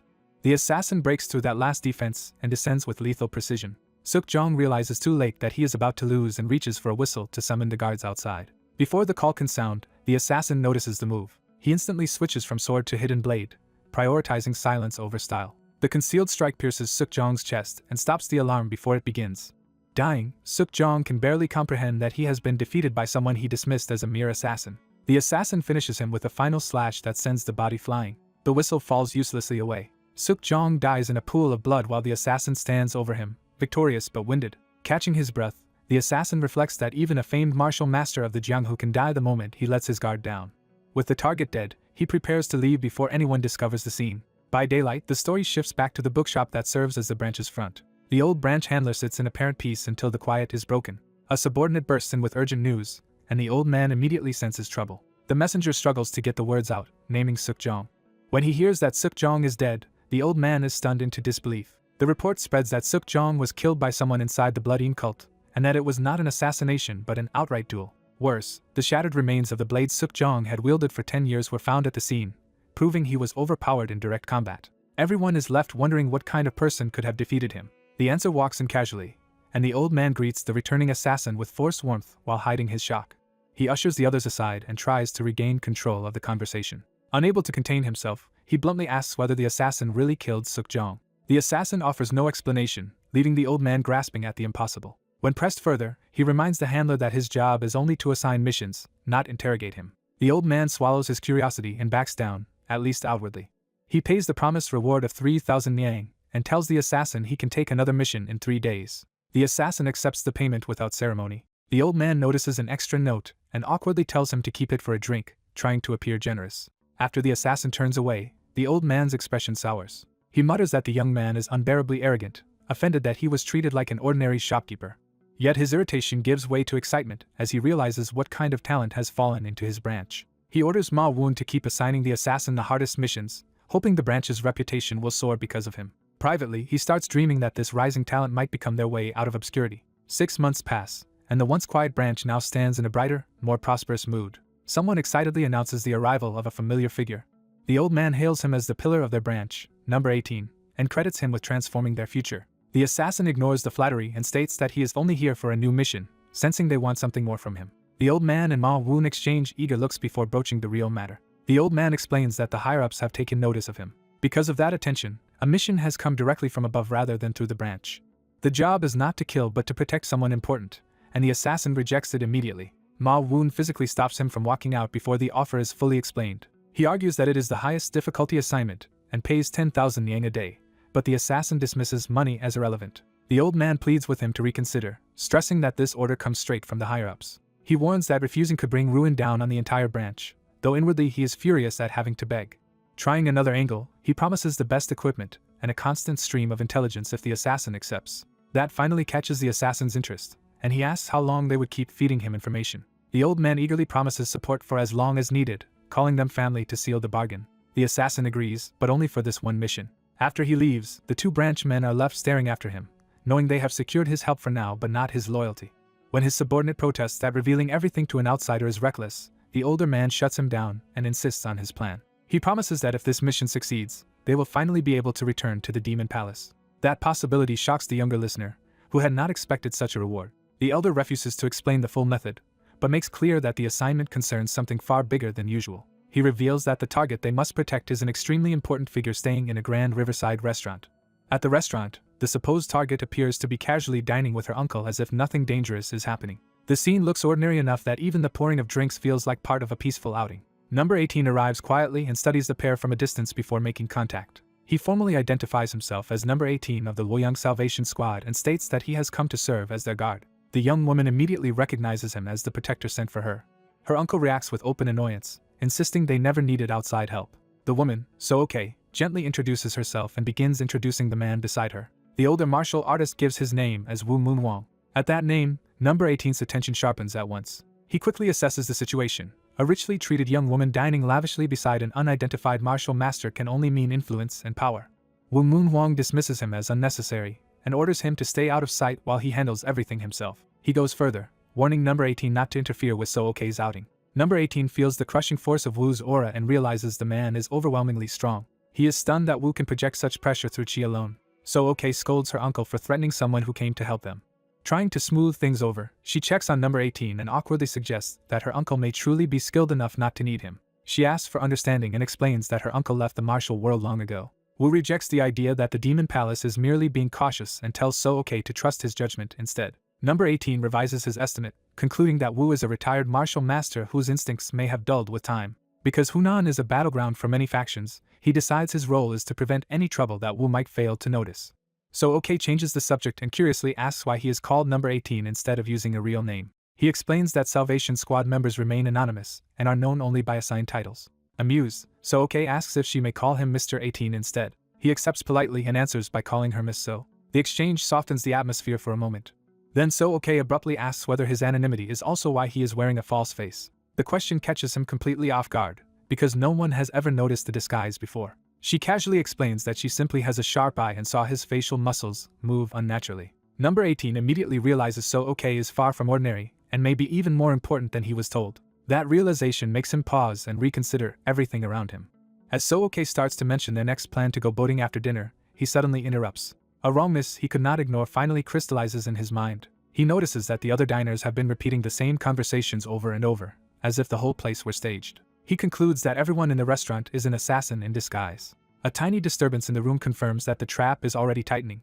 Number 18's focus narrows as he prepares for the attack he now knows is coming. He realizes the danger is total. Every person in the building is part of the ambush. His only comfort is that their table sits in a corner, so at least no one can strike from directly behind. He starts planning to draw out any hidden weapons first, but Wu still arrogantly tells him to stay out of it. Wu insists he alone is enough to guard So Ok and seems eager to prove it.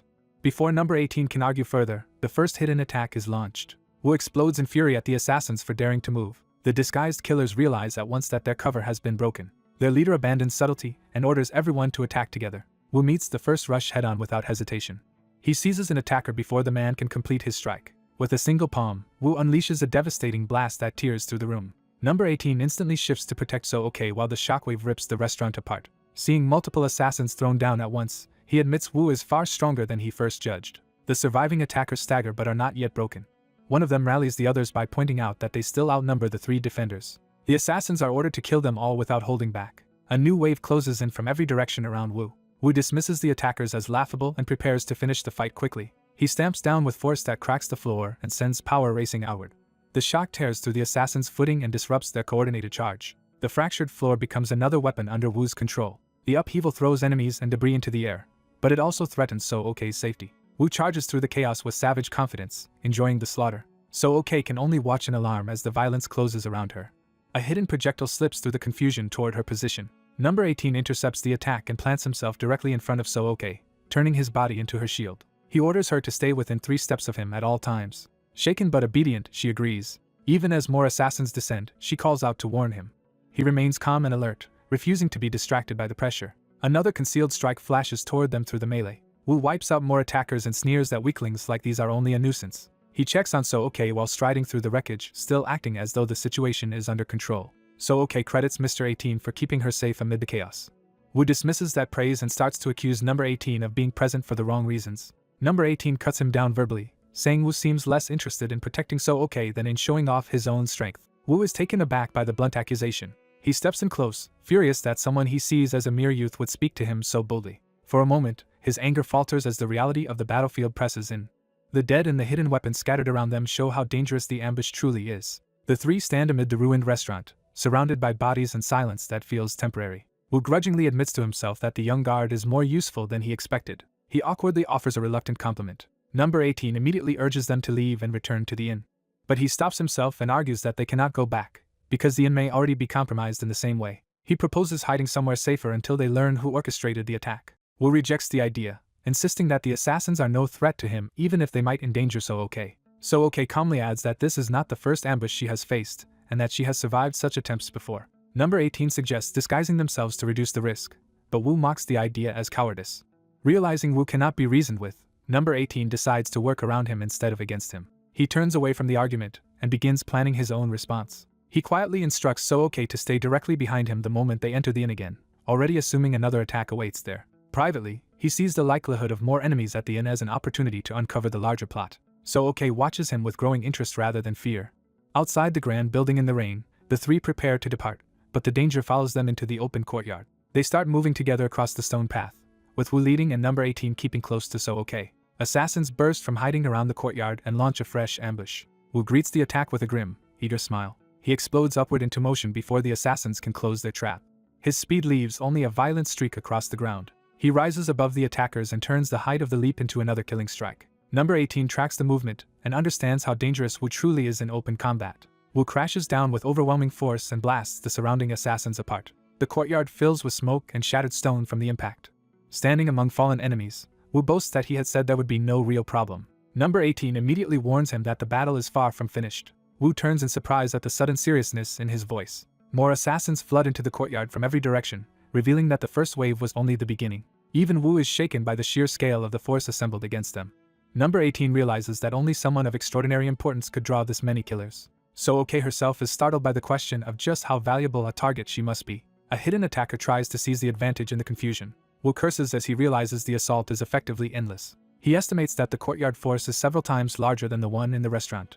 Worse, he recognizes that these are trained swordsmen using real martial techniques rather than disposable thugs. The assassins press him with coordinated killing intent and try to overwhelm him at close range. One attacker slips through with a decisive strike aimed to finish him.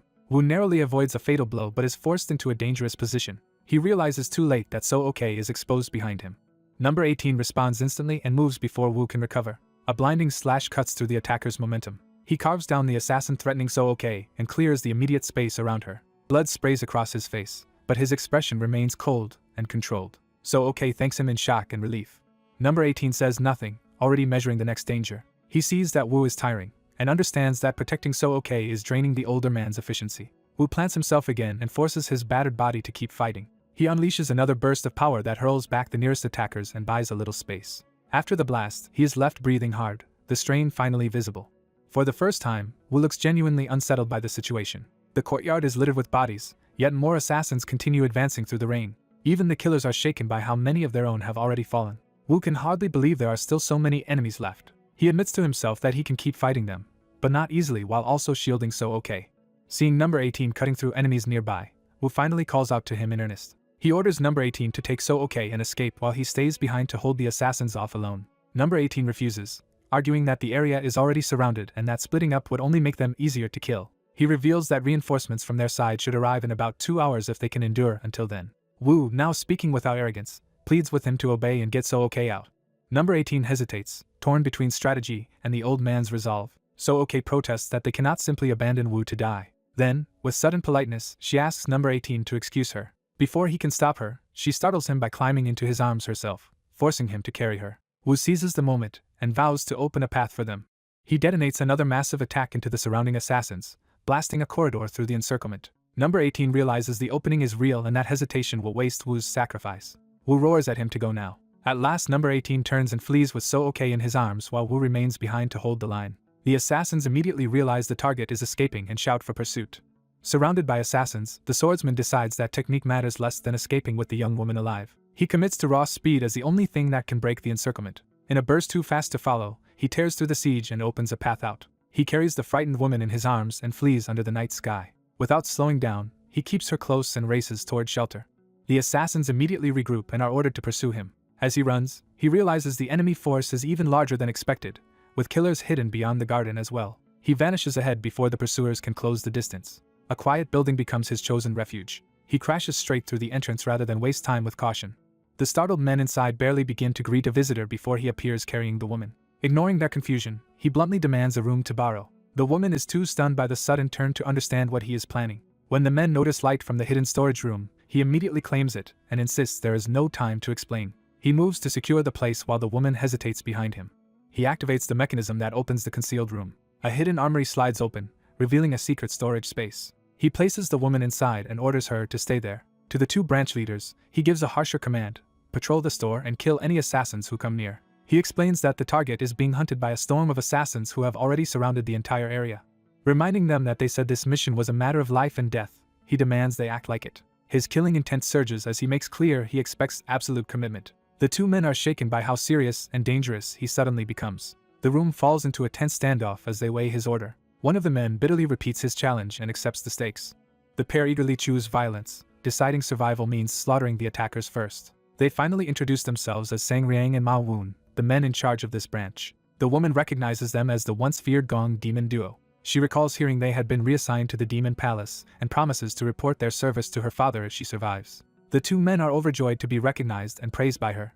She remembers that they were once powerful figures who were demoted here after mistakenly killing demon palace spies disguised as orthodox martial artists. Fired up by a chance at redemption, the duo rushes out to butcher the assassins. They politely tell the young woman to rest while they handle the bloodshed outside. The swordsman also prepares to leave, warning her not to come out until he opens the doors himself. Before he can go, she stops him by addressing him more personally.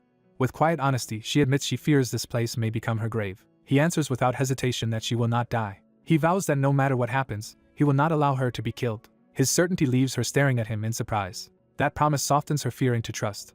She gathers her courage and says there is something important he must know. Even if everything goes wrong, she begs him to remember what she is about to reveal. He turns back as she begins to confess the truth about her identity. She tells him the name he knows is false and reveals that her real name is Dan So-okay. The revelation hits him hard enough to stop him cold. He realizes she is the treasured daughter of the House of Demon Gathering, the family that commands the Demon Palace military. He recalls that although she was born with an absolute physique and could not learn martial arts, she was still chosen as a future overseer because of her intelligence. He immediately understands that this attack is tied to a major political struggle inside the Demon Palace, and that she is at the center of it. Now that she has trusted him with her true self, she asks him to tell her his name as well. The request catches him off guard more than the danger outside. He refuses for now and says it can wait. He promises that once this crisis is over, he will tell her. As he moves away, she watches him go but refuses to let the promise stay vague. She makes him swear he will keep that promise. He pauses under the weight of her trust and the danger closing in. Something about her insistence unsettles him in a way battle never does. He cannot understand why someone of her rank would care so much about the name of an ordinary Salvation Squad member. To protect her, he destroys the hidden entrance so no one can easily reach the storage room. Once the passage is sealed, he notes that the enemy found them faster than he expected. Facing the doors with sword in hand, he realizes the two branch leaders were not enough to stop the incoming wave. He warns the unseen enemy that they can still save themselves by fleeing now. He even offers mercy, saying there is no point in a young assassin throwing away a life. But he immediately recognizes the reply for what it is. An assassin only talks this much when uncertain of victory. Silence answers him for a moment from beyond the doors. He dismisses the hidden foe as arrogant. Thin killing lines suddenly spread across the doors. A squad of assassins explodes through the shattered entrance and charges him at once. He meets the rush head-on, drawing both blades into a killing stance. He cuts into the first wave before they can surround him. His blades carve through bodies in a blur, turning the room into a slaughterhouse. Even wounded, he keeps pressing through the crowd with relentless precision. The massacre continues until the attackers are reduced to falling bodies and blood. A single drop of blood hangs from his blade, marking the end of the charge. That drop falls in the sudden stillness after the killing. One surviving assassin realizes too late that death has already reached him. The swordsman stands over the corpses, bloodied himself but still unbroken. The room is left wrecked and piled with dead assassins, yet the battle is not over. He senses another presence and turns, knowing the true threat has not shown itself yet. Frustrated, he realizes the enemy numbers seem endless. He had believed he had wiped them all out, but something still remains hidden. A new voice praises him for detecting its presence, revealing a far more dangerous opponent. He demands to know where this hidden enemy came from. The newcomer admits that if he had known a fighter like this was here, he would have changed the plan from the start. When the swordsman says he only joined the Salvation Squad 6 months ago, he presses the stranger on whether Dan So-K's murder had been planned even before that. The stranger answers that it is still not too late for him to back off. He is told to step aside and avoid being harmed. The masked man reveals himself enough to make clear he is not speaking from fear of losing. The swordsman answers with cold focus rather than intimidation. He throws the offer back at the intruder and repeats that stepping aside is the only way to avoid bloodshed. He says nothing more, letting his resolve speak for him. Tightening his grip, he draws a hard line the enemy will not cross. He openly declares that the masked man will not take a single step beyond that point. The intruder is amused and notes that the young man's inner energy is unusually strong for an assassin. He readies a sword with a strange hilt, and decides to show mercy only because he still underestimates his opponent. Confident in his superiority, he even grants the first move. The swordsman studies the stance and realizes this is no ordinary assassin's swordsmanship. He concludes that a man who speaks of initiative like this is not an assassin at all. As the enemy attacks, he wonders what reason such a swordsman could have for interfering in this political killing. The masked man closes the distance with terrifying speed. The swordsman answers by entering the essence of the dual-wielding mind art, splitting offense and defense between both hands. His concentration sharpens to a single point as he commits fully to the technique. A vast, water-like field of sword energy unfolds around him. The two techniques collide in a blinding clash of force. He immediately recognizes that the enemy is using an immense heavy sword technique. He realizes a direct clash will shatter his blade unless he answers with heavy sword force of his own. So he changes tactics in the middle of the exchange. Their weapons crash again in a burst of light. The collision tears through the room with explosive force. He survives by redirecting the strike instead of meeting it head-on. The masked man is impressed that his sword was deflected at all. But he immediately turns that praise into pressure, claiming the deflection only proved the young swordsman cannot truly block him. Forced back, the swordsman absorbs the next wave while searching for an opening. He keeps parrying at the edge of disaster rather than trying to overpower the attack. Inside that defense, he hides a crucial secret. He can use a heavy sword technique too, and his enemy does not know it. He decides to wait until the masked man grows careless from superiority, and commits to a decisive blow. He recognizes that reckless confidence as the opening he needs. He shifts his footing and prepares both blades for a counter. The masked man finally understands that all the retreating and deflecting was only a way to buy time. He refuses to let that plan succeed and launches a finishing attack. A devastating slash crashes down with crushing force. The masked man pours even more power into it, and dares him to deflect this strike too. The swordsman seizes the instant he was waiting for. He slips through the attack line and drives into counter at close range. Using the essence of the dual-wielding mind art, he splits his will between two perfectly coordinated actions. One blade moves first with impossible speed. That hand unleashes the Heavenly Overlord ultimate blade momentum. The other hand follows without hesitation. He reveals that he too can wield the heavy sword technique, bringing both arts together in one counterstroke. The masked man is caught completely off guard. The swordsman roars as he commits everything to the blow. The strike lands with explosive impact. The masked man is blasted away across the ruined room, coughing blood. The force keeps driving him back through wreckage and corpses. Enraged, he realizes too late that the young swordsman had been capable of heavy sword force all along. He understands that his own carelessness nearly got him killed, and that only an emergency expansion of his technique saved him. Now treating the swordsman as a true threat, he decides he cannot leave him alive. He gathers himself for another killing blow. Then something in the air changes enough to stop him cold. He senses a new pressure entering the battlefield from behind him. Recognizing that Wu Munhuang may have returned, he immediately loses his appetite for continuing the fight. Unlike the wounded young swordsman, that possible arrival is an opponent he cannot confidently defeat. He decides that staying any longer would be reckless. The decision hardens into retreat. He tells the swordsman that luck saved him today and promises to kill him slowly another time. The battered swordsman answers that the threat belongs to him instead. The intruder backs away with a mocking laugh. Before disappearing, he says he looks forward to their next meeting. He slips out of sight and abandons the fight. Left alone in the wreckage, the swordsman remains standing despite his injuries. Even after the enemy retreats, he is shaken by the fact that someone could release such crushing pressure from nothing more than a preparatory stance. The wounded swordsman collapses after a battle fierce enough to leave the room wrecked, raising the question of whether he had been concealing far greater strength all along. Lying bloodied on the floor, he clings to consciousness by a thread. So-Okay rushes to his side in panic, blaming herself for drawing him into this. Even as she begs him not to die, he weakly reminds her that she was supposed to stay hidden until he called for her. She tearfully admits that fear for him made her disobey. He steadies himself enough to look at her properly. With his strength fading, he prepares to say something important before he loses the chance. He finally gives So-Okay the name she had wanted to know, Byunseol. He frames it as the answer to the question she once asked about who he really was. By naming himself, he offers her a final piece of trust while still sprawled on the floor. He repeats the name clearly so she will remember it. After revealing himself, he waits to see how she will take it. So-Okay is stunned by the intimacy of the moment. Through tears, she promises to remember both his name and his face. Her words make him realize that the disguise hiding his true appearance has already worn off. He understands that she has now seen his real face as well as learned his real name. Still too weak to stand, he asks her to help him up, and she agrees at once. Before they can recover, So-Okay's uncle bursts in, frantic to confirm whether she survived. His alarm shifts into confusion as he senses something is far from ordinary here. Seeing the room littered with fallen attackers, he can barely process what happened.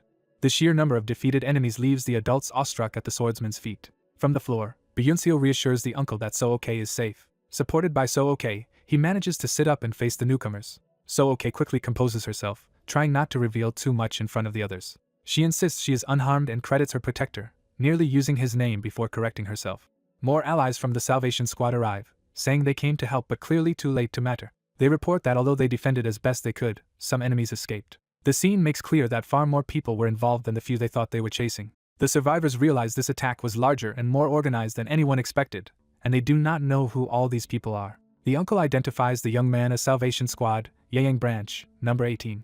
Recognizing who saved his niece, he openly praises Byunseol's work. Byunseol answers with humility, claiming he only fulfilled his duty. The uncle rejects that modesty and lowers himself in sincere respect. He apologizes for having judged Byunseol harshly and for treating him unfairly before. Overcome with gratitude, he says there is no obvious way to repay someone who protected So-Okay despite that treatment.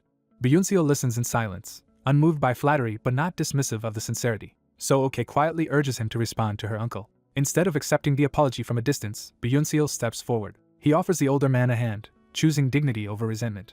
The uncle is startled by such generosity from someone he had wronged. As he takes the offered hand, he privately concludes that Byunseol's character is as exceptional as his skill. Once the immediate gratitude settles, attention turns back to the attackers and whether any clue to their identities remains. The answer is grim. The enemy left no useful traces, suggesting careful planning from the very beginning, and Byunseol vows to uncover them after reporting to headquarters. He senses that this failed assassination is only the start of wider bloodshed in the martial world. The threat is framed as an omen of death spreading again. With that warning hanging over the aftermath, he prepares to depart. Outside, So-Okay is escorted away through the busy street under her uncle's protection. Byunseol watches from a distance as she is helped into a carriage. Even after everything, she looks back toward him before leaving. She parts from him with the hope that they will meet again. He remains standing in the street, absorbing her farewell in silence. As the carriage rolls away, he watches until it disappears from sight. The story then shifts to the blood-killing sect, the group behind the attack. Within the sect, the failure to assassinate the House of Demon Gathering leader's daughter causes immediate outrage because even their main force could not finish the job. Their superior demands to know how they could fail and whether Wu Moonhuang was at least eliminated. The subordinate can only falter, already sensing disaster. Before he can answer properly, noise outside interrupts the interrogation. One man goes to investigate, only to realize something is terribly wrong. He sees a body suddenly drop into view, confirming that someone has begun killing their own people. In horror, the subordinate understands that the sect is erasing witnesses and cutting loose ends. The purge begins in a burst of blood. The killers move through the compound without hesitation. At the same time, forces from the House of Demon Gathering are mobilized to identify the mastermind behind the Blood Slaughter sect's attack. Their men are startled by the urgency and scale of the response. A report is then delivered to the House of Demon Gathering leader. Dan Wulhun, the House of Demon Gathering leader, coldly demands to know why not even one enemy was captured. His subordinate explains that by the time they arrived, the attackers had already vanished. What they found instead was a site already cleaned of living suspects. The report clarifies that after learning So-Okay had been targeted, they activated every intelligence network they had to trace the culprits. That investigation confirmed the Blood Slaughter sect's involvement, but also suggested that an assassination sect would never provoke the entire House of Demon Gathering unless someone more powerful stood behind them. Dan Wulhun concludes that a far greater hidden player orchestrated the massacre. He orders his men to find that mastermind without fail and make them pay. Only after issuing vengeance does he ask how So-Okay is faring. He is told that she is physically fine but has become fixated on the warrior who saved her. Her attendants say she has spoken of little else since the attack, clearly deeply impressed by her protector. When his subordinate identifies that protector as Salvation Squad, Yaeng Branch, number 18, Byunseol, Dan Wulhun immediately commits the name to memory. He decides that Byunseol is someone worth remembering. 6 months pass. A bell marks the start of a new day in winter. Byunseal, now recovered, brushes snow from his shoulder as he moves through the branch grounds. His two branch superiors greet him warmly and jokingly ask whether he has finished another mission. Rather than discussing work, they immediately try to drag him out for drinks. He meets their enthusiasm with his usual quiet reluctance.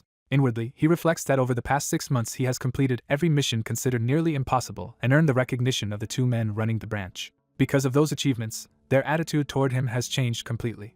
The relationship has grown beyond mere assignments, and they now spend time together joking and drinking. Even when they tease him, he no longer stands apart from them as a stranger. One of them argues that drinking again is perfectly reasonable because every day deserves its own celebration. They remind him that in 10 days they will all return to the demonic palace, and that he plans to quit around then. Since their time together is running short, they insist they should drink as much as possible now, especially because his accomplishments are the reason they are returning in triumph. Byunseal tries to decline, saying he needs to spend the remaining days packing his room. His companions immediately volunteer to handle that for him, so he has no excuse left. They haul him off toward a drinking spot, determined to celebrate no matter what he says. He follows along despite himself. Under a bright winter moon, the three settle onto a rooftop to drink. His companions complain that he chose the roof over the private room they reserved, but they indulge him because they know this is the kind of place he prefers. He compromises by suggesting they start with one jar there and move later if the others still dislike it. They begin drinking together in the cold night air. The first toast seals the easy camaraderie between them. Almost immediately, the others admit the rooftop atmosphere is better than expected. One of them praises Byunseal for anticipating that, and says he understood the mood before they did. Byunseal brushes the compliment aside, saying he simply dislikes crowded places. His older companion reflects that more than a year has already passed since Byunseal first arrived. He recalls how he initially dismissed Byunseal as an arrogant youth, only to watch him succeed on a brutal first mission and continue taking on jobs veteran members avoided. To him, Byunseal's defining accomplishment remains the day he protected the House of Demon Gatherings heir. He jokes about how terrifying it was when Byunseal burst into the library and ordered them to stop the assassins. Remembering that moment still leaves both older men shaken and impressed. They laugh about the chaos they returned to after the battle and how unbelievable the aftermath looked. Yet beneath the joking, the older man admits that many things have happened since then. He confesses that he still does not know what originally drove Byunseal to join the Salvation Squad.